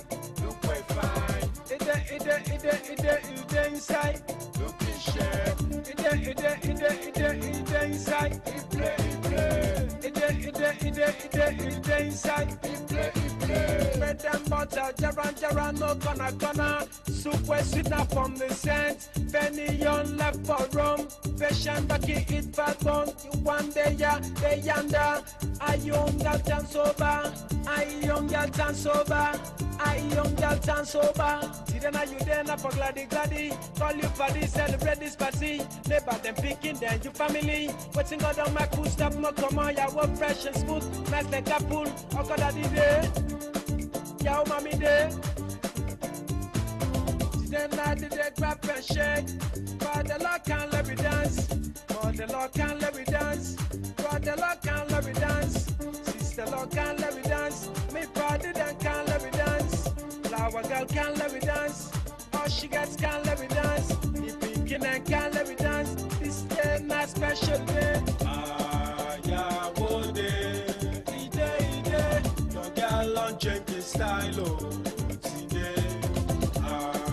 Uncle Daddy day.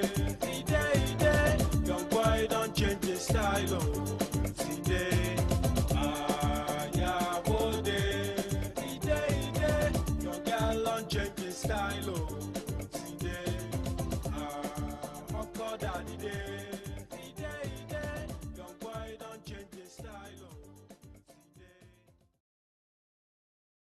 I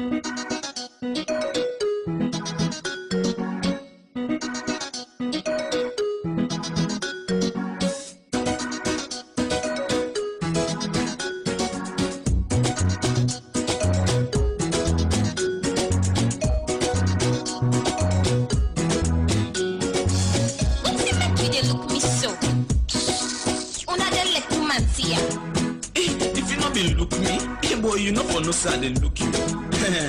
Not in like Mantia. Congratulations, Malaba.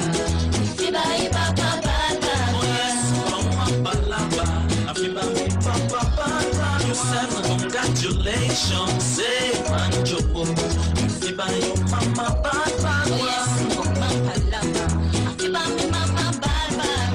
Hello, sweet Anita, sweet Bonita, who can melt family.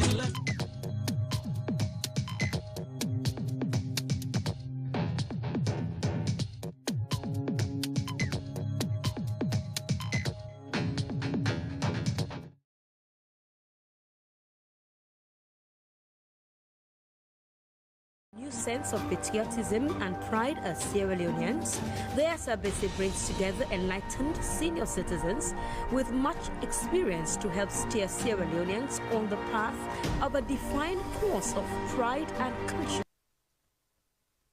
consciousness, a constructive nationalism. So, join the SRBC for the program Constructive Nationalism.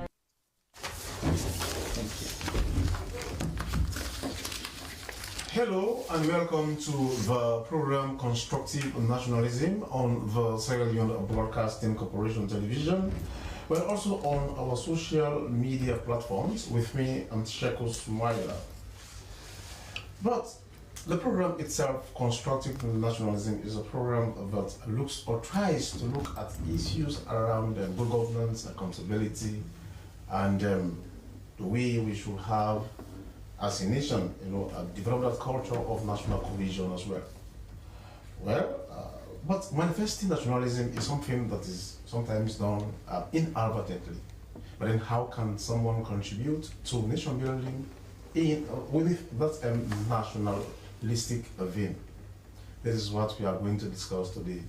And in today's edition of the program Constructive Nationalism, we are going to look at democracy. What is democracy? How relevant is democracy to nation building? And as a country, how far we've gone in ensuring democratic good governance? That is what we are going to discuss in this edition of the program Constructive Nationalism on the Sierra Leone Broadcasting Corporation Television. Well, our topic for this particular discussion today is NCD at 30. That is the National Commission for Democracy, which was established in 1994 as the country was in a period of transition from the then National Provisional Ruling Council to a multi-party democratic system in this country. 30 years down the line, what has been achieved? Where do we think we have to improve on, and what's the way forward? That is what we are going to discuss here today. Also, tomorrow, on the 15th, of September is International Democracy Day, or International Day for Democracy. Some would say World Democracy Day. What does that mean, and how did it come about? These are the issues we are going to discuss in this edition of the Constructive Nationalism. And Constructive Nationalism is a program that comes up every Saturday on the Sierra Leone Broadcasting Corporation Television. This is Constructive Nationalism, and I am Sheko Sumaila. Sierra Leone is a country on a new path of development, a new direction. As we awaken to a new sense of patriotism and pride as Sierra Leoneans, the SRBC brings together enlightened senior citizens with much experience to help steer Sierra Leoneans on the path of a defined course of pride and consciousness, a constructive nationalism. So, join the SRBC for the program And the program you're still watching is Constructive Nationalism. Well, as I've just said, today we are going to discuss democracy. Well, on the 16th the 15th of September is International Democracy Day, or World Democracy Day. And Sierra Leone will be joining other countries to observe this in particular day. And also, NCD, that is the National Commission for Democracy, has turned 30 years. 30 years down the line, what are we to showcase insofar as the country's democratization is concerned? This is what we are going to discuss. Well, you can join us on our Facebook page, SLBC TV, and also on our social media platforms. Well, in the studio to talk or to take this discussion further is no less a person, firstly to start with, the Executive Chair of the National Commission for Democracy, Madam Megan Samo. Welcome to the program. Thank you, Sheko. Okay, also in the studio, I have the Commissioner for the NCD for the Western area, and he is Commissioner Benjamin McFoy. Good day, viewers. Okay, in the studio also is the Commissioner for the South, and she is Madam Buena Mane. Welcome to the program. Thank you. Okay, well, we are expecting the Commissioner from the Southern region. Well, East. No, from the East, I'm sorry, he's just arrived. And well, when he takes his seat, he will be introduced. Well, he is the Commissioner for the Eastern region for the National Commission for Democracy, and he is Commissioner Momo Bokari. Welcome to the program. Welcome. Thank you, sir. Okay, we are also expecting the communications experts at the National Commission for Democracy, Reverend Ilakavu. When he comes, he will know, because he's no stranger insofar as this particular program is concerned. Well, firstly, let me start with Madam Samu. You know, NCD at 30.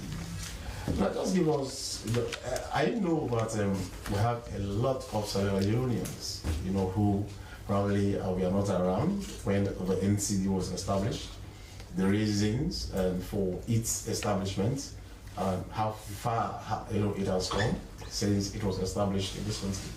Now, just give us a brief background to NCD, you know.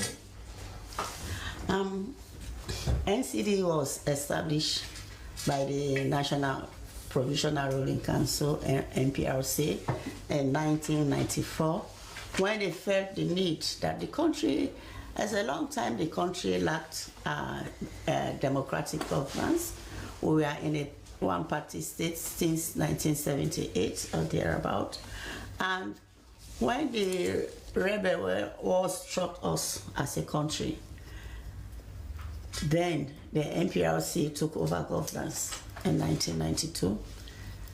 2 years into their reign, they started thinking about returning the country back to multi-party democracy. And that's when they thought it fit to establish the National Commission for Democracy that was established by Decree number 15 of 1994. That's how NCD came into existence. Then from then, NCD was given the responsibility to ensure that it organizes this country, having consultations with elders, stakeholders, those are gatekeepers, to see how they can return this country back to multi-party democracy. Because we felt that Sierra Leone was lagging behind, they felt that Sierra Leone cannot continue to be a one-party state. And therefore, NCD was entrusted with this responsibility, which as NCD carried on with having a lot of consultations nationally, locally, internationally, and of course, we have the famous Bintumani 1 and 2 that NCD was also part of coordinating it. At the same time, NCD was also part of the delegations going to pursue the peace options for the country, because we are at war then. Most of the country was under rebel control. But then NCD tried its best to reach where it could get to and get stakeholders, they get people, chiefs, paramount chiefs, to come around in the capital to see how best they can discuss this country going back to multi-party democracy. Okay, now, Madam Samuel, I know that in 1994, when the NCD was established, you know, well, it later became known as NCD, but there was also human rights, you know, as part of the initial arrangement, you know, National Commission for Democracy and Human Rights. Oh, okay. You know, so you know, let's just talk about the initial arrangement really was NCD, National Commission for Democracy. Okay. It was after the 1996 elections, when President Kaba came to power, that he repealed the decree to give NCD an Act number 3 of 1996, and then the human rights was added to NCD. So now it became the National Commission for Democracy and Human Rights. Yes. So if we are to celebrate, you know, this addition of human rights to the NCD, then they came in 2 years after. 2 years after, right? Yes. The right aspect of it came in 2 years after. Yes. Oh, okay. So now let us talk about your specific or your key mandates, because as the name goes, democracy, yes, majority rule. But the thing is that people need to know the reason for your establishment. You know, at that time we know that the country was at a crossroad. You know, transition from a military rule to that of, you know, a multi-party democracy. So let us know the role you played then, and what has been your role or responsibilities since then. You can be a witness, or I don't know if then when the NCD was created, of course the country was going through a lot of challenges. There was no human rights observed. There was war all around us. And so NCD was given the responsibility to ensure that human rights education goes right across the country. Peace education also goes right across the country. NCD was given the responsibility to do civic education on nationalism and patriotism, which were the key tenets of when we want to talk about multi-party democracy. Definitely, there is no democracy without nationalism in it, without patriotism in it, because it is a responsibility now. Instead of people who are going to just take decisions, they have to go there with informed decision. That's why NCD was given the responsibility to do civic education on people's rights, coupled with people's responsibility. And in fact, we see that, and the process of NCD trying to get people to be patriotic and nationalistic, which formed the bedrock of the civic education. Okay. That's how we came to come with the pledge. NCD developed the pledge, the national pledge. I love my I pledge my love and loyalty to my country, Sierra Leone. This was to give people the responsibility that we cannot go any far if the people do not come on board and be loyal to a country they call Sierra Leone, because this was the only country we have. And NCD was pivotal, was also key in most of the peace missions at the Abidjan Peace, signing of the Abidjan Peace Accord. NCD was part of the delegation. The Lomé Peace Agreement, NCD was part of the delegation, and it played an essential role in educating the citizens on the gains of peace. If we have peace, what it will do for us as a country. Where all of this is embedded in our mandate to educate the citizenry of this country on democratic good governance. That's the overarching word, democratic good governance. So all of this is embedded in that responsibility that was given to NCD, but by NPRC, and then re-strengthened by the Tijan Kaba government when they came to power in 1996. by giving us an act and then adding the HR, the human rights, to the NCD. Which was later removed anyways. Yes, I'm coming to that. After the peace negotiations with overtures, definitely we know one of the TRC recommendations, and when they were signing the peace when they were discussing peace, and after they signed the peace agreement, was that there should be an independent human rights commission, and that's how the human rights was removed from NCD and made in 2000. But it did not just come in. I think it was in 2006. 2006. That thereabout that the Human Rights Commission was set up. So that's sometime away after NCD has been performing that role for almost 10 years. Then the Human Rights Commission was set up. All right, okay, so that came in 2 years later of the human rights aspect of your work, but then later, the Human Rights Commission has to be established and as a stand-alone, institution. Okay, now thank you so much, the Chairperson for National Commission for Democracy, Madam Miriam Sam. Now over to you, Commissioner for the Western area, Commissioner Benjamin McFaul. Now, democracy itself, is all about a majority rule, and democracy talks about about freedoms, but then also it goes with responsibilities. Most times what happens is that people just concentrate on, democracy, my right to vote, freedoms, human rights, my rights to, my liberties must be respected. But there are times people fail to understand that yes, you have your freedoms, but also have it at the back of your mind that your freedoms must be guided. You also have civic responsibilities. If you want to be a patriotic or a nationalistic person, there is no way you can do without being somebody who respects the rights of others and also bearing in mind your responsibility.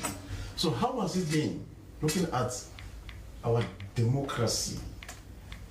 Are we as a nation are people, owing up to their responsibilities in this democratic society? Yes, thank you very much, Mr. Moderator. Yes, to a very large extent, we are owning up to our responsibilities as a nation. Of course, rights goes with responsibility. And some of these freedoms are enshrined in the Constitution, the 1991 Constitution. And it's the gunner of this country. This is the document that guides us. Okay, so the beauty of democracy, we have a prescription in the 1991, and you're talking of freedom here.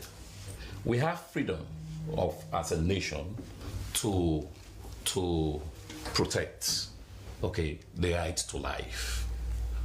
That's the most fundamental human right. If we don't have that right to life, how can we exist today for us to discuss democracy?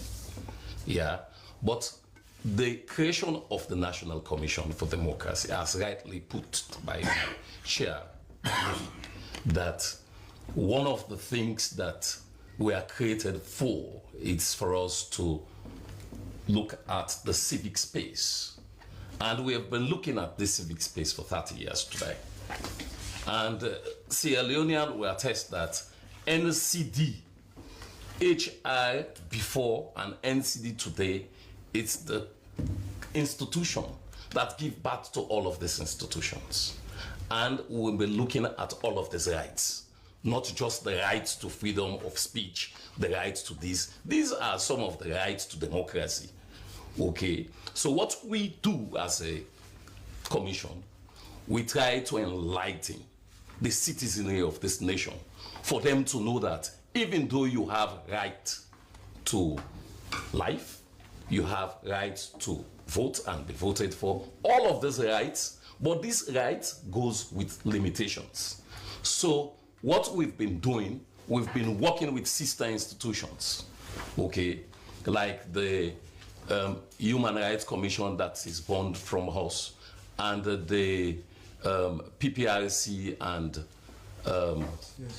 ECSL. These are all sister institutions for us to carry on our mandates and obligations. And one of our core mandates, when people don't understand what we're doing, it's constitutional education.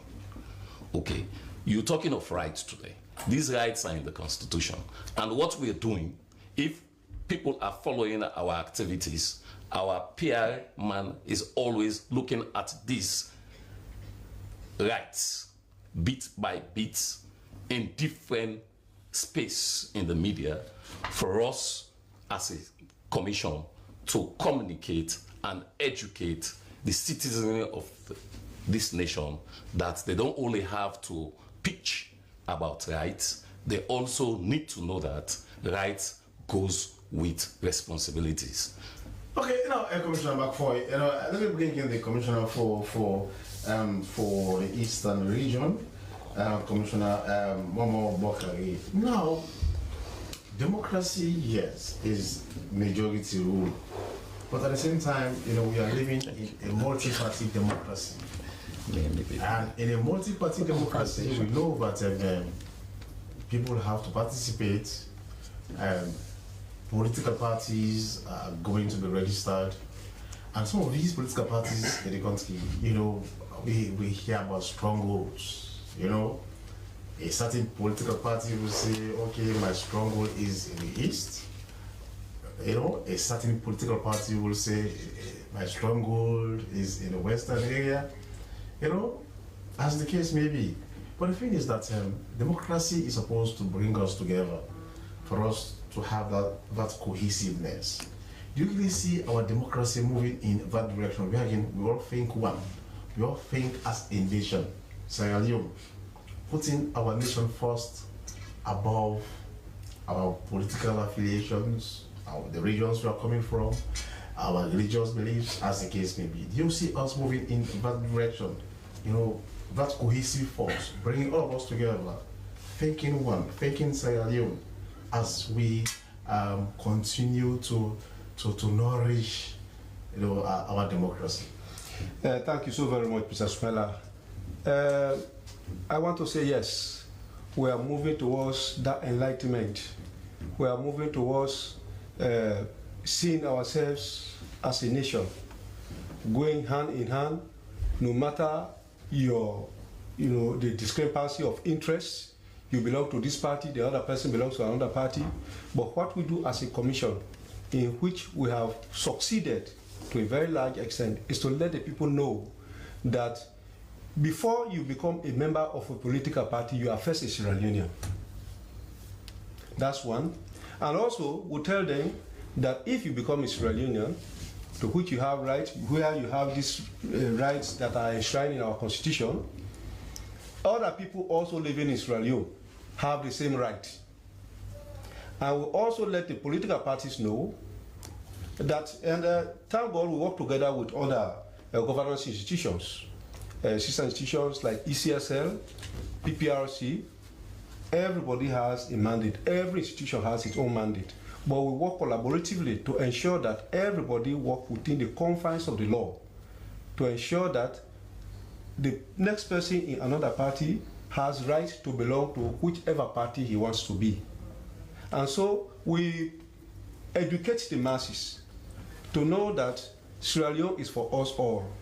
And when we talk about democracy, democracy is a game of plurality. Everybody coming from all angles. And we all cannot be in the same place at the same time. Everybody has a choice to make. And that's why when that time comes, we continue to instill in the mind of the people that we must be tolerant. In as much as you have right to be in your own party, your brother, your sister, or your friend also has right to his own political opinion and choice, to make his own choice. But Commissioner Bokari, yes, sir. Do you really think democracy has united us as a nation, or it has deepened our division?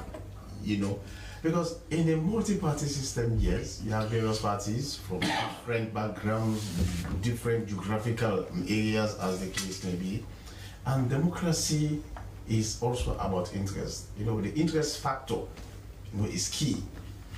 Everybody believes, okay, this political party is from my region, so if this party is in power, you know, the person feels secure.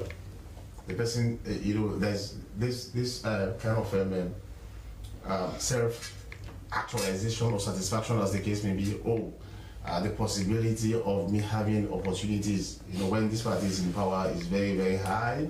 You know, so it's like it becomes a do-or-die game.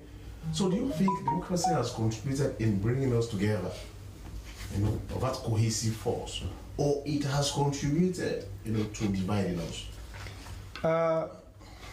I want to say that democracy, to a very large extent, is bringing us together.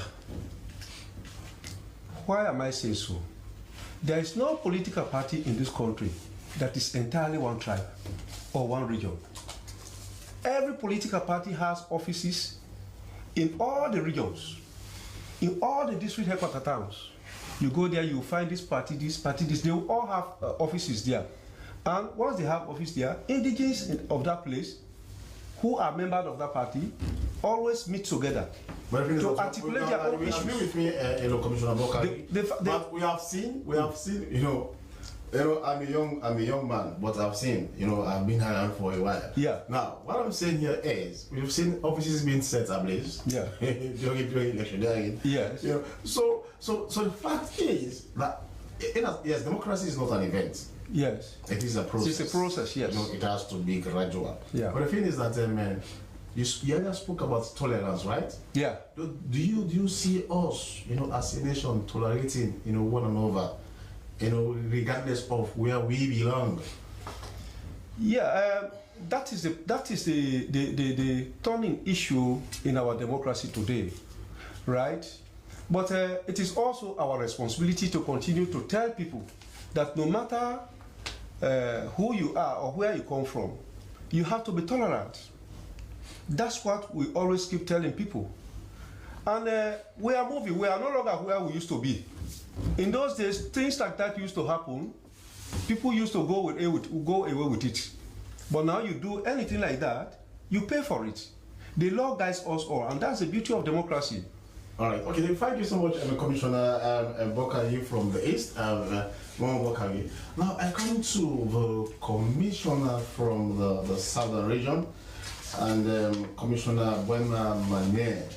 Now, I've been told you are new, right? You know, in the South as the Commissioner. But the thing is that, now, how did you see women's participation in our democracy? Because over the years, what we've been seeing is, you know, they will do the cooking, they will dance, there should be dance, you know, and when a woman, you know, comes up for higher political positions, they will prefer voting for the men to that of the women, you know, or a woman, as the case may be. So, based on what you've been observing over the years, how can you assess, what's your view on women's participation in our democracy? Well, I'll say so far there's been some awareness within the women's group in the mindset of women, and where women are gradually coming out of the kitchen and out of the domestic chores and taking the leap, you know, and with the 30% quota, and it's actually making a thrive for the women, and they're being given seats, they're being given priorities, they're being noticed, and they're being pushed forward.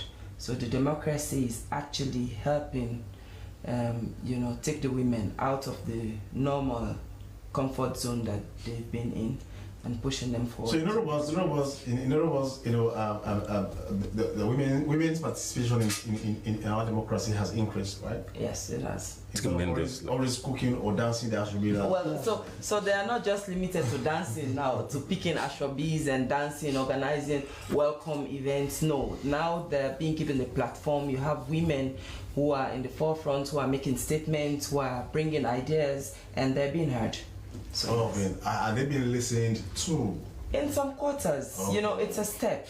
It's a step. You can't just, they can't make 100% turnaround, but it's a baby step, and it's going on so fast. So what do you have to say to especially our young ladies? They want to venture into politics, but they see it as a kind of a very fearful thing. You know, especially when they see violence, you know, women are afraid of violence. And there are times, you know, not that they don't want to come in, but they are just afraid that, one, they'll be bullied by men. And taking into consideration this factor, this one, you know, Sierra Leone is a patriarchal society. The men are always dominating. They want to be dominating all of every other day. They want to be in charge. So what advice do you want to give to them? That democracy is about the people, it is a people's game, and it is about a majority rule system. And if you take into consideration the number of women, the population of women in this country, your population far outweighs that of us, the men. So if you are to vote, you know, you can decide on who becomes our president, who becomes a member of parliament, who becomes a councillor, you know. So talk to your women, you know, encouraging them to understand that democracy is for all of us, regardless of your sex. Yeah. So speaking to the young generation, first thing I'll say is take education seriously, because that is fundamental in whatever you're doing. In whatever way you want to push yourself, education is very vital. And secondly, your integrity, how you carry on yourself. You know, that defines who you are. So in talking about patriarchy, in talking about bullying, in talking about the male dominance, if you have an integrity, if you have a clean slate, well, nobody has a clean slate, but if you carry out yourself well, you know, there won't be much negative pulling down. You know, at the end of the day, they'll see a reason if you know what you're standing for, if you know the information, the message you want to send out there, and you're sure about what you want to send out there yourself. I think you'll have support. First thing is to us women to keep supporting each other and not be deviated. All right, okay. But there are times the numbers will have to show, you know, because they are in the majority. Anyways, now I have in the studios the communications expert at the National Commission for Democracy, Reverend Jubilee Kaibo. Now, Reverend, the NCD was established in 1994 as the country was, you know, in the period of transition, or transitioning from military rule to that of democratic multi-party system, you know, which eventually happened in 1996, and then the late Arnold Tijankaba became the president. Now, what is your own assessment, since all of us have agreed that democracy is not an event, it is a process, but then since 1996 to now, or let me say before 1996, build up to 1996-94, NCD was established. What is your own assessment of our democracy? I can say 32 years or so down the line, because 1996, no, it is 28 years, 28 years, yes. What's your assessment? Once again, thank you for this opportunity to be part of the conversation. Let me preface my intervention with this statement. This country owes a lot to the work of this commission, that is the National Commission for Democracy. We came into existence in 1994 at a time when it was the military that was in power, and it was not what we call democracy as it is today. It is this commission that navigated this country out of that quagmire, and today we are enjoying the Second Republic in the context of democratic good governance, all due to the work that this commission has done, because we spearheaded that call to the return for multi-party democracy at a time when it was so difficult, it was so challenging to even talk about democracy, because who were the guys that were in charge? Our military brothers, they were in charge. But we were able to convince them, one activity after the other, looking at civilian-military relationship and what it means to transition into a civilian democracy and having the military under civilian control. It was all due to the untiring efforts of this commission.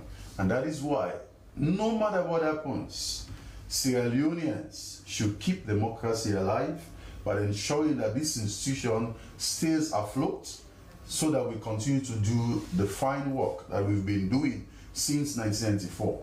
Now, to go to your question proper, in terms of the assessment of our democracy, we need to look at key elements in terms of the criteria that you are using to assess democracy. One of them relates to representative government. Looking at the way it is, since 1996, we have worked very well in that particular direction in terms of having a representative government via the vehicle or means of elections. We've handled that very well. So if you are assessing Sierra Leone's democracy from the perspective of electoral democracy, we can easily say it's a done deal. Sierra Leone has done very well, because 96 we held our first election in the Second Republic. The next was in 2002. We went down to 7, and then 12, 18, and the last was in 2023. So consecutively, we've not failed in that particular area. So when it comes to elections, from that angle of representative government, our democracy has done very well. Now you take another element that involves citizens enjoying their rights. Of course, our commissioners, so far they mentioned different aspects in terms of that. But let's look at, going back to, you mentioned the constitution of the country. If you take chapter 3, it focuses on civil and political rights. And from section 15 right on to 27, these rights are outlined.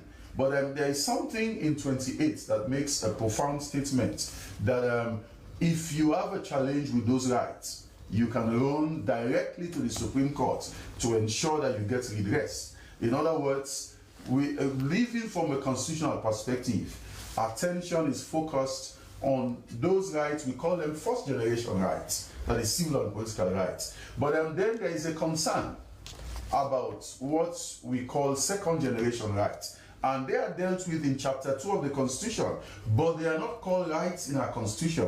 They are considered as the fundamental principle of state policy. That is those things that you consider in running the country. But looking at other international documents, you will notice that what we have looked at under chapter 2 of the Constitution, they relate to economic, social, and cultural rights. And these are second generation rights. But if you want to evaluate the two, that is first generation dealt with in chapter 3 and second generation of rights dealt with in chapter 2, you will see that they do not carry the same significance, because in section 14 of the Constitution, that is under chapter 2, it tells you the rights that are dealt with under chapter 2, they are not justiciable. So when it comes to assessing our democracy from the perspective of rights, we are doing well in terms of civil and political rights, but we don't give the same advantage to economic, social, and cultural rights. Because if you take your time to read through, they will tell you as and when the resources are available, and if nothing is done, you cannot take anybody to court, to the courts for that. As on the basis of that, we can say there is still room for improvement when it comes to rights. But then we take the next element in terms of participation, the involvement of the people, not just in elections, but beyond elections. How do we interface at the local level, central government level, in various communities? We know work is in progress, but there is still room for improvement, because from that perspective, you are looking at the issue of people tolerating each other. There was a question you asked about people coming together. From that aspect of participation, there is still a lot of room for improvement. But then I take you to the fourth element, which deals with the rule of law. And an aspect that is so central to that, even as we assess our democracy, is how independent the judiciary is in fostering those key aspects in terms of people enjoying justice and things relating to that. I would safely say that so much has been done, but there is still room for improvement. Okay. So we are looking at work in progress. All right. Sierra Leone's democracy. Now, Reverend, you spoke about the judiciary, and I know, but in a situation where, well, in democracy, there's supposed to be separation of powers. You know, the judiciary is supposed to be independent, and we have the executive headed by the president and his cabinet. We have the parliament by the speaker and the members of parliament and so forth and so on. But the thing is that when it comes to separation of powers, do we really see what's happening in our own setting? You know, I go to you, Commissioner McFaul, you know, when it comes to separation of powers, because the thing is that we see the Chief Justice is appointed by the executive, the head of the executive, who happens to be the president, you know, and then most times what we see in Parliament, the speaker in Parliament, the speaker who heads the Parliament, is most times, you know, the speaker is from the ruling party, and the executive arm of government is there, headed by the and most times you see what happens, you know, when critical decisions are allowed to be taken or are to be taken in, you know, in Parliament, you know. So there are times you are left confused as to whether really this very key principle in democracy, you know, separation of power, is that working? Well, in principle, to a very large extent, I will say yes. The reason why I'm saying that, because we have the structures set aside for what they are set up for. Okay, I think what we need to do as a nation and a commission, we need to really beg nationally for the review of our constitutions. The reason why I'm saying this, because you know the powers given to the executive arm, it's so enormous. So you're saying you see the ruling party taking over in Parliament and other sectors, yeah, under separations of power. If we continue like this, our democracy will not thrive to what we want it to be. But to a very large extent, we have tried. What, as a commission, what we'll do, we just need to go to the responsible authorities to push the button for the review of the Constitution. Okay? Okay. I know where you're coming from. And also, another key aspect of our democracy is the winner takes all. So you note, when the winner takes all, after elections, we vote in the ruling party, and the ruling party take everything. But Commissioner McFoy, the winner takes everything. Pundits had said that is responsible for politics in Africa or in Sierra Leone being so toxic, because everybody fighting over limited resources. If my party is in power, I have the chance. I have opportunities. So when time comes for politicking, I have to do everything to ensure that my party wins. Don't you think this aspect of the winner taking everything is also responsible for the tense nature of our politics? I agree with you. We're saying we're on the same page. Okay. The winner takes all is one major problem in our body politics. Until we try to put the cards on the table for all the players to look at the national cake, then we'll get our problem solved. If we did not allow other players on the table, then I'm afraid. All right, okay, thank you so much. He is Commissioner McFoy, Benjamin McFoy, for Commissioner for NCD in the Western area. Now, the chair of NCD, Madam Samu, I was asking Manye about women's participation in politics, and when I was asking the question, I saw that you have interest in that particular question. So, what is your assessment of women's participation in politics in this country, in our democracy? Definitely, I'll have interest in that question as a gender activist, as a women's rights activist. And I can say we are going higher and higher. Because before now, the percentage of women in parliament was so low. Today, we have reached, we have not only got the 30%, we have gone beyond the 30% in parliament. We have gone beyond the 30% in cabinet. With ministers and deputy ministers, of course, I think we are getting there. We are now saying, in fact, that the 30% threshold of women, we have gone beyond that. We are now asking for 50%. Because 50%. If we get yes, no, but the thing is that let me tell you, there are some districts that have 50%. Kailan district, for example, Kailan district, where they think women we are not considered much for leadership positions, have already got 50% in members in parliament. So what can happen in other districts?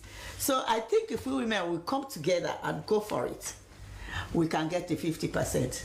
Like we have come together, it was long and tedious. Think from the 1990s, late 1990s, early 1990s, we started asking for increased women's participation in politics, and therefore we had the Beijing conference platform for action. We had post-Beijing, and we have been going slowly and slowly. We think of women we did not have a women's forum, for example. We just had a women's desk at the Ministry of Social Welfare. They call Women's Bureau. And we are going. Today we have somebody responsible for gender issues at State House. Yes, we have somebody responsible for that. So we are going up. I think our next one we have already crossed the 30%. But you are in the majority, Madam Samu, because the thing is that you are over 50%. And so, and our voting system is 50 plus 1 or so. So, which means you have a major stake anyway. No, we are saying slowly we will get it, because now the women are now becoming confident that they can get it. Okay. Before this time, the women are not quite confident. So now our confidence level has risen. Okay, yes, I'm saying that Reverend also has interest in what you are saying, because Reverend has been, or has always been, a feminist when it comes to women's participation in politics. Yes, Reverend. In addition to, I know that Madam Samu, I know you're on the same page anyways. So, well, you see, working for the National Commission for Democracy gives me that particular privilege and platform. The head of the institution is a woman. So you can't be a successful worker in that institution without supporting women. So that is a given. And we need to emphasize the importance of the law. Before now we were just talking about it, but now that there is a law, we are under obligation to enforce the law. And it calls for the powers that be, all of the stakeholders, to ensure that they fully understand the law and get the law to be implemented. Okay. That we don't want anything that will shortchange the situation. And let's, as we ask for the enforcement of the law, let us also try to maintain the right balance in terms of how we conduct and comport ourselves in that relationship, so that it does not look like it's us versus them. It has to be all of us collectively working together. But the thing is that the women, in fact, they have a song. They are not saying that they want to be in front of us, but they are always talking about side by side. Of course, no longer women at the back and men in the front, but women and men working side by side. Definitely. In fact, there is a group that I have been working with. It's a faith-based group, and we call it side-by-side movement, where we encourage and enforce this kind of thinking to ensure that it's not a competition, but it's where we complement each other to promote the nation. All right, okay, thank you so much. He is Reverend Jibila Kaiwo, the communications expert at the National Commission for Democracy. Now, the National Commission for Democracy is celebrating 30 years. Well, to remind all of us, it was established in 1994 during the transition from a military rule, that was the NPRC, the National Provisional Ruling Council, to a democratic system. That was when the NCD was established some 30 years ago. Now, 30 years ago, our democracy has been developing gradually. As we keep on saying, democracy is not an event, it is a process. So I think it is the responsibility of all of us to ensure that we continue to nourish or to fertilize our country's democracy. Now, Madam Manye, now let us talk about democracy in a perspective of the participation of young people. In your view, do you think the young people are positively, contributing to this country's democratization process?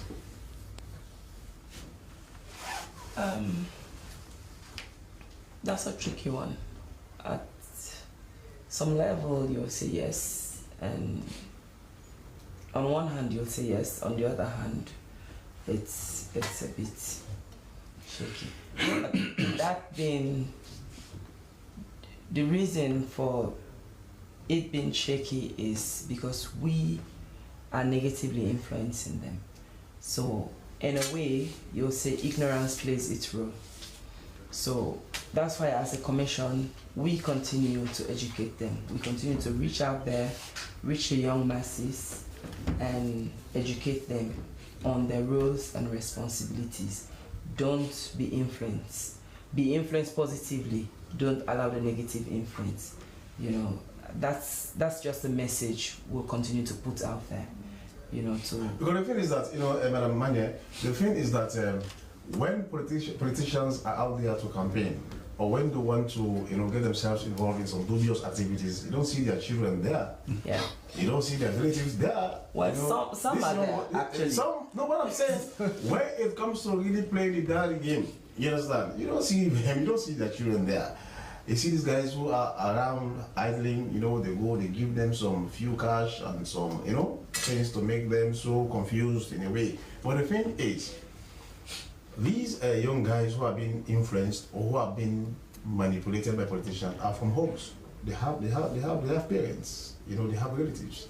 So if you are to advise, relatives or parents of these young men Well, some will mistake it to be or misunderstand it to be an exuberance. But in my view, that is no exuberance. It's just that somebody has been misguided. So what do you have to say to not only the young people but to the parents? Well, I wouldn't know. I wouldn't say for majority, but some you'll say it's the Western influence, because they'll tell you I'm of the age that you don't tell me what to do. They say that to their parents. So some of them are out there in the guise of being an adult, So the parents are not fully aware of what's really going on with these guys. And some, yes, the parents do know what they're doing, but it's also, you have the tribalism at play, you have all of these party politics, and the A and B issue, support party A, support party B. So if I'm not supporting party A, I have to go all out to let party A move out, So they. But also, Madam Manya, now also yes, in as much as yes, they are young adults. They think they can take decisions by themselves. But the thing is that there are times when you see them, but they are under influence of some substance or whatsoever, they are not by themselves. Yeah. And some of these guys, these things are provided by some of our politicians. So that's the reason why we actually try to reach those places. We go to the attire bases, we go to the car wash, we go wherever we think they're gathering, wherever we think these people are and these sort of discussions are going on. We try to target those areas and those people, and send out positive messages that you're responsible for your future. Don't be misled. If, like you rightly said, their kids are not in some of these things, they are not involved in some of these things, why do you want to be? It's good to go out, celebrate for your party or rally for your party, but don't be involved in all of the things that are unprogressive and brings down your country. Okay, now for example, a few days ago, I saw, as we speak right now, Ghana, their political activities are taking place there, going on there, for their December 7th elections. A certain place, the running mate for the NDC and that of the running mate of the PPP, the current party in power, they were, or NPP also, they met at the same place, you understand? Yes, and there was no fight. It was just that those who were there said, okay, this particular and this is not you're not supposed to be here, actually, because this place had been booked. So can you please excuse us? Just like that, quietly, everybody went. And those who were supposed to have the day remained, and they organized their rally, they spoke whatever they wanted to say, and everybody went home without a fight. I was just thinking, if it was here, There would have been mad. But you see, that's why we have said, let's start somewhere of trying to catch them. The phrase that's going around, that catch them young. We have our school democracy clubs. Here we are educating the children of their responsibilities. We are preparing them for political participation. And we are teaching them the tenets of democracy. We are teaching them the do's and the don'ts. Definitely, there are rogue politicians who always want to use the young people for the young purpose. Things that we are not, they should not be allowed to do. By promising them, I will give you a scholarship. Sometimes they tell them that I will pay for you to go to university. I will take care of your parents. And so the young people get involved, but we are truly always trying to get them out of these kinds of dreams. We tell them, you have to be responsible citizens, because we always remind them that we adults are moving away and the future is with them. Okay. They are the future. And because they are the future, if they don't manage it well now, it's going to go out of them. By the time they become adults tomorrow, they will be like us having a situation wherein two political parties cannot rally on the same platform. And there will be fight, like you said. Other people have started getting it right, that two political parties can meet together and they will solve the problem easily, no fight. Sierra Leone, we still need that education, and that's why NCD has to remain on course and remain. We are still focused that we are not yet there, but we are great. And they are in their fourth republic. Yeah. They are in their fourth republic and we are in the second. Yes. Anyways, now, and let me go back to Commissioner Bokari. Now, Commissioner, NCD has 30, which means, 30 years is a full-grown man, So tell us, and 28 years in democracy, because NCD was formed in 1994, and we held our democratic elections in 1996, which ushered in the late President Kawa. Now tell us, 28 years of our democracy and 30 years of the setting up of the NDC. What do we have to celebrate? Because I know you are celebrating. Yes. We are celebrating. And we are celebrating success. We are celebrating achievement as a commission. We have done so much well, tremendously well. They say that lizard that falls from the high Iroko tree will praise itself if no one else did.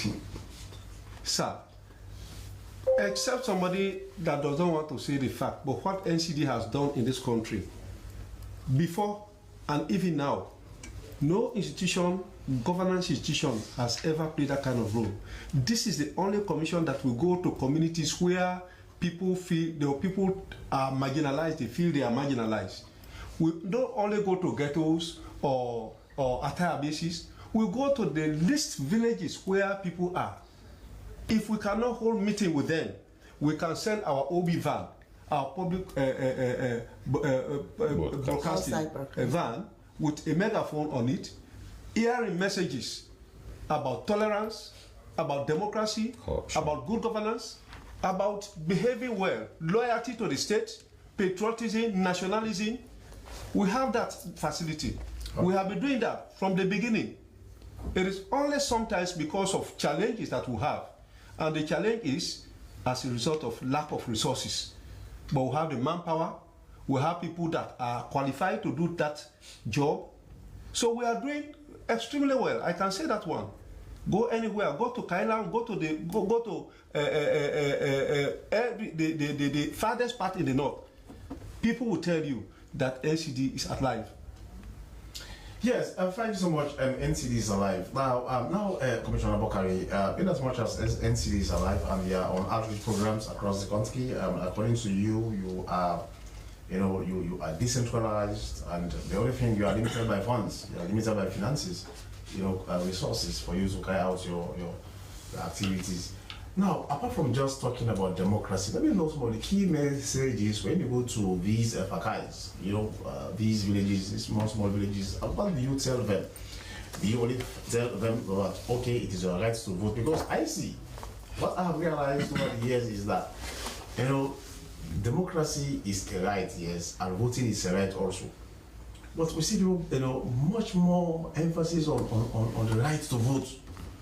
As though the other rights do not exist at all. So when you go to these places, what do you tell them? Usually when we go to these communities, we don't just tell them it is their right, or they don't just claim their right to vote or to be voted for, but they also have responsibility to do it in the confines of the law. We talk about lawlessness and its implications on their lives and the community where they are, and as a country, as a nation, as a whole. For every act of violence in this country, the international community find it difficult, they find themselves constrained, including investors, to come to anywhere there is violence. Okay. So we tell them the implication. Okay. So that they conduct themselves in a manner that will be conducive for others to live within the same community. You know, that's what we do. Although people still do it, you understand? That is not because we are not doing our work. But you know, people still go to hell, not because reverends and pastors or imams are not there. Now, the question also, I think this one we go for Commissioner McFoy. In as much as yes, you have your outreach programs and also you know, reverend. Now, you talk to the people. Yeah. Yeah. Yeah. You don't get yourself or selves involved in any antisocial activities. Don't fight. No violence. You know, it has to be violence-free. But at the same time, do you also engage the politicians? Because Yes, yes. we get several programs designed in our outreach programs, activities. One of them is face-to-face to democracy. Yeah, I know that's what you're looking for, wherein we interact with the people, ask them what is their problem. Yes, we are doing that. They will report to us. Like quite recently, I sit at Jue. We held a meeting with the Okada riders, wherein I met them. They were struggling for parking space. So I went there with my team. I tried to address the issue. Okay, so we are meeting them, not only educating them, but addressing some of those issues that we think we can handle, like that one, by talking with the authorities that are responsible. Come to the politicians. Yes, come to the politicians. Yes, we are having programs for them. In our town hall meetings, we have the parliamentarians and their constituents. Okay, because citizenry of this nation don't know the roles of the parliamentarians.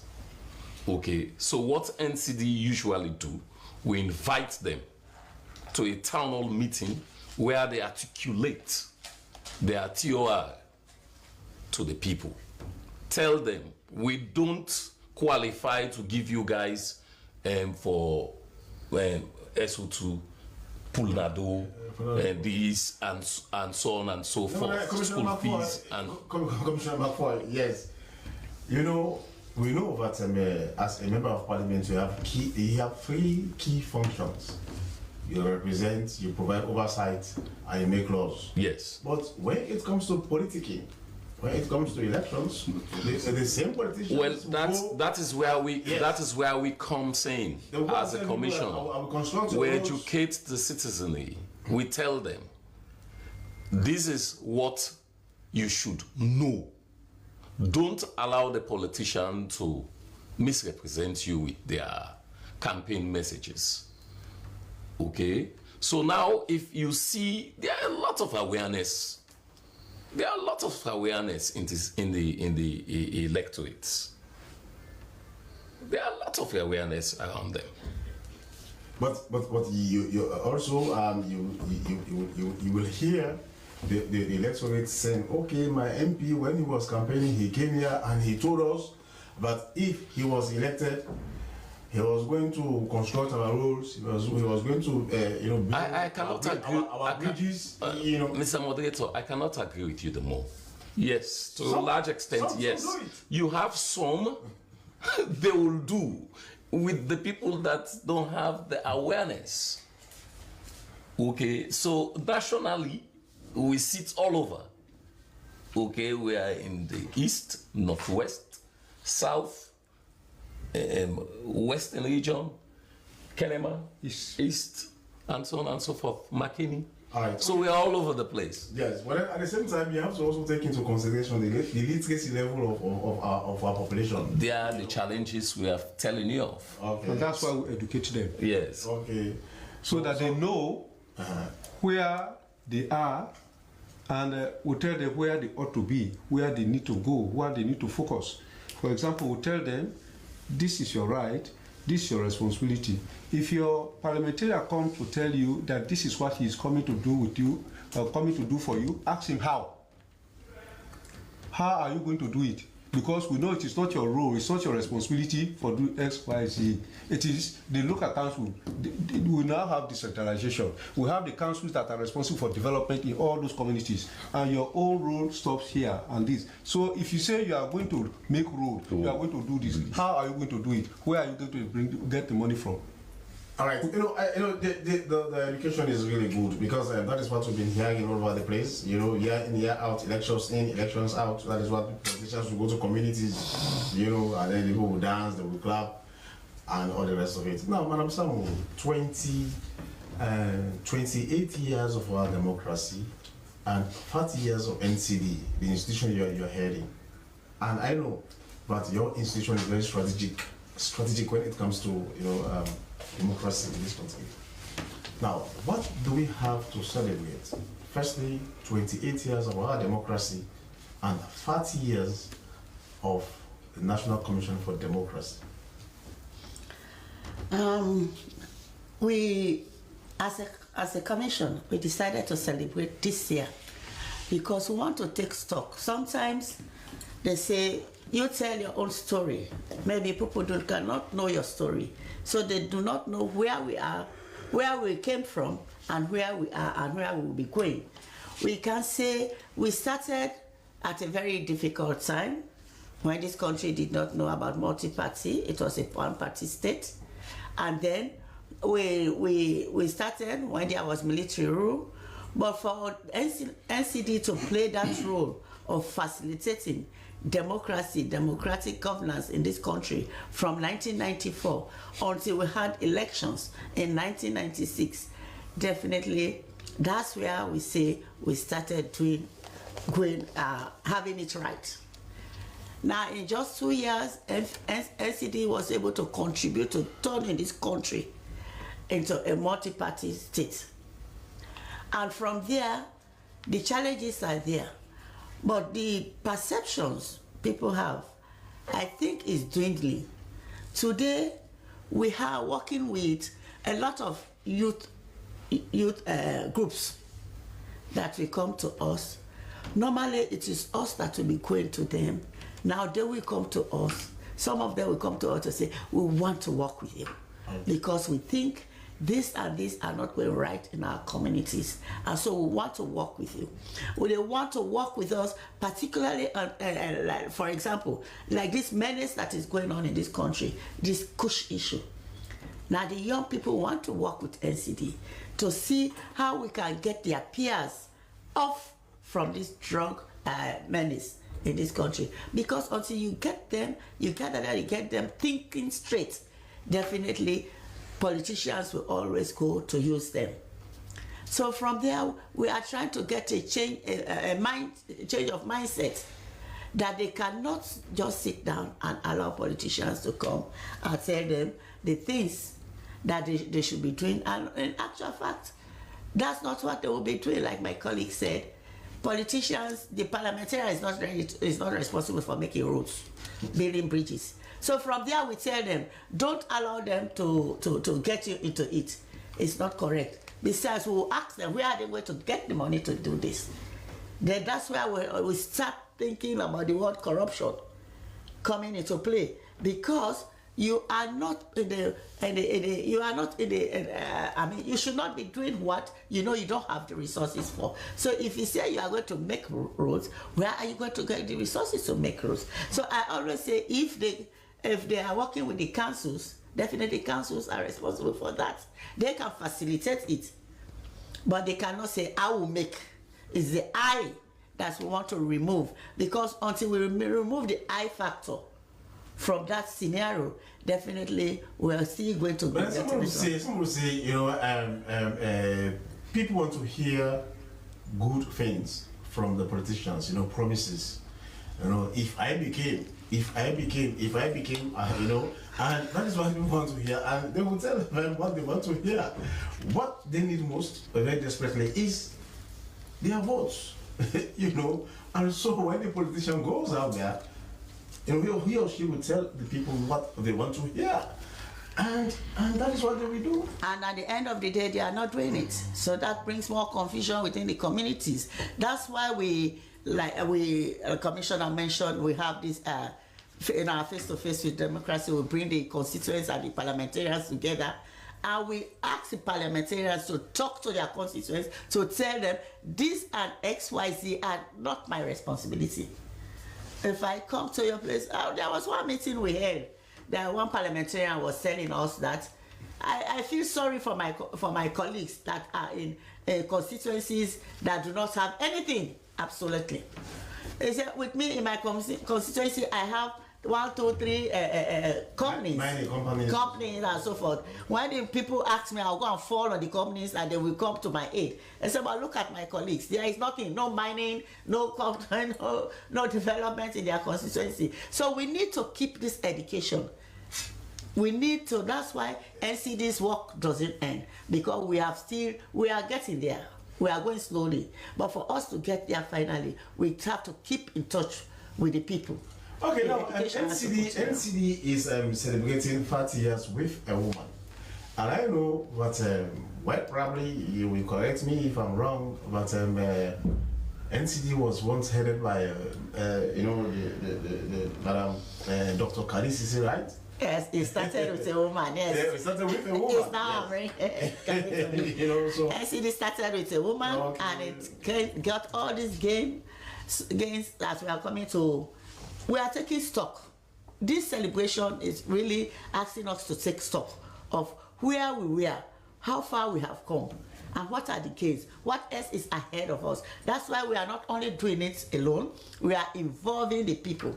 People's participation. We are going to have people's perception. We want to ask people what they feel about NCD, what genuinely they feel about NCD, and how they think where we are going. We are taking this stock and we are looking at all the things NCD have been doing that we are putting into a documentary. Okay. Come that big day, we want to have SMBC will be there to showcase what NCD have been doing. And well, now, you know, NCD started with a woman, and as we speak, the NCD is headed by a woman. You know, Madam Dr. Kadisi, she later became Minister of Trade and, you know, Deputy Minister of Development and all the rest of it. Now, Reverend, no, let me come first to Madam Manye. Now, Commissioner for the Southern region. Now, this democracy, but all of us, you know, are nurturing for it to become stronger and stronger. As all of us, you know, have agreed, it is a process. It is not an event. Now, tell us, 30 years of NCD and 28 years of democracy in Sierra Leone. You know, what do you think we should do as a nation, you know, to better our democracy? Because we are it is still an assignment. We are still working. Yes, so work in progress. Work in it. So tell us, you know, what do you think, in your own view, what do you think we should do, you know, as a country to improve on our democratic tenets? Well, first thing is to keep the peace. A peaceful nation is a happy one. So if we keep the peace, all other things fall into place. The rest of it is just continuous work in progress, continuous sensitization, continuous education. We don't get tired to pass on the information for a positive change, and I think that is it. Okay, very quickly, you know, 30 years of NCD and 28 years of democracy in Sierra Leone.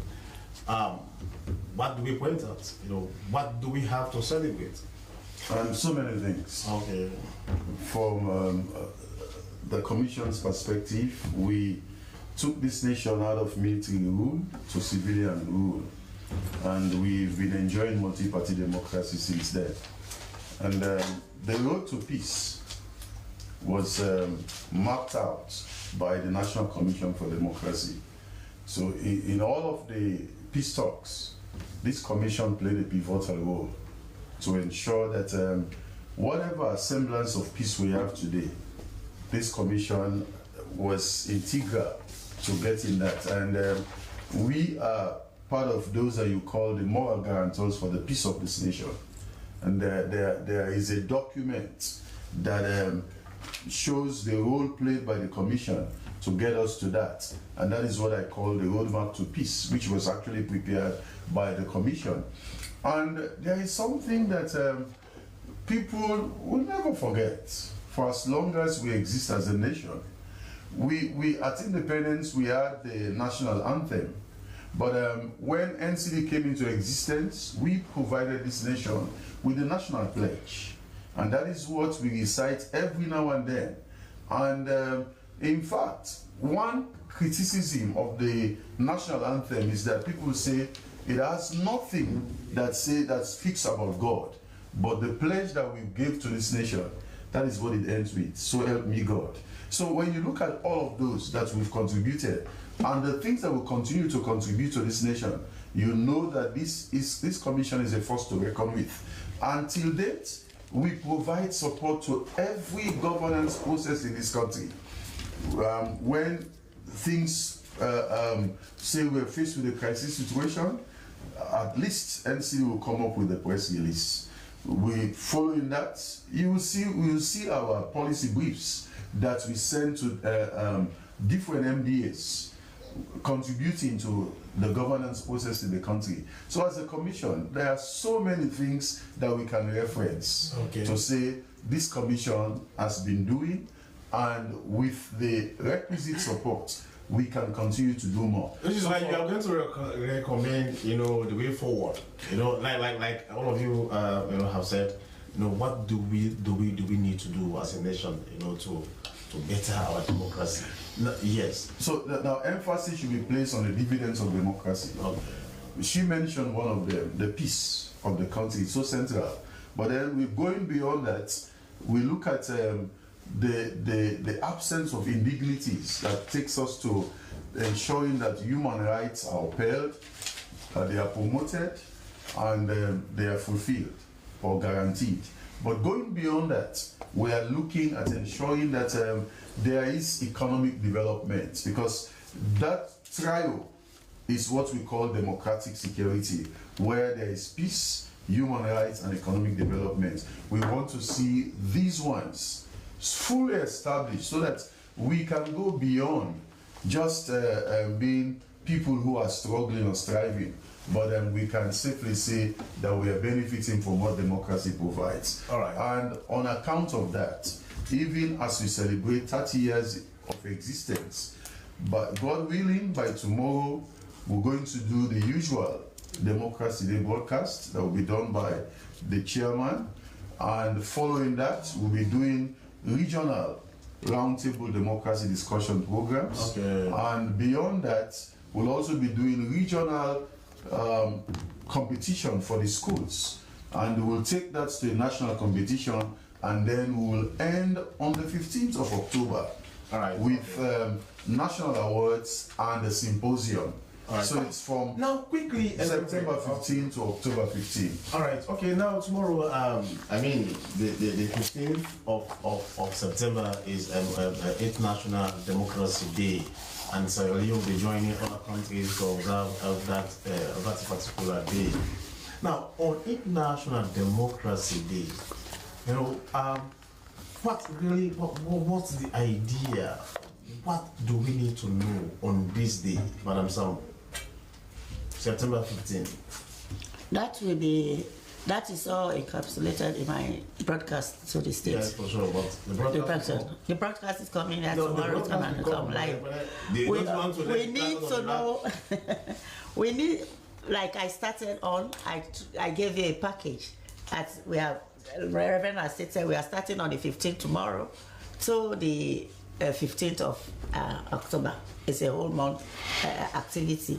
But tomorrow we'll make a nationwide broadcast and talk to people for them to know the tenets of democracy, and for us getting the new outfit, like the Secretary General mentioned, looking at AI as a tool for democracy. That's what we are going to continue explaining to the people of this country. What are the gains and the things we have to ensure that we look for when we are using AI in governance. All right. Okay. Now, has democracy helped to unite us, or it has been one of the factors for our division? It depends on how.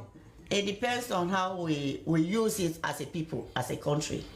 Democracy can unite us if we think about this nation and the context of patriotism and nationalism. Peace. When we are talking about democracy, we talk about peace, we talk about patriotism, we talk about nationalism. These can put us together. You gave a right example of the Ghanaians. They are not using democracy to tear each other apart. Yes, it can hold. It depends on the population, the people of this country, to come with a mindset that politics should not divide us. It doesn't mean because it's not a do or die game. It doesn't mean because you belong to party A, I belong to party B, we are enemies. No. Right. All right, so thank you so much. I think each of you here will have to respond to that particular question. Is multi-party democracy, because I'm talking about multi-party democracy here, in which you have different parties from different backgrounds, different orientation, as the case may be. Now, quickly, Commissioner Bokari, we are celebrating 30 years of NCD, and also we are celebrating 28 years of democracy in this country. But then, do you think we're on the right path, in ensuring that our democracy be a blessing to us, instead of being a curse? Yeah, absolutely, yes. Democracy is being a blessing to us than a curse, rather than a curse. The reason being that all the things that join us together as a nation are owned by the nation and not an individual, not a political party. For example, we have the National Parliament. When they get there, they speak with one voice. It is the people that outside that keep fighting. But when they get there, the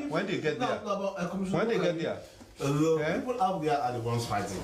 Yeah. But these people who are fighting out there, you said parliamentarians, when they are in parliament, they are one.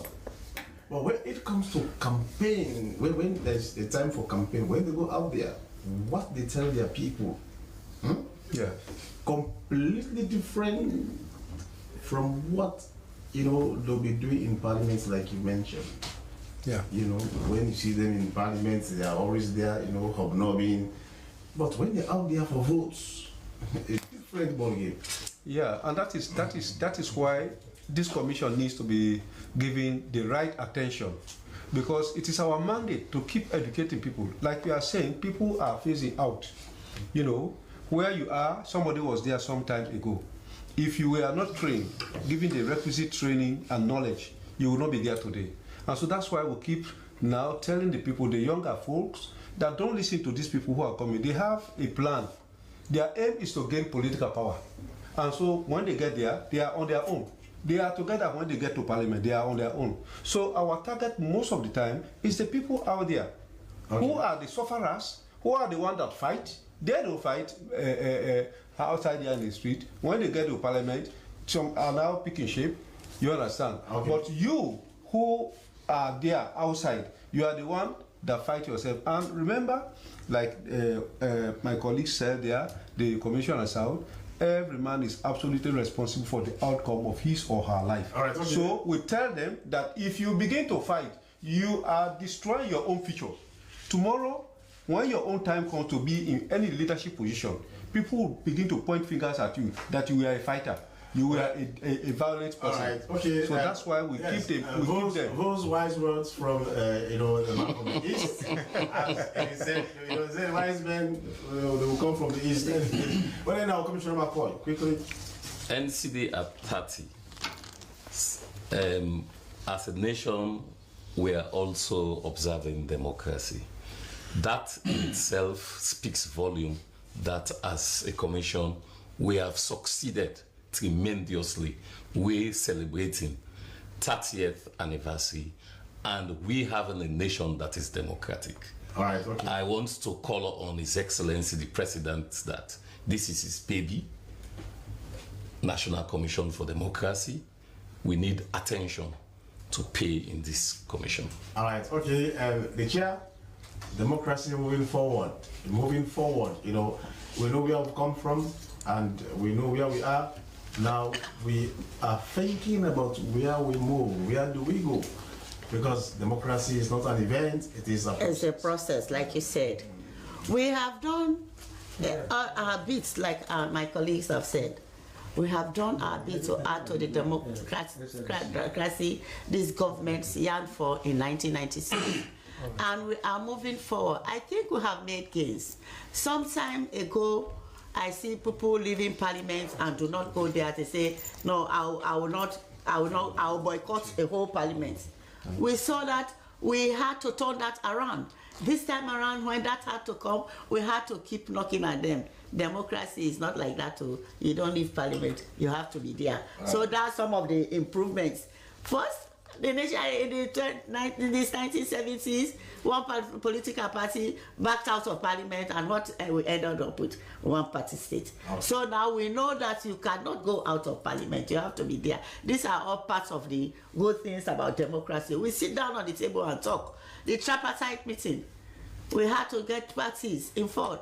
They talk the issues out. It is not like before, when there was no time for the opposition and the governance party to sit down together and iron things out. Now we are moving towards that. I think we are making progress. All right. Okay. Yes, Madam Manye.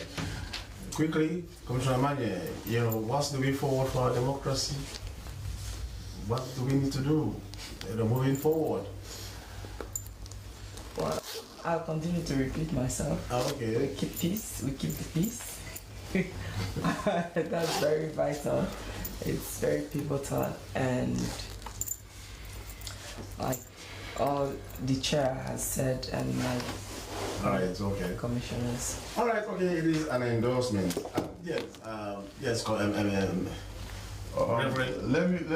me part with this. Lately, what is becoming fashionable to talk about in governance is radical inclusion. Let us ensure that all voices are brought to the table, regardless of what the position is.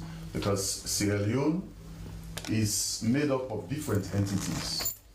And when the North and the South can speak, the West and the East can speak on the same table.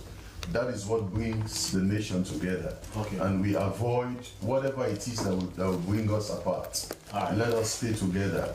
And I know when we talk about participation, the emphasis is always on political participation. But we've seen social participation, where people still do their economic activities. They still go to their different masjid, their churches.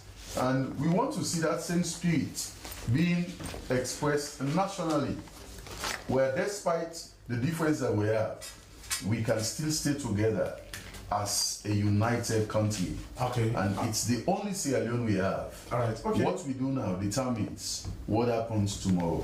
Okay, thank you so much. And that is how we say goodbye. Well, many thanks to the commissioners. Firstly, the commissioner from the East, Commissioner Momo Bokari. Thank you so much for being here with us this afternoon. Commissioner Benjamin McFoy, Commissioner for the Western region. Commissioner for the South, Madam Manye, Boema Manye, and the NCD communications experts, Reverend Jubilee Kaibo, and the chair for the NCD, Madam Miriam Sam, and that is how we say goodbye. Well, it has been NCD at 30 and our democracy at 28. It has been constructive nationalism, which came to you live from the Sierra Leone Broadcasting Corporation television. Well, I've been your host, I'm Sheku Smaila saying goodbye and have a splendid weekend. Constructive nationalism. Come and let's build Sierra Leone every Saturday.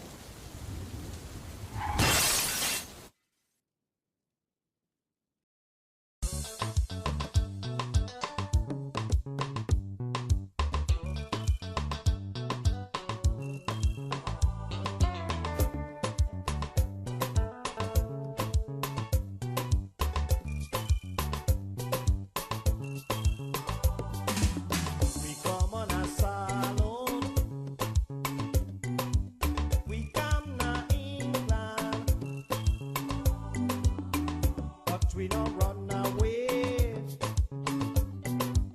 We come for better. We people they want for see what we they do. We people they want for know what we they say. Oh, we let we sorrow. Oh, we let we sorrow.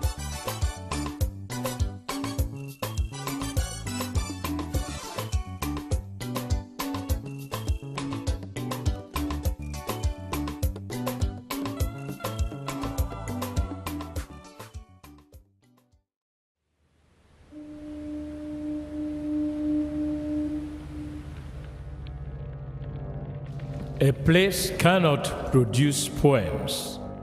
It can only not prevent them. And Freetown is good at that, for Freetown has its own sudden elegances. People are slow to leave it, quick to return. And there are others who come for a year or two and stay for a lifetime, sensing that they found a city that is in the world, yet sufficiently on the edge of it to have a different resonance. Let me tell you something about this city. All of us, we're all just passing through, and we've all been here forever. Those who came, those who stayed, those who never returned. Tides turn, seasons change, we've waited and we've watched. But we've always been here. We've always listened, because there is a different resonance here. It comes from the river, and the land, and the sky. It's our place, all of us. This city belongs to everyone. And you know when it's your time. And it's our time. Listen, we are Freetown. The golden rules of Freetown. Don't pretend you're something that you're not. Don't go thinking you're better than anyone else. Or that anyone else is better than you. Don't shout about it. Get on with it. We are Freetown. Freetown. Freetown. Yeah. We found our voice again. I'm from India and Freetown. I'm from China and Freetown. I'm from the UK and Freetown. I am from Nigeria and Freetown. I am from home and Freetown. This city belongs to everyone. The fishermen, The taxi driver, The barber, the drummers, the dancers. All of us. All of us. Everybody. We are Freetown. The past is ours. The future is ours. It's our time again. And this city belongs to everyone. The playwright, The greengrocer, The teacher, the dog. This space is ours. this light is ours. the beaches are ours. The rivers now we own. The roads are ours. The bridges now we own. We are Freetown. We are all visitors and we've all been here forever. We've got the mightiest river. And the biggest sky. And there's a resonance again. Freetown. Freetown. We are proud of this place. We love this city. And we want you to love it too. We are proud of this place. Na pass we all dey pass like stranger dem, but we all don dey from ten.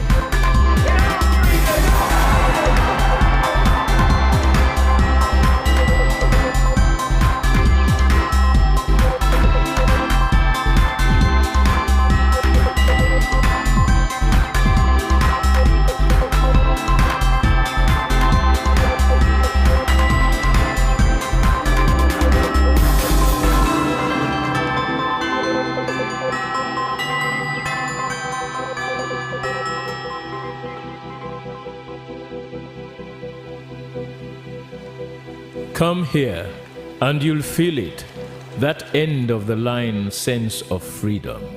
Say yes to Freetown. Say yes to freedom.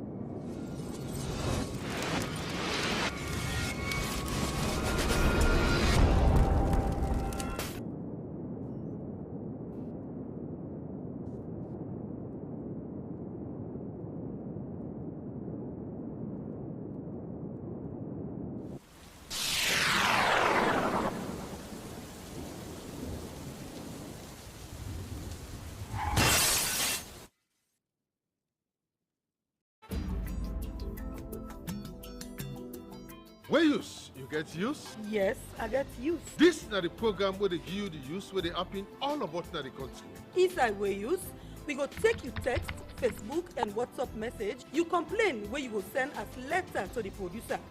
We dey announce about things them working loss and plenty more. We idea all about the country. But you self help for being the use that you area. Where use? The original program where they give you updates. Where use? You get use? Yes, I got use.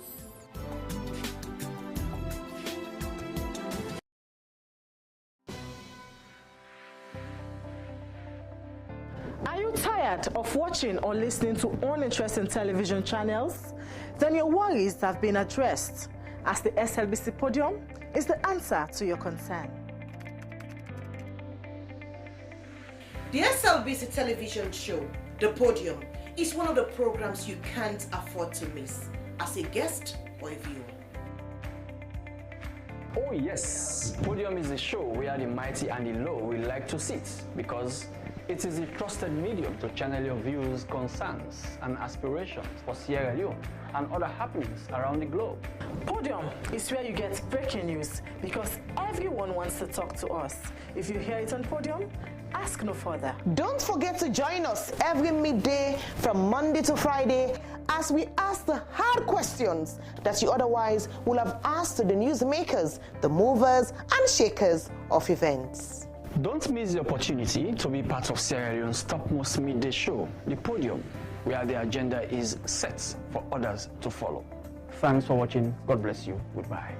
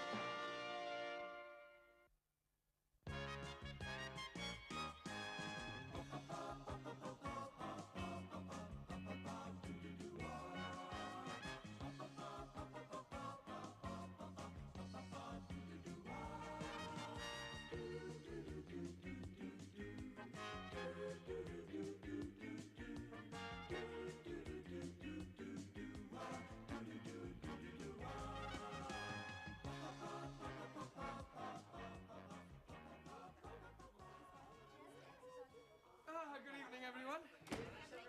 Not all here yet, then I see. Oh, well, not to worry. Ah, good evening, Giovanni. Oh, it's not good anything. Why, what's the matter?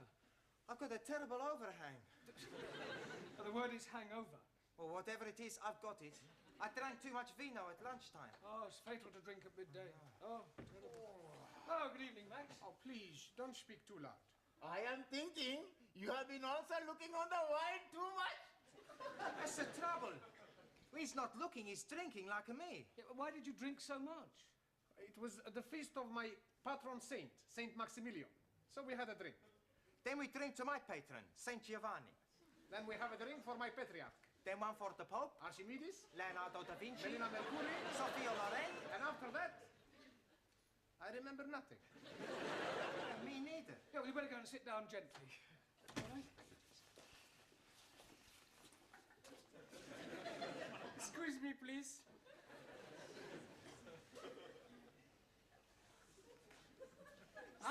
That way. Ali, what are you doing? I'm checking with my compass. Yeah, but checking what? I'm wanting to find out where is Mecca. Hey, I know where Mecca is. It's a big dance place in Hammersmith. Ah, you spaghetti head. You are not understanding. I'm explaining to you.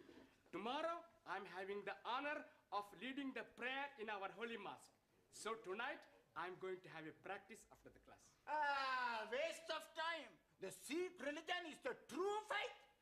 That's not true. Catholic religion is a true faith. Roman Catholic. What about Greek Orthodox? What about Martin Luther?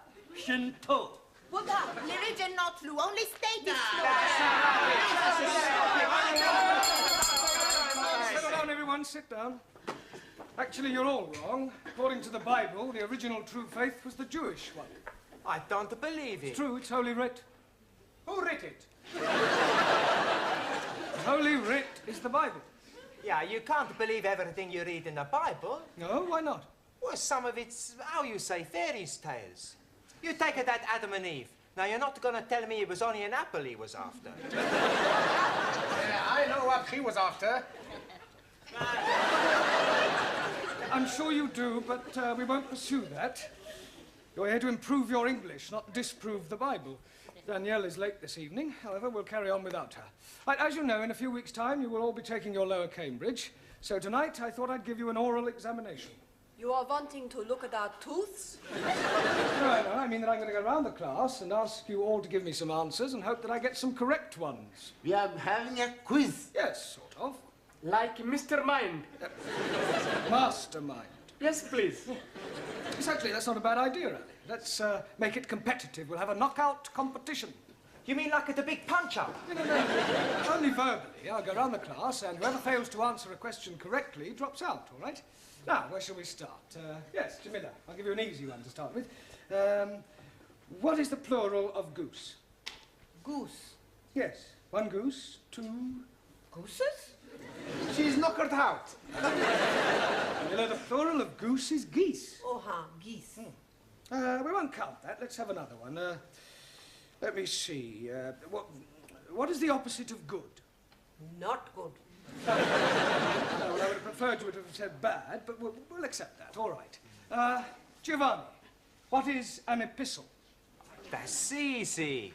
An epistle is the wife of an apostle. That's you out.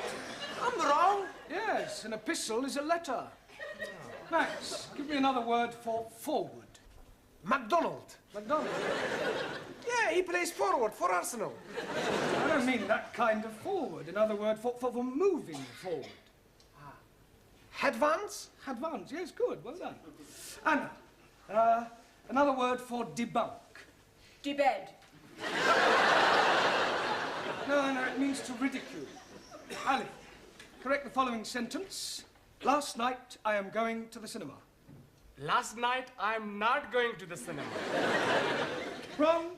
It is not wrong. Because last night, I'm not going anywhere at all. You should have said last night I went to the cinema.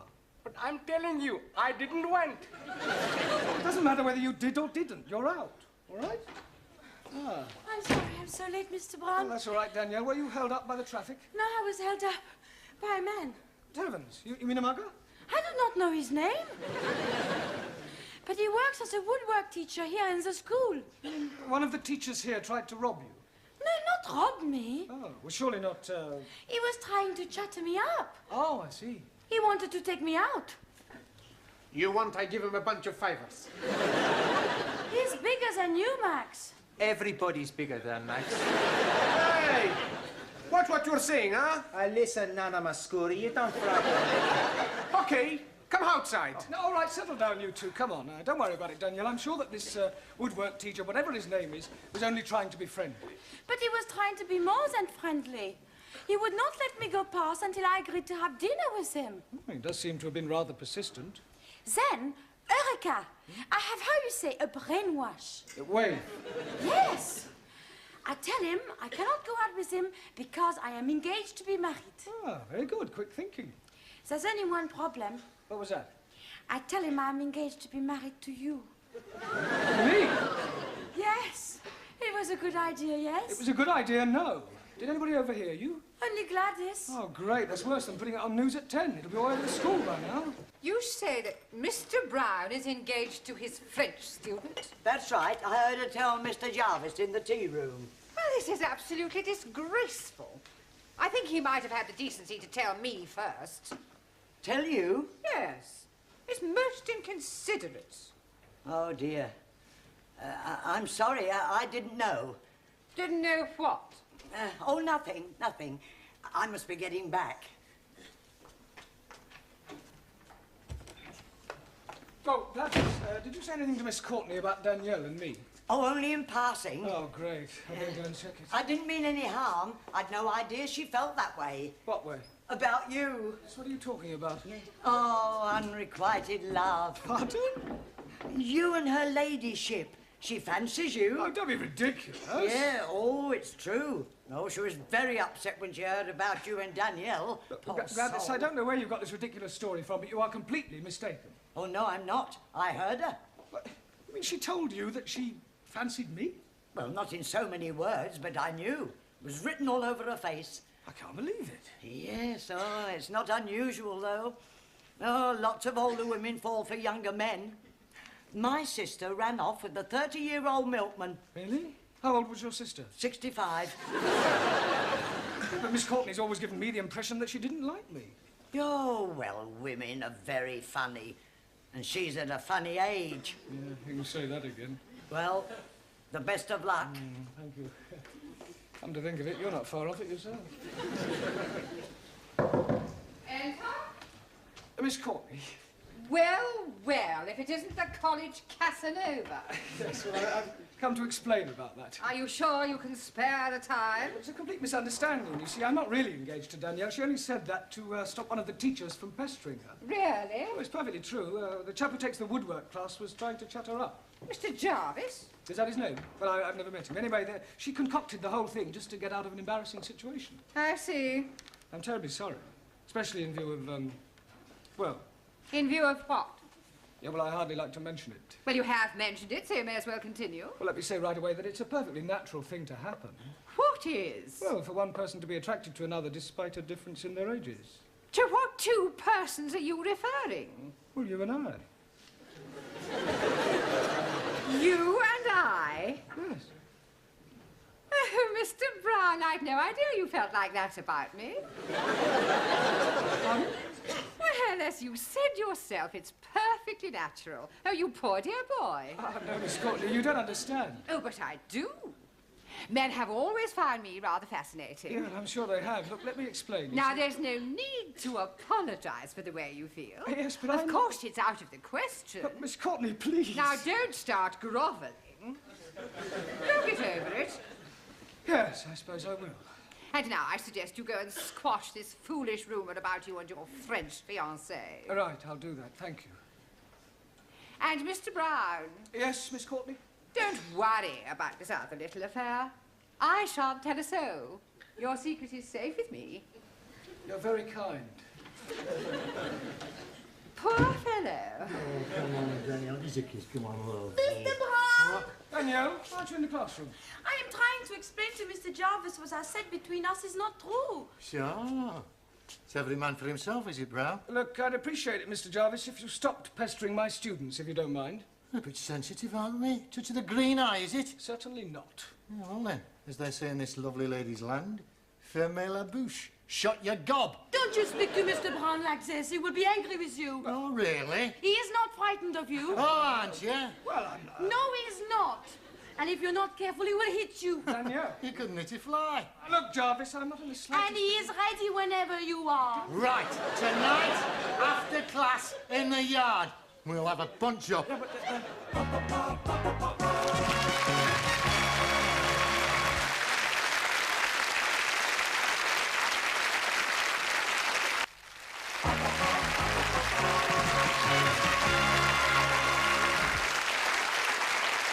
Mr. Brown. Oh, thanks, Sid. Fancy a drop of tiddly? Hmm? A tiddlywink. Tiddlywink? A drink. Oh, a drink. Drop of Jack the Dandy. Jack the Dandy? Drop of brandy. Oh, brandy. Get this gent up with a big fight. No, thanks. Please yourself. I suppose it's all over the school? Ah, the news has got around. Here, listen, I can give you a few tips, you know. Tips? Yeah, I used to read and write. Oh, fight. You've got it, you've got it. Listen, I'll tell you what you do. You put your hands up like that. You stand and you start weaving. All of a sudden you do the alley shuffle. And the old 1, 2. Oh, I'm sorry. Actually, I feel rather nervous. Oh, it's the Aladdin, isn't it? An Aladdin? Yeah. Adrenaline? Oh, well, you should know. Well, you should be all right once you've hit him a couple of times. Yeah, it's him hitting me that's worrying me. Perhaps if I had a quiet word with him, he might forget the whole thing. Listen, you can't back out of it now. There's a principle involved. Yeah, well, let her fight, Mr. Jarvis. They're more evenly matched. Yeah, but listen, it's a point of honour. You mustn't let Mr. Jarvis know you're frightened of him. I think he knows already. Oh, well, I'll see you later. Don't forget the old 1, 2. Right, thanks. Hey, kid. All right. Professore. Hello, Giovanni. This fight. What about it? Well, we show you how to win. When you get in the ring, first you smash him in the stomach. And when his head comes down, you knee him under the chin. No. Much better. Chop the back of the head. No. First, you hit him in the throat, and then you butt him in the stomach. All right, that'll do. Don't any more fighting. You're here to learn English. I mean, don't forget why you're here. Right, so now, who haven't I asked a question so far? Right, Suli, give me the comparative and the superlative of the following adjective, all right? Rude. Lewd, luder, ludest. Right. Ranjit, complete the following proverb. A bird in the hand... Makes mess on your wrist.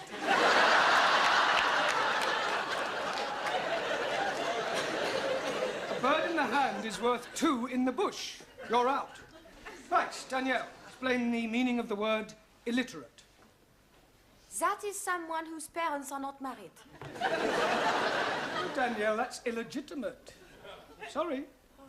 Juan. Si, senor. Give me the opposite of the following words. Ready? Not ready. Yeah, I hadn't started. Juan. I lost. That's enough. That's not enough.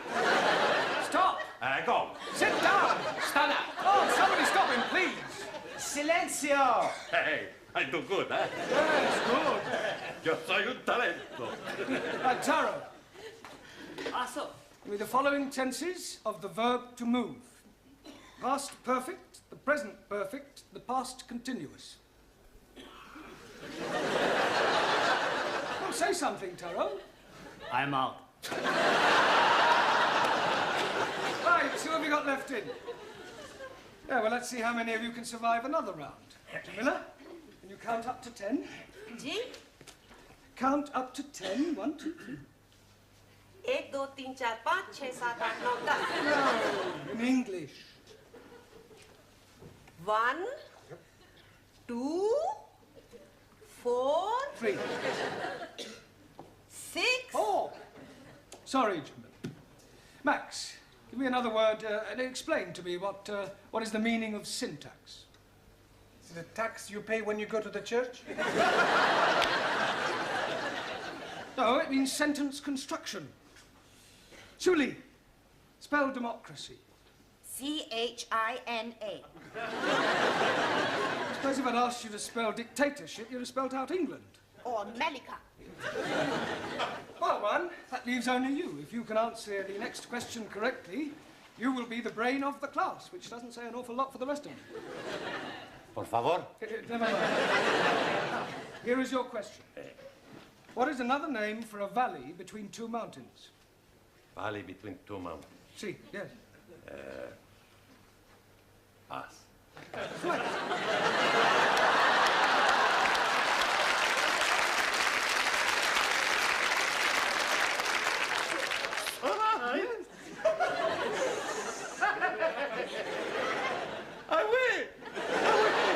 I am the big talent, the big brain.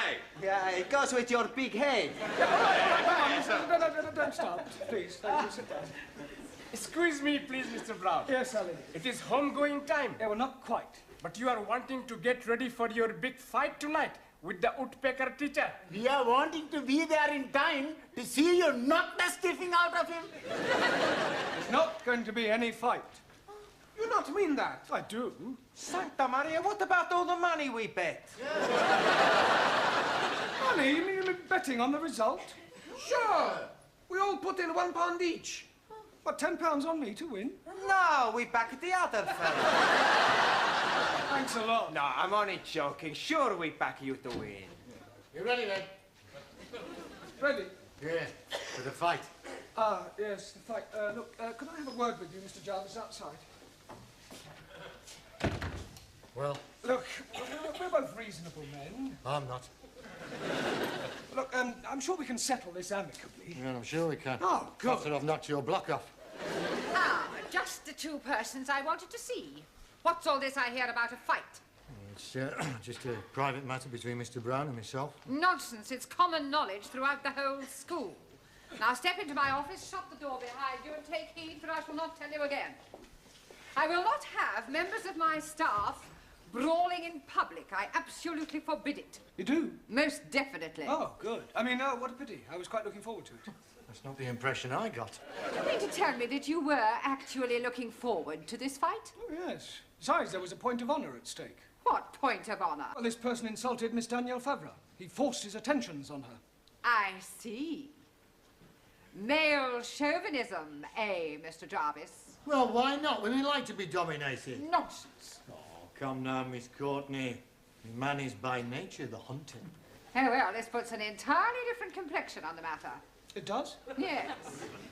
Much as I abhor fighting, I feel that under the circumstances, perhaps your motives were justified.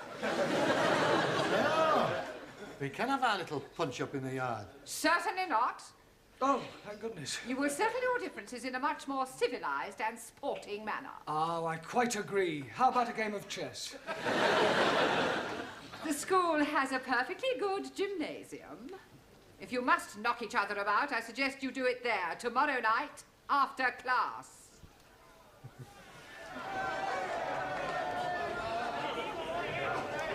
Where is Mr. Brown? He's just putting his gloves on. Oh, here he comes now.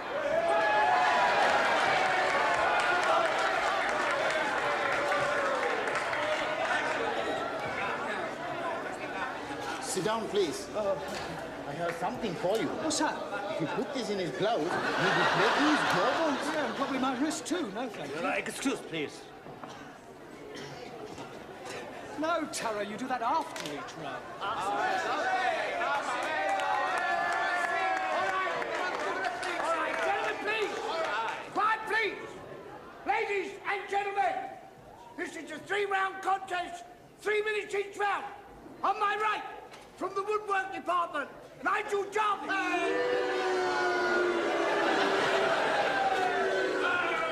And on my left, from the language class, Jeremy Brown.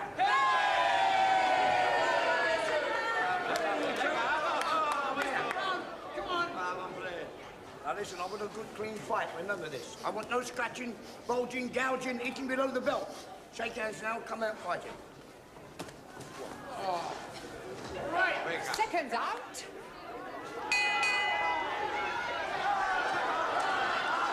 Good luck, Mr. Brown.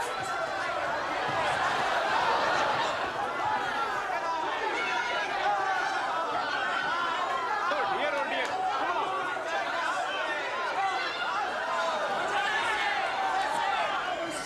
No, it's not me yet. Come on.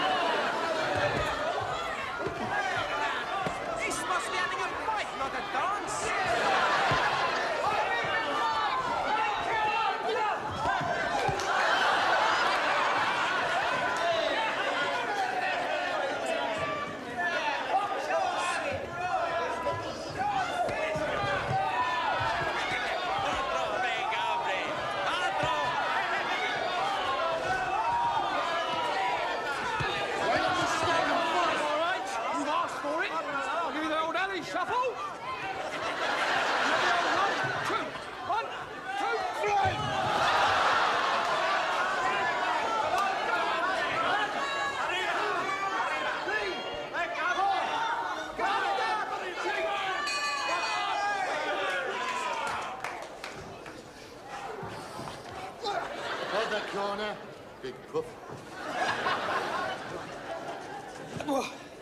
You are getting him very worried. Yeah, he's worried he's going to kill me. We're going to lose our money. We got to do something. I have an idea. Hey, that's a good idea.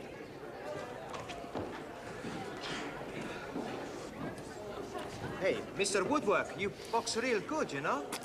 Thanks. Listen, you boxed before?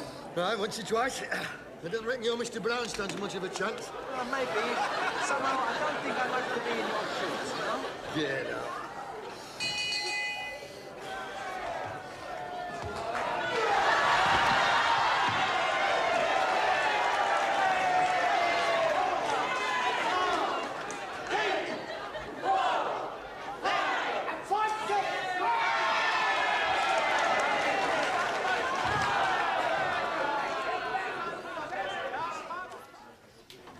Good evening, everyone.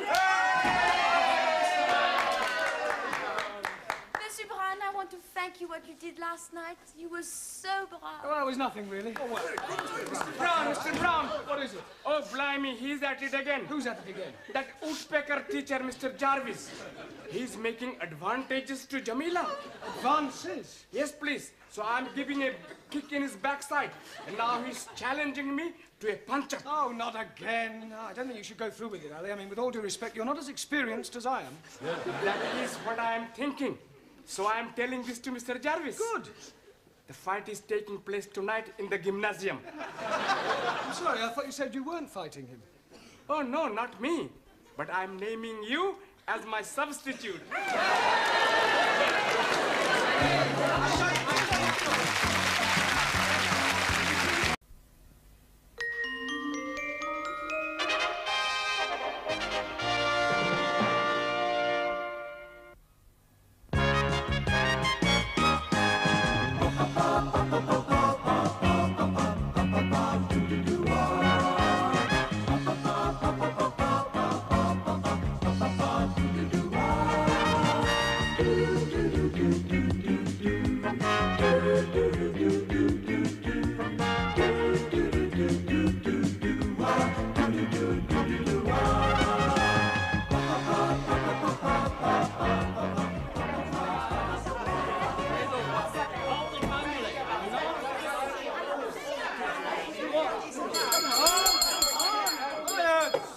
What do you think you're all playing at?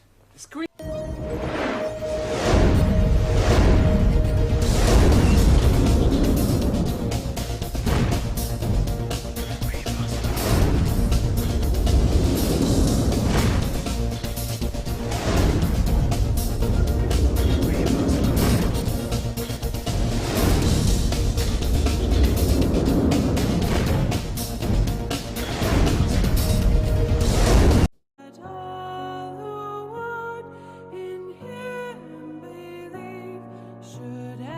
The family announces the death of their dear sister, niece, and aunt, Madam Ada Emma Campbell, of 27 Regent Road, Lumley, Freetown, which took place on Monday, the 10th February, aged 63. She is survived by her aunt, Mrs. Millicent Vincent, Mary Williams, Edna Moray, and Madam Paulina Holland Campbell, uncle, Mr. Daniel Olu Jones, sister-in-law, Mrs. Anna Davis, Mrs. Kadiatu Davis, Mrs. Angela Mason, and Mrs.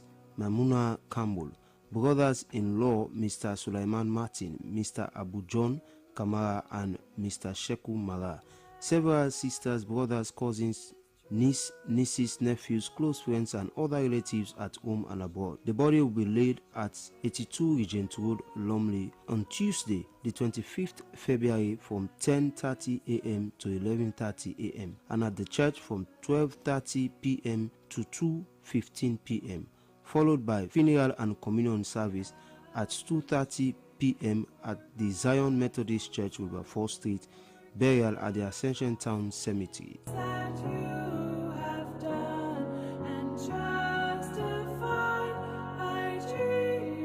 With a heavy heart, the family announces the death of their beloved wife, mother, sister, and friend, Mrs. Elsie Retiu of Coconut Farm, Blackhall Road, who died on Wednesday, the 19th of February, aged 58.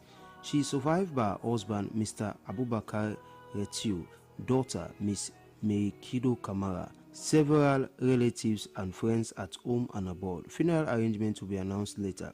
Sympathizers may call on 076962492 or 077597750.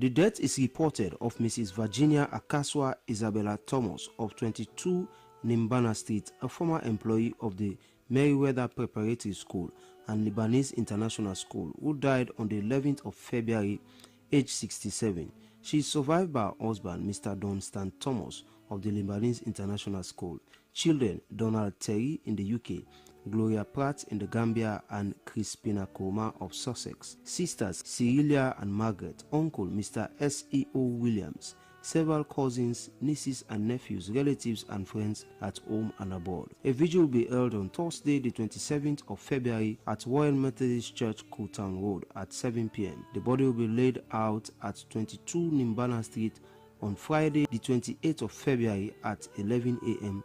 at the church basement at 12:30 p.m., followed by funeral and communion service at 2:30 p.m. Interment at the Ascension Town Cemetery.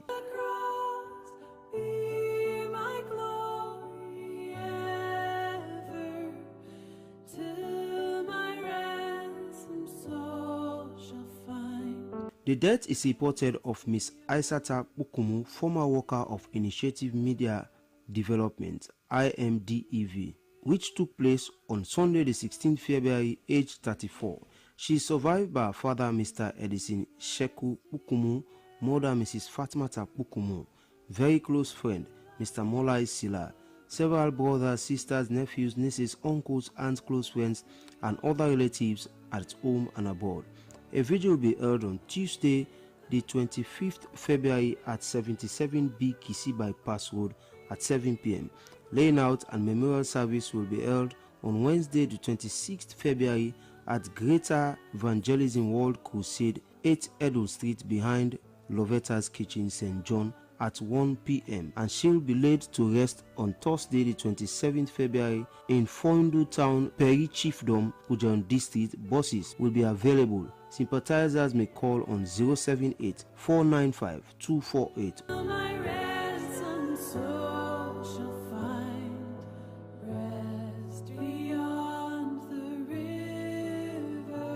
The death is announced of Pastor Michael Sheku Kalon and Mrs. Safi Josephine Kalon of 5 Lower Melon Street, Wellington, which took place on Friday the 14th and Saturday the 15th February. Funeral arrangement to be announced later. Sympathizers may call at 5 Lower Melon Street, Wellington, or call on 076-654750, 079-804234 or 03094-8093.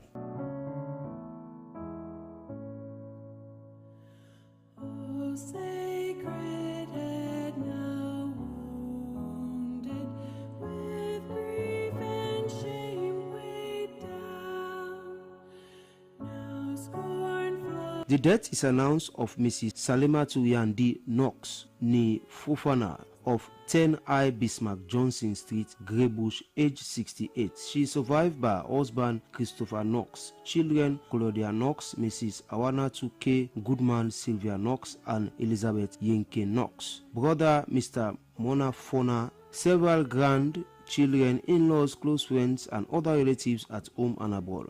Funeral service will be held at New Birth Bible Church, Bismarck Johnson Street, Crabtown, on Monday, 24th February at 2 p.m.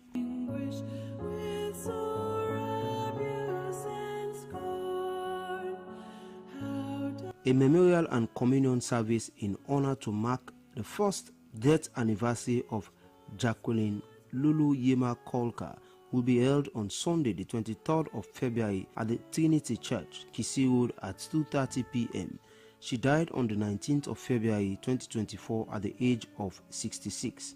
All friends and relatives are cordially invited.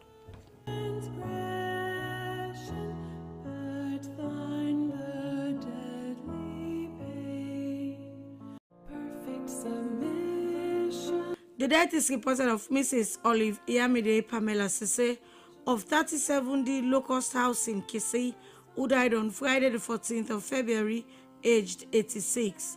Funeral arrangements will be announced later. Sympathizers may call at 37D Locust House in Kisii. Whispers of love. This is my story. This is my song. Praising my Savior. The death took place on the 14th of February of Mrs. Elizabeth Mansare, commonly called Mama Lizzie of 30 Congo Valley Red Pump, One World International and Jane Ma Travel Agency, aged 47. She survived by her husband, Pastor John S. Mansare of the National Pentecostal Mission, brothers Kabi Conte, Bundu Hais, Samuel Kangwe, and Mohamed Jallo. Sisters Emily Kadib Bokul, Jane Yenobilo Kamara, Fanny Conte, Aisatu Freeman, Memuna Sise, and Aminata Kamara. In-laws Naomi Mansare, Sam Fabilo Kamara, Brahma Freeman, and John Kamara. Several uncles, aunts, cousins, close friends, and other relatives at home and abroad. A vigil will be held on Monday the 24th of February from 7:30 p.m. to 9:30 p.m. at the National Pentecostal Church, 4th Street. Funeral service is on Tuesday the 25th of February at the National Pentecostal Church, 4th Street at 1 p.m. Burial at the Ascension Town Cemetery. This is my story.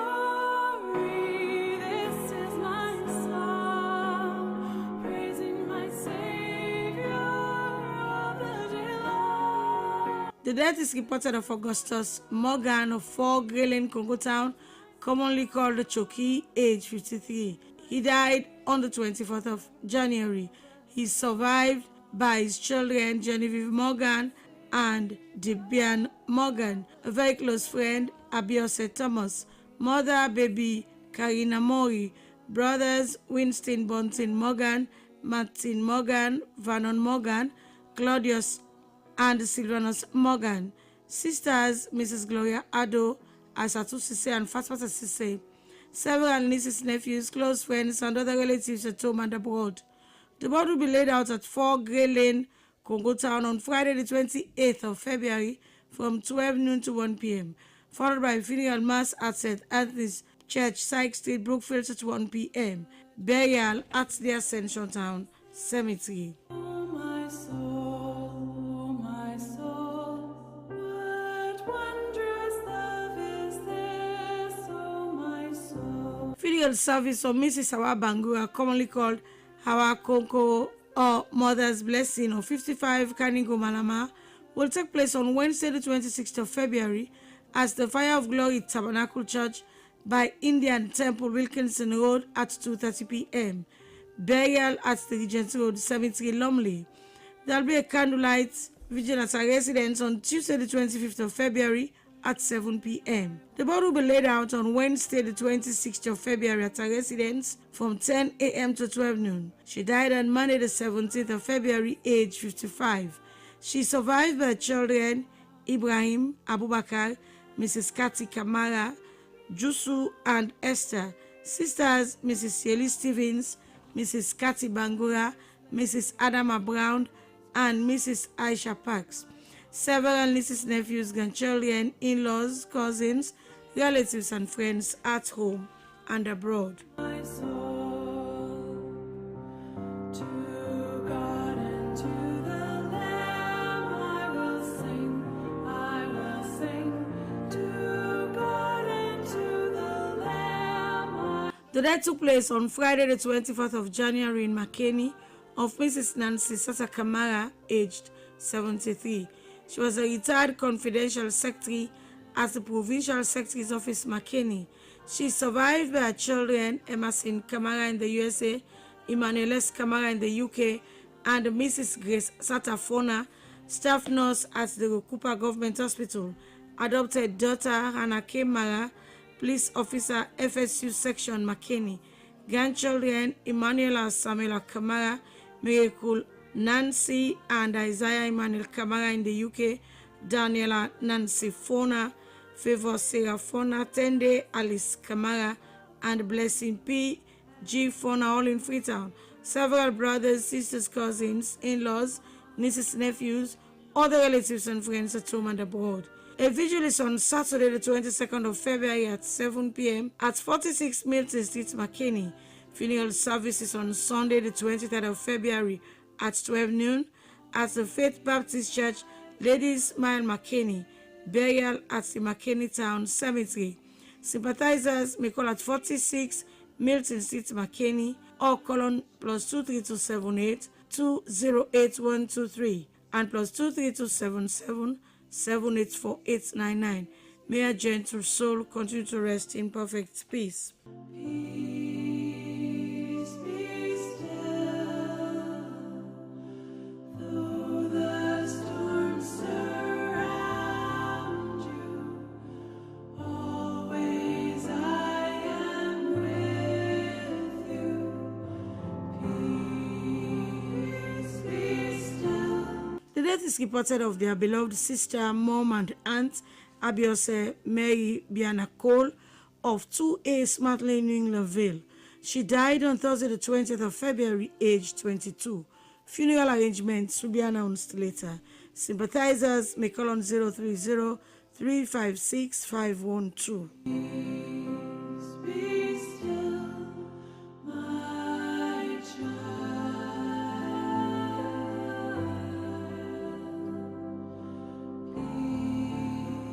The death took place on Wednesday, the 19th of February, of their dear brother, son, and husband, Dr. Patrick Bob, commonly called Papsin, aged 34.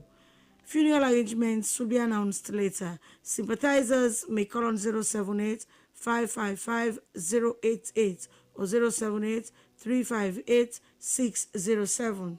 King of love, my shepherd is. The family announces the death of Mrs. Gladys Funkede, former vice principal of Freetown Polytechnic JC campus, which took place on the 17th of February. She survived by her siblings Henrietta, Irene, Kemi, Bibola, Timi, and Femi. Several relatives and friends at home and abroad include Zenobia, Mrs. Dorothy Thorpe, Ngozi Olatunde, Jessica, Ernest, Mrs. Christiana Faulkner and family, the Rollins Bull family, the John family of May Estate, Alaji Kane, staff and colleagues of FTC, and the neighbors of Regent Road Central Community.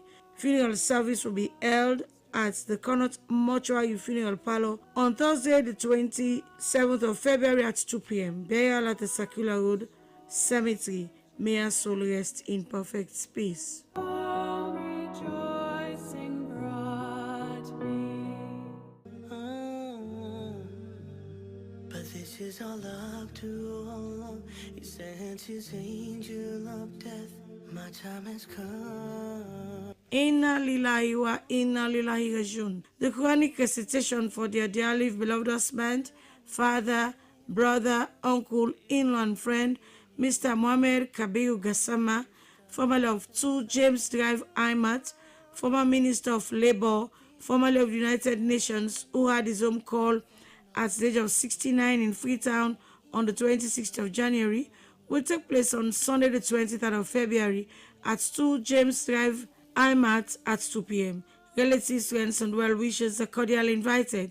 The family at home and abroad wish to express their profound thanks and appreciation to all those who in diverse ways sympathize with them for the loss of their beloved Mr. Mohamed Kabiru Gassama. May God bless you all and may Allah grant him eternal rest. Sadly missed by his wife, Mrs. Fatmata Gassama, son Ajibu Gassama, several brothers, sisters, nieces, nephews, in-laws, numerous relatives and friends at home and abroad.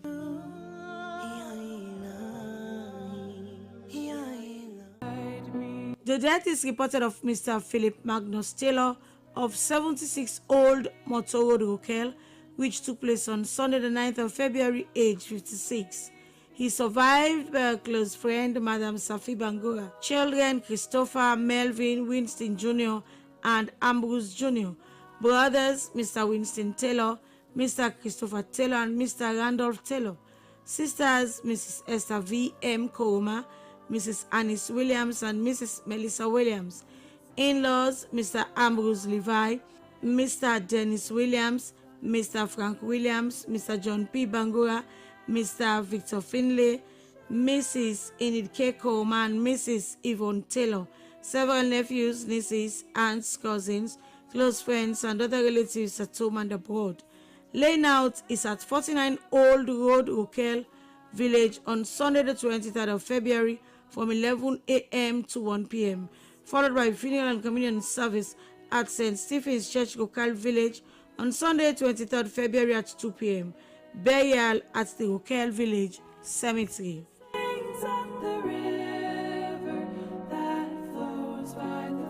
The death took place at her residence, 22 Benjamin Lane, Freetown, of Mrs. Sally Cecilia Victoria Johnson, commonly called Auntie, aged 87. She survived by her children, Jacqueline Williams, Ekunaya Williams, Ishmael Mansare in the USA, Herbert Wallace of the Salem Correctional Center, Cambia, James Pratt, Desmond Kamara, Gabriel Kamara of Godrich, Pabai Bangura, and Ibrahim Masakoy. Daughters-in-law Ramatu Mansare in the USA, Victoria Wallace, and I. Pratt. Several cousins, nieces, nephews, grand and great-grandchildren, other relatives and friends. There will be a vigil on Saturday, the 22nd of February at the Calvary Redemption Church, 123 Pademba Road, Freetown, from 7 p.m. to 8 p.m. Laying out is on Sunday, the 23rd of February at the church from 12 noon to 1:30 p.m. Funeral service is on Sunday, 23rd February at 2 p.m. at the Calvary Redemption Church, 123 Pademba Road, Freetown. Burial at the Godrich Cemetery. Bus service will be provided at a cost of 15 New Leon return. May her soul rest in perfect peace. By the throne of grace, our spirits will deliver. The death took place on Saturday, the 1st of February, of Mrs. Ijatu Justina Venn, commonly known as Mammy Venn, of 4 Old Abadi Road, Captown, Lumley, aged 90. She survived her children, Mr. Wilfred Dio Campbell, Madame Linda Venn in France, and Mrs. Elizabeth Bundu. Stepchildren, Madame Irene Venn, Mrs. Iris Conte, Mr. Dalton Venn, Mrs. Ayokoroma, and Mr. Junior Venn. Brothers, Mr. Odu Scott and Mr. Claudius Scott, both in the USA. Sisters, Madam Eku Scott, Mrs. Onike Noldred, and Mrs. Iyamide Songo King. In-laws, Mr. Thomas Bundu, Mrs. Sarah Campbell, Mrs. Eliza Campbell, and Miss Abibatu Venn. Several grandchildren, nephews, nieces, cousins, close friends, and other relatives at home and abroad. A vigil will be held at the Ebenezer Countess of Huntingdon Church, Lumley, on Saturday, the 22nd of February, from 7 p.m. to 8 p.m., and at 4 Old Aberdeen Road, Captown, Lumley. Laying out is at 4 Old Aberdeen Road, Captown, Lumley, on Sunday, the 23rd of February, from 11 a.m. to 1 p.m., followed by funeral service at the Ebenezer Countess of Huntingdon Connection, Lumley, at 1:30 p.m. Burial at the Lower Regent Road Cemetery, Lumley.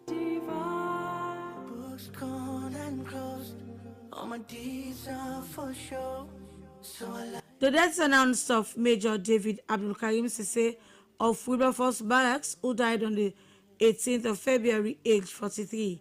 Funeral prayers will take place at Masang Village on Sunday, the 23rd of February. Sympathizers may call at Wilberforce Barracks, J18 Lagunda, or call on 077-406-100, 079-464-521, or 077-579-337. May his soul rest in peace. One day, but it's come too soon.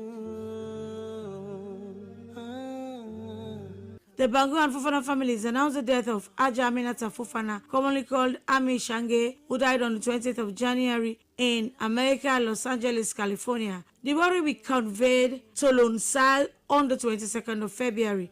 There will be a laying out immediately after the arrival of the body at Lonsal at the Fullertown Mosque, Lonsal. Burial will take place on the 23rd of February at Rubis Marconi Buyarumende.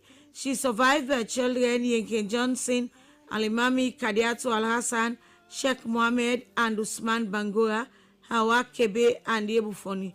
Several in-laws, uncles, brothers, sisters, grand and great-grandchildren, nieces, nephews, close relatives and friends include the Kamarimba, Johnson, Kebe, Foni, Fofana Kagbo, Bangura and Kamara families at home and abroad. Sympathizers and well-wishers may call on mobile number 072-030-979.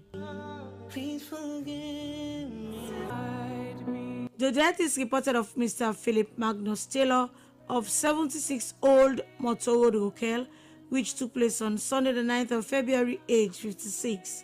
He survived by a close friend, Madam Safi Bangura. Children, Christopher, Melvin, Winston Jr., and Ambrose Jr. Brothers, Mr. Winston Taylor, Mr. Christopher Taylor, and Mr. Randolph Taylor. Sisters, Mrs. Esther V. M. Koroma, Mrs. Annis Williams, and Mrs. Melissa Williams. In-laws, Mr. Ambrose Levi, Mr. Dennis Williams, Mr. Frank Williams, Mr. John P. Bangura, Mr. Victor Finlay, Mrs. Enid K. Koroma, and Mrs. Yvonne Taylor. Several nephews, nieces, aunts, cousins, close friends, and other relatives at home and abroad. Laying out is at 49 Old Road, Rokel Village on Sunday the 23rd of February from 11 a.m. to 1 p.m., followed by funeral and communion service at St. Stephen's Church, Rokel Village on Sunday 23rd February at 2 p.m., burial at the Rokel Village Cemetery.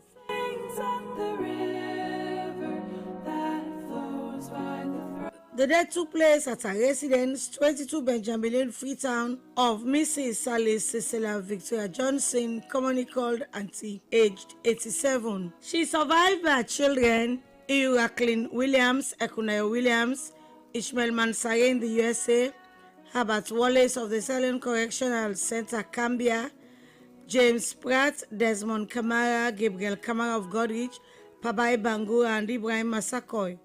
Daughters-in-law Ramatu Mansare in the USA, Victoria Wallace, and I. Pratt. Several cousins, nieces, nephews, grand and great-grandchildren, other relatives and friends. There will be a vigil on Saturday the 22nd of February at the Calvary Redemption Church, 123 Pademba Road, Freetown, from 7 p.m. to 8 p.m. Laying out is on Sunday the 23rd of February at the church from 12 noon to 1:30 p.m. Funeral service is on Sunday 23rd February at 2 p.m. at the Calvary Redemption Church, 123 Pademba Road, Freetown. Burial at the Godrich Cemetery. Bus service will be provided at a cost of 15 million return. May her soul rest in perfect peace. By the throne of God, grace our spirits will deliver. The death took place on Saturday the 1st of February of Mrs. Ijatu Justina Venn, commonly known as Mammy Venn, of 4 Old Abadi Road, Captown, Lumley, aged 90. She survived her children, Mr. Wilfred Dio Campbell, Madame Linda Venn in France, and Mrs. Elizabeth Bundu. Stepchildren, Madame Irene Venn, Mrs. Iris Conte, Mr. Dalton Venn, Mrs. Ayokoroma, and Mr. Junior Venn. Brothers, Mr. Odu Scott and Mr. Claudio Scott, both in the USA. Sisters, Madam Eku Scott, Mrs. Onike Noldred, and Mrs. Iyamide Songo King. In-laws, Mr. Thomas Bundu, Mrs. Sarah Campbell, Mrs. Eliza Campbell, and Miss Abibatu Venn. Several grandchildren, nephews, nieces, cousins, close friends, and other relatives at home and abroad. A vigil will be held at the Ebenezer Countess of Huntingdon Church, Lumley, on Saturday the 22nd of February from 7 p.m. to 8 p.m. and at 4 Old Aberdeen Road, Captown, Lumley.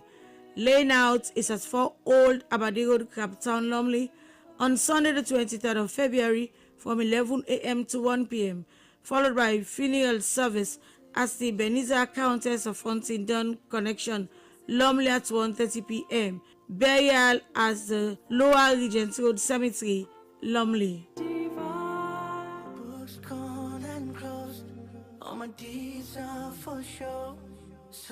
The death announced of Major David Abdul Karim Sise of Wilberforce Barracks, who died on the 18th of February, aged 43.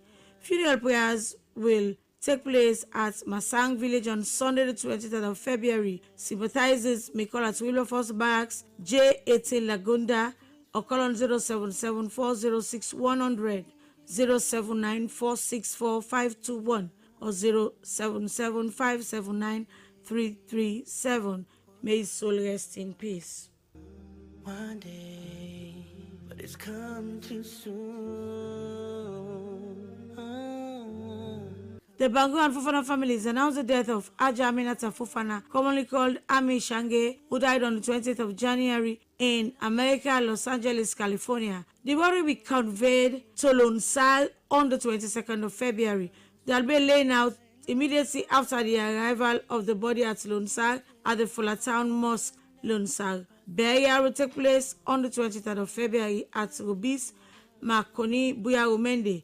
She survived by children Yenke Johnson, Alimami Kadiatu Al-Hassan, Sheikh Mohammed and Usman Bangura, Hawa Kebe and Yebufoni. Several in-laws, uncles, brothers, sisters, grand-and-great grandchildren, nieces, nephews, close relatives and friends include the Kamarimba, Johnson, Kebe, Foni, Fofana Kagbo, Bangu and Kamara families at home and abroad. Sympathizers and well-wishers may call on mobile number 072-030-979.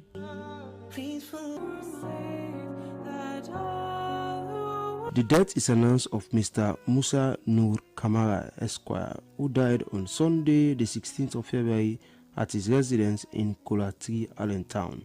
He is survived by his wife, Mrs. Abibatu Kamara, son Abbas Bundu Kamara, other relative Dr. Samuel Marty Wilson Kamara, stepmothers Ya Marie Dumbuya, Ya Fulamusu Kamara, Ya Amisise, Ya Ama Kamara.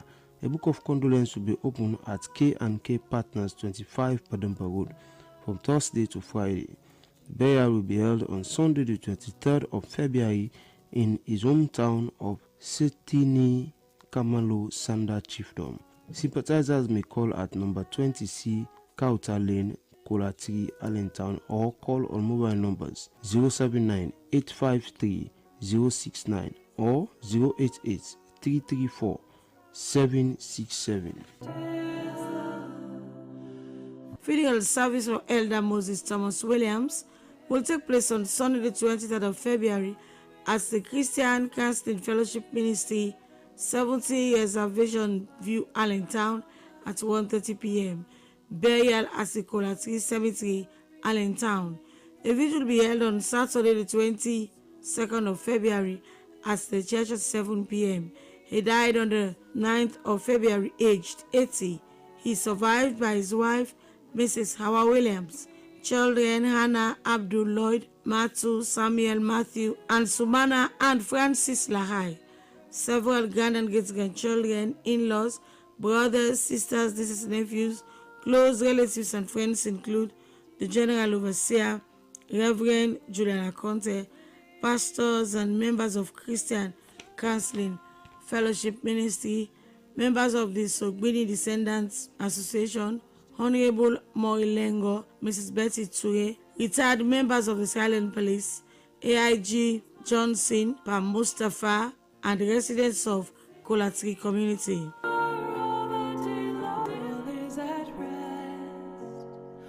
The death took place on the 8th of February of Mr. Ibrahim Sama Bunduka, former laboratory technician at the Chest Clinic, Connaught Hospital, age 54.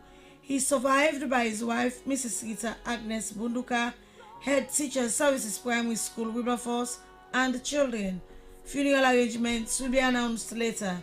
Sympathizers may call on mobile numbers 079-239-224 or 076-497-752.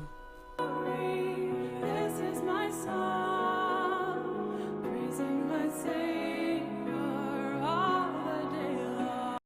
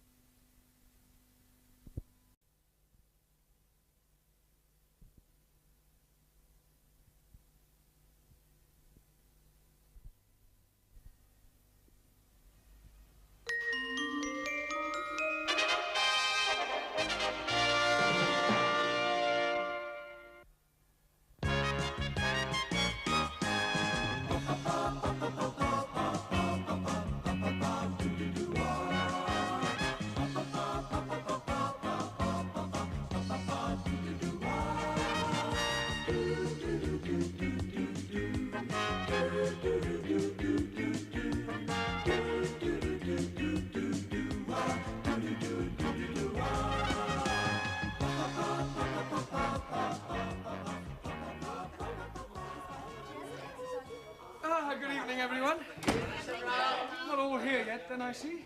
Oh, well, not to worry. Ah, good evening, Giovanni. Oh, it's not good anything. Hi, what's the matter? I've got a terrible overhang. Oh, the word is hangover. Well, whatever it is, I've got it. I drank too much vino at lunchtime. Oh, it's fatal to drink at midday. Oh, terrible. Oh, good evening, Max. Oh, please, don't speak too loud. I am thinking you have been also looking on the wine too much. That's the trouble. He's not looking, he's drinking like me. Yeah, why did you drink so much? It was the feast of my patron saint, Saint Maximilian. So we had a drink. Then we drink to my patron, Saint Giovanni. Then we have a drink for my patriarch. Then one for the Pope. Archimedes. Leonardo da Vinci. Melina Mercuri. Sophia Loren. And after that, I remember nothing. Me neither. Yeah, well, you better go and sit down gently.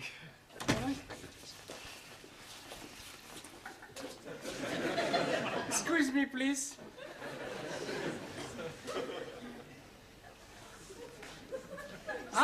That way. Ali, what are you doing? I'm checking with my compass. Yeah, but checking what? I'm wanting to find out where is Mecca.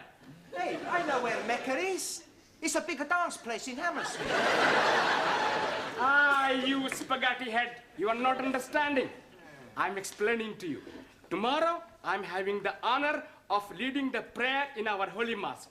So tonight, I'm going to have a practice after the class. Ah, waste of time. The Sikh religion is the true faith. That's not true. Catholic religion is a true faith. Roman Catholic. What about Greek Orthodox? What about Martin Luther? Shinto. What about religion not true? Only state is true. Settle down, everyone. Sit down. Actually, you're all wrong. According to the Bible, the original true faith was the Jewish one. I don't believe it. It's true. It's Holy Writ. Who writ it? Holy Writ is the Bible. Yeah, you can't believe everything you read in the Bible. No, why not? Well, some of it's, how you say, fairy tales. You take it that Adam and Eve. Now, you're not going to tell me it was only an apple he was after. I know what he was after.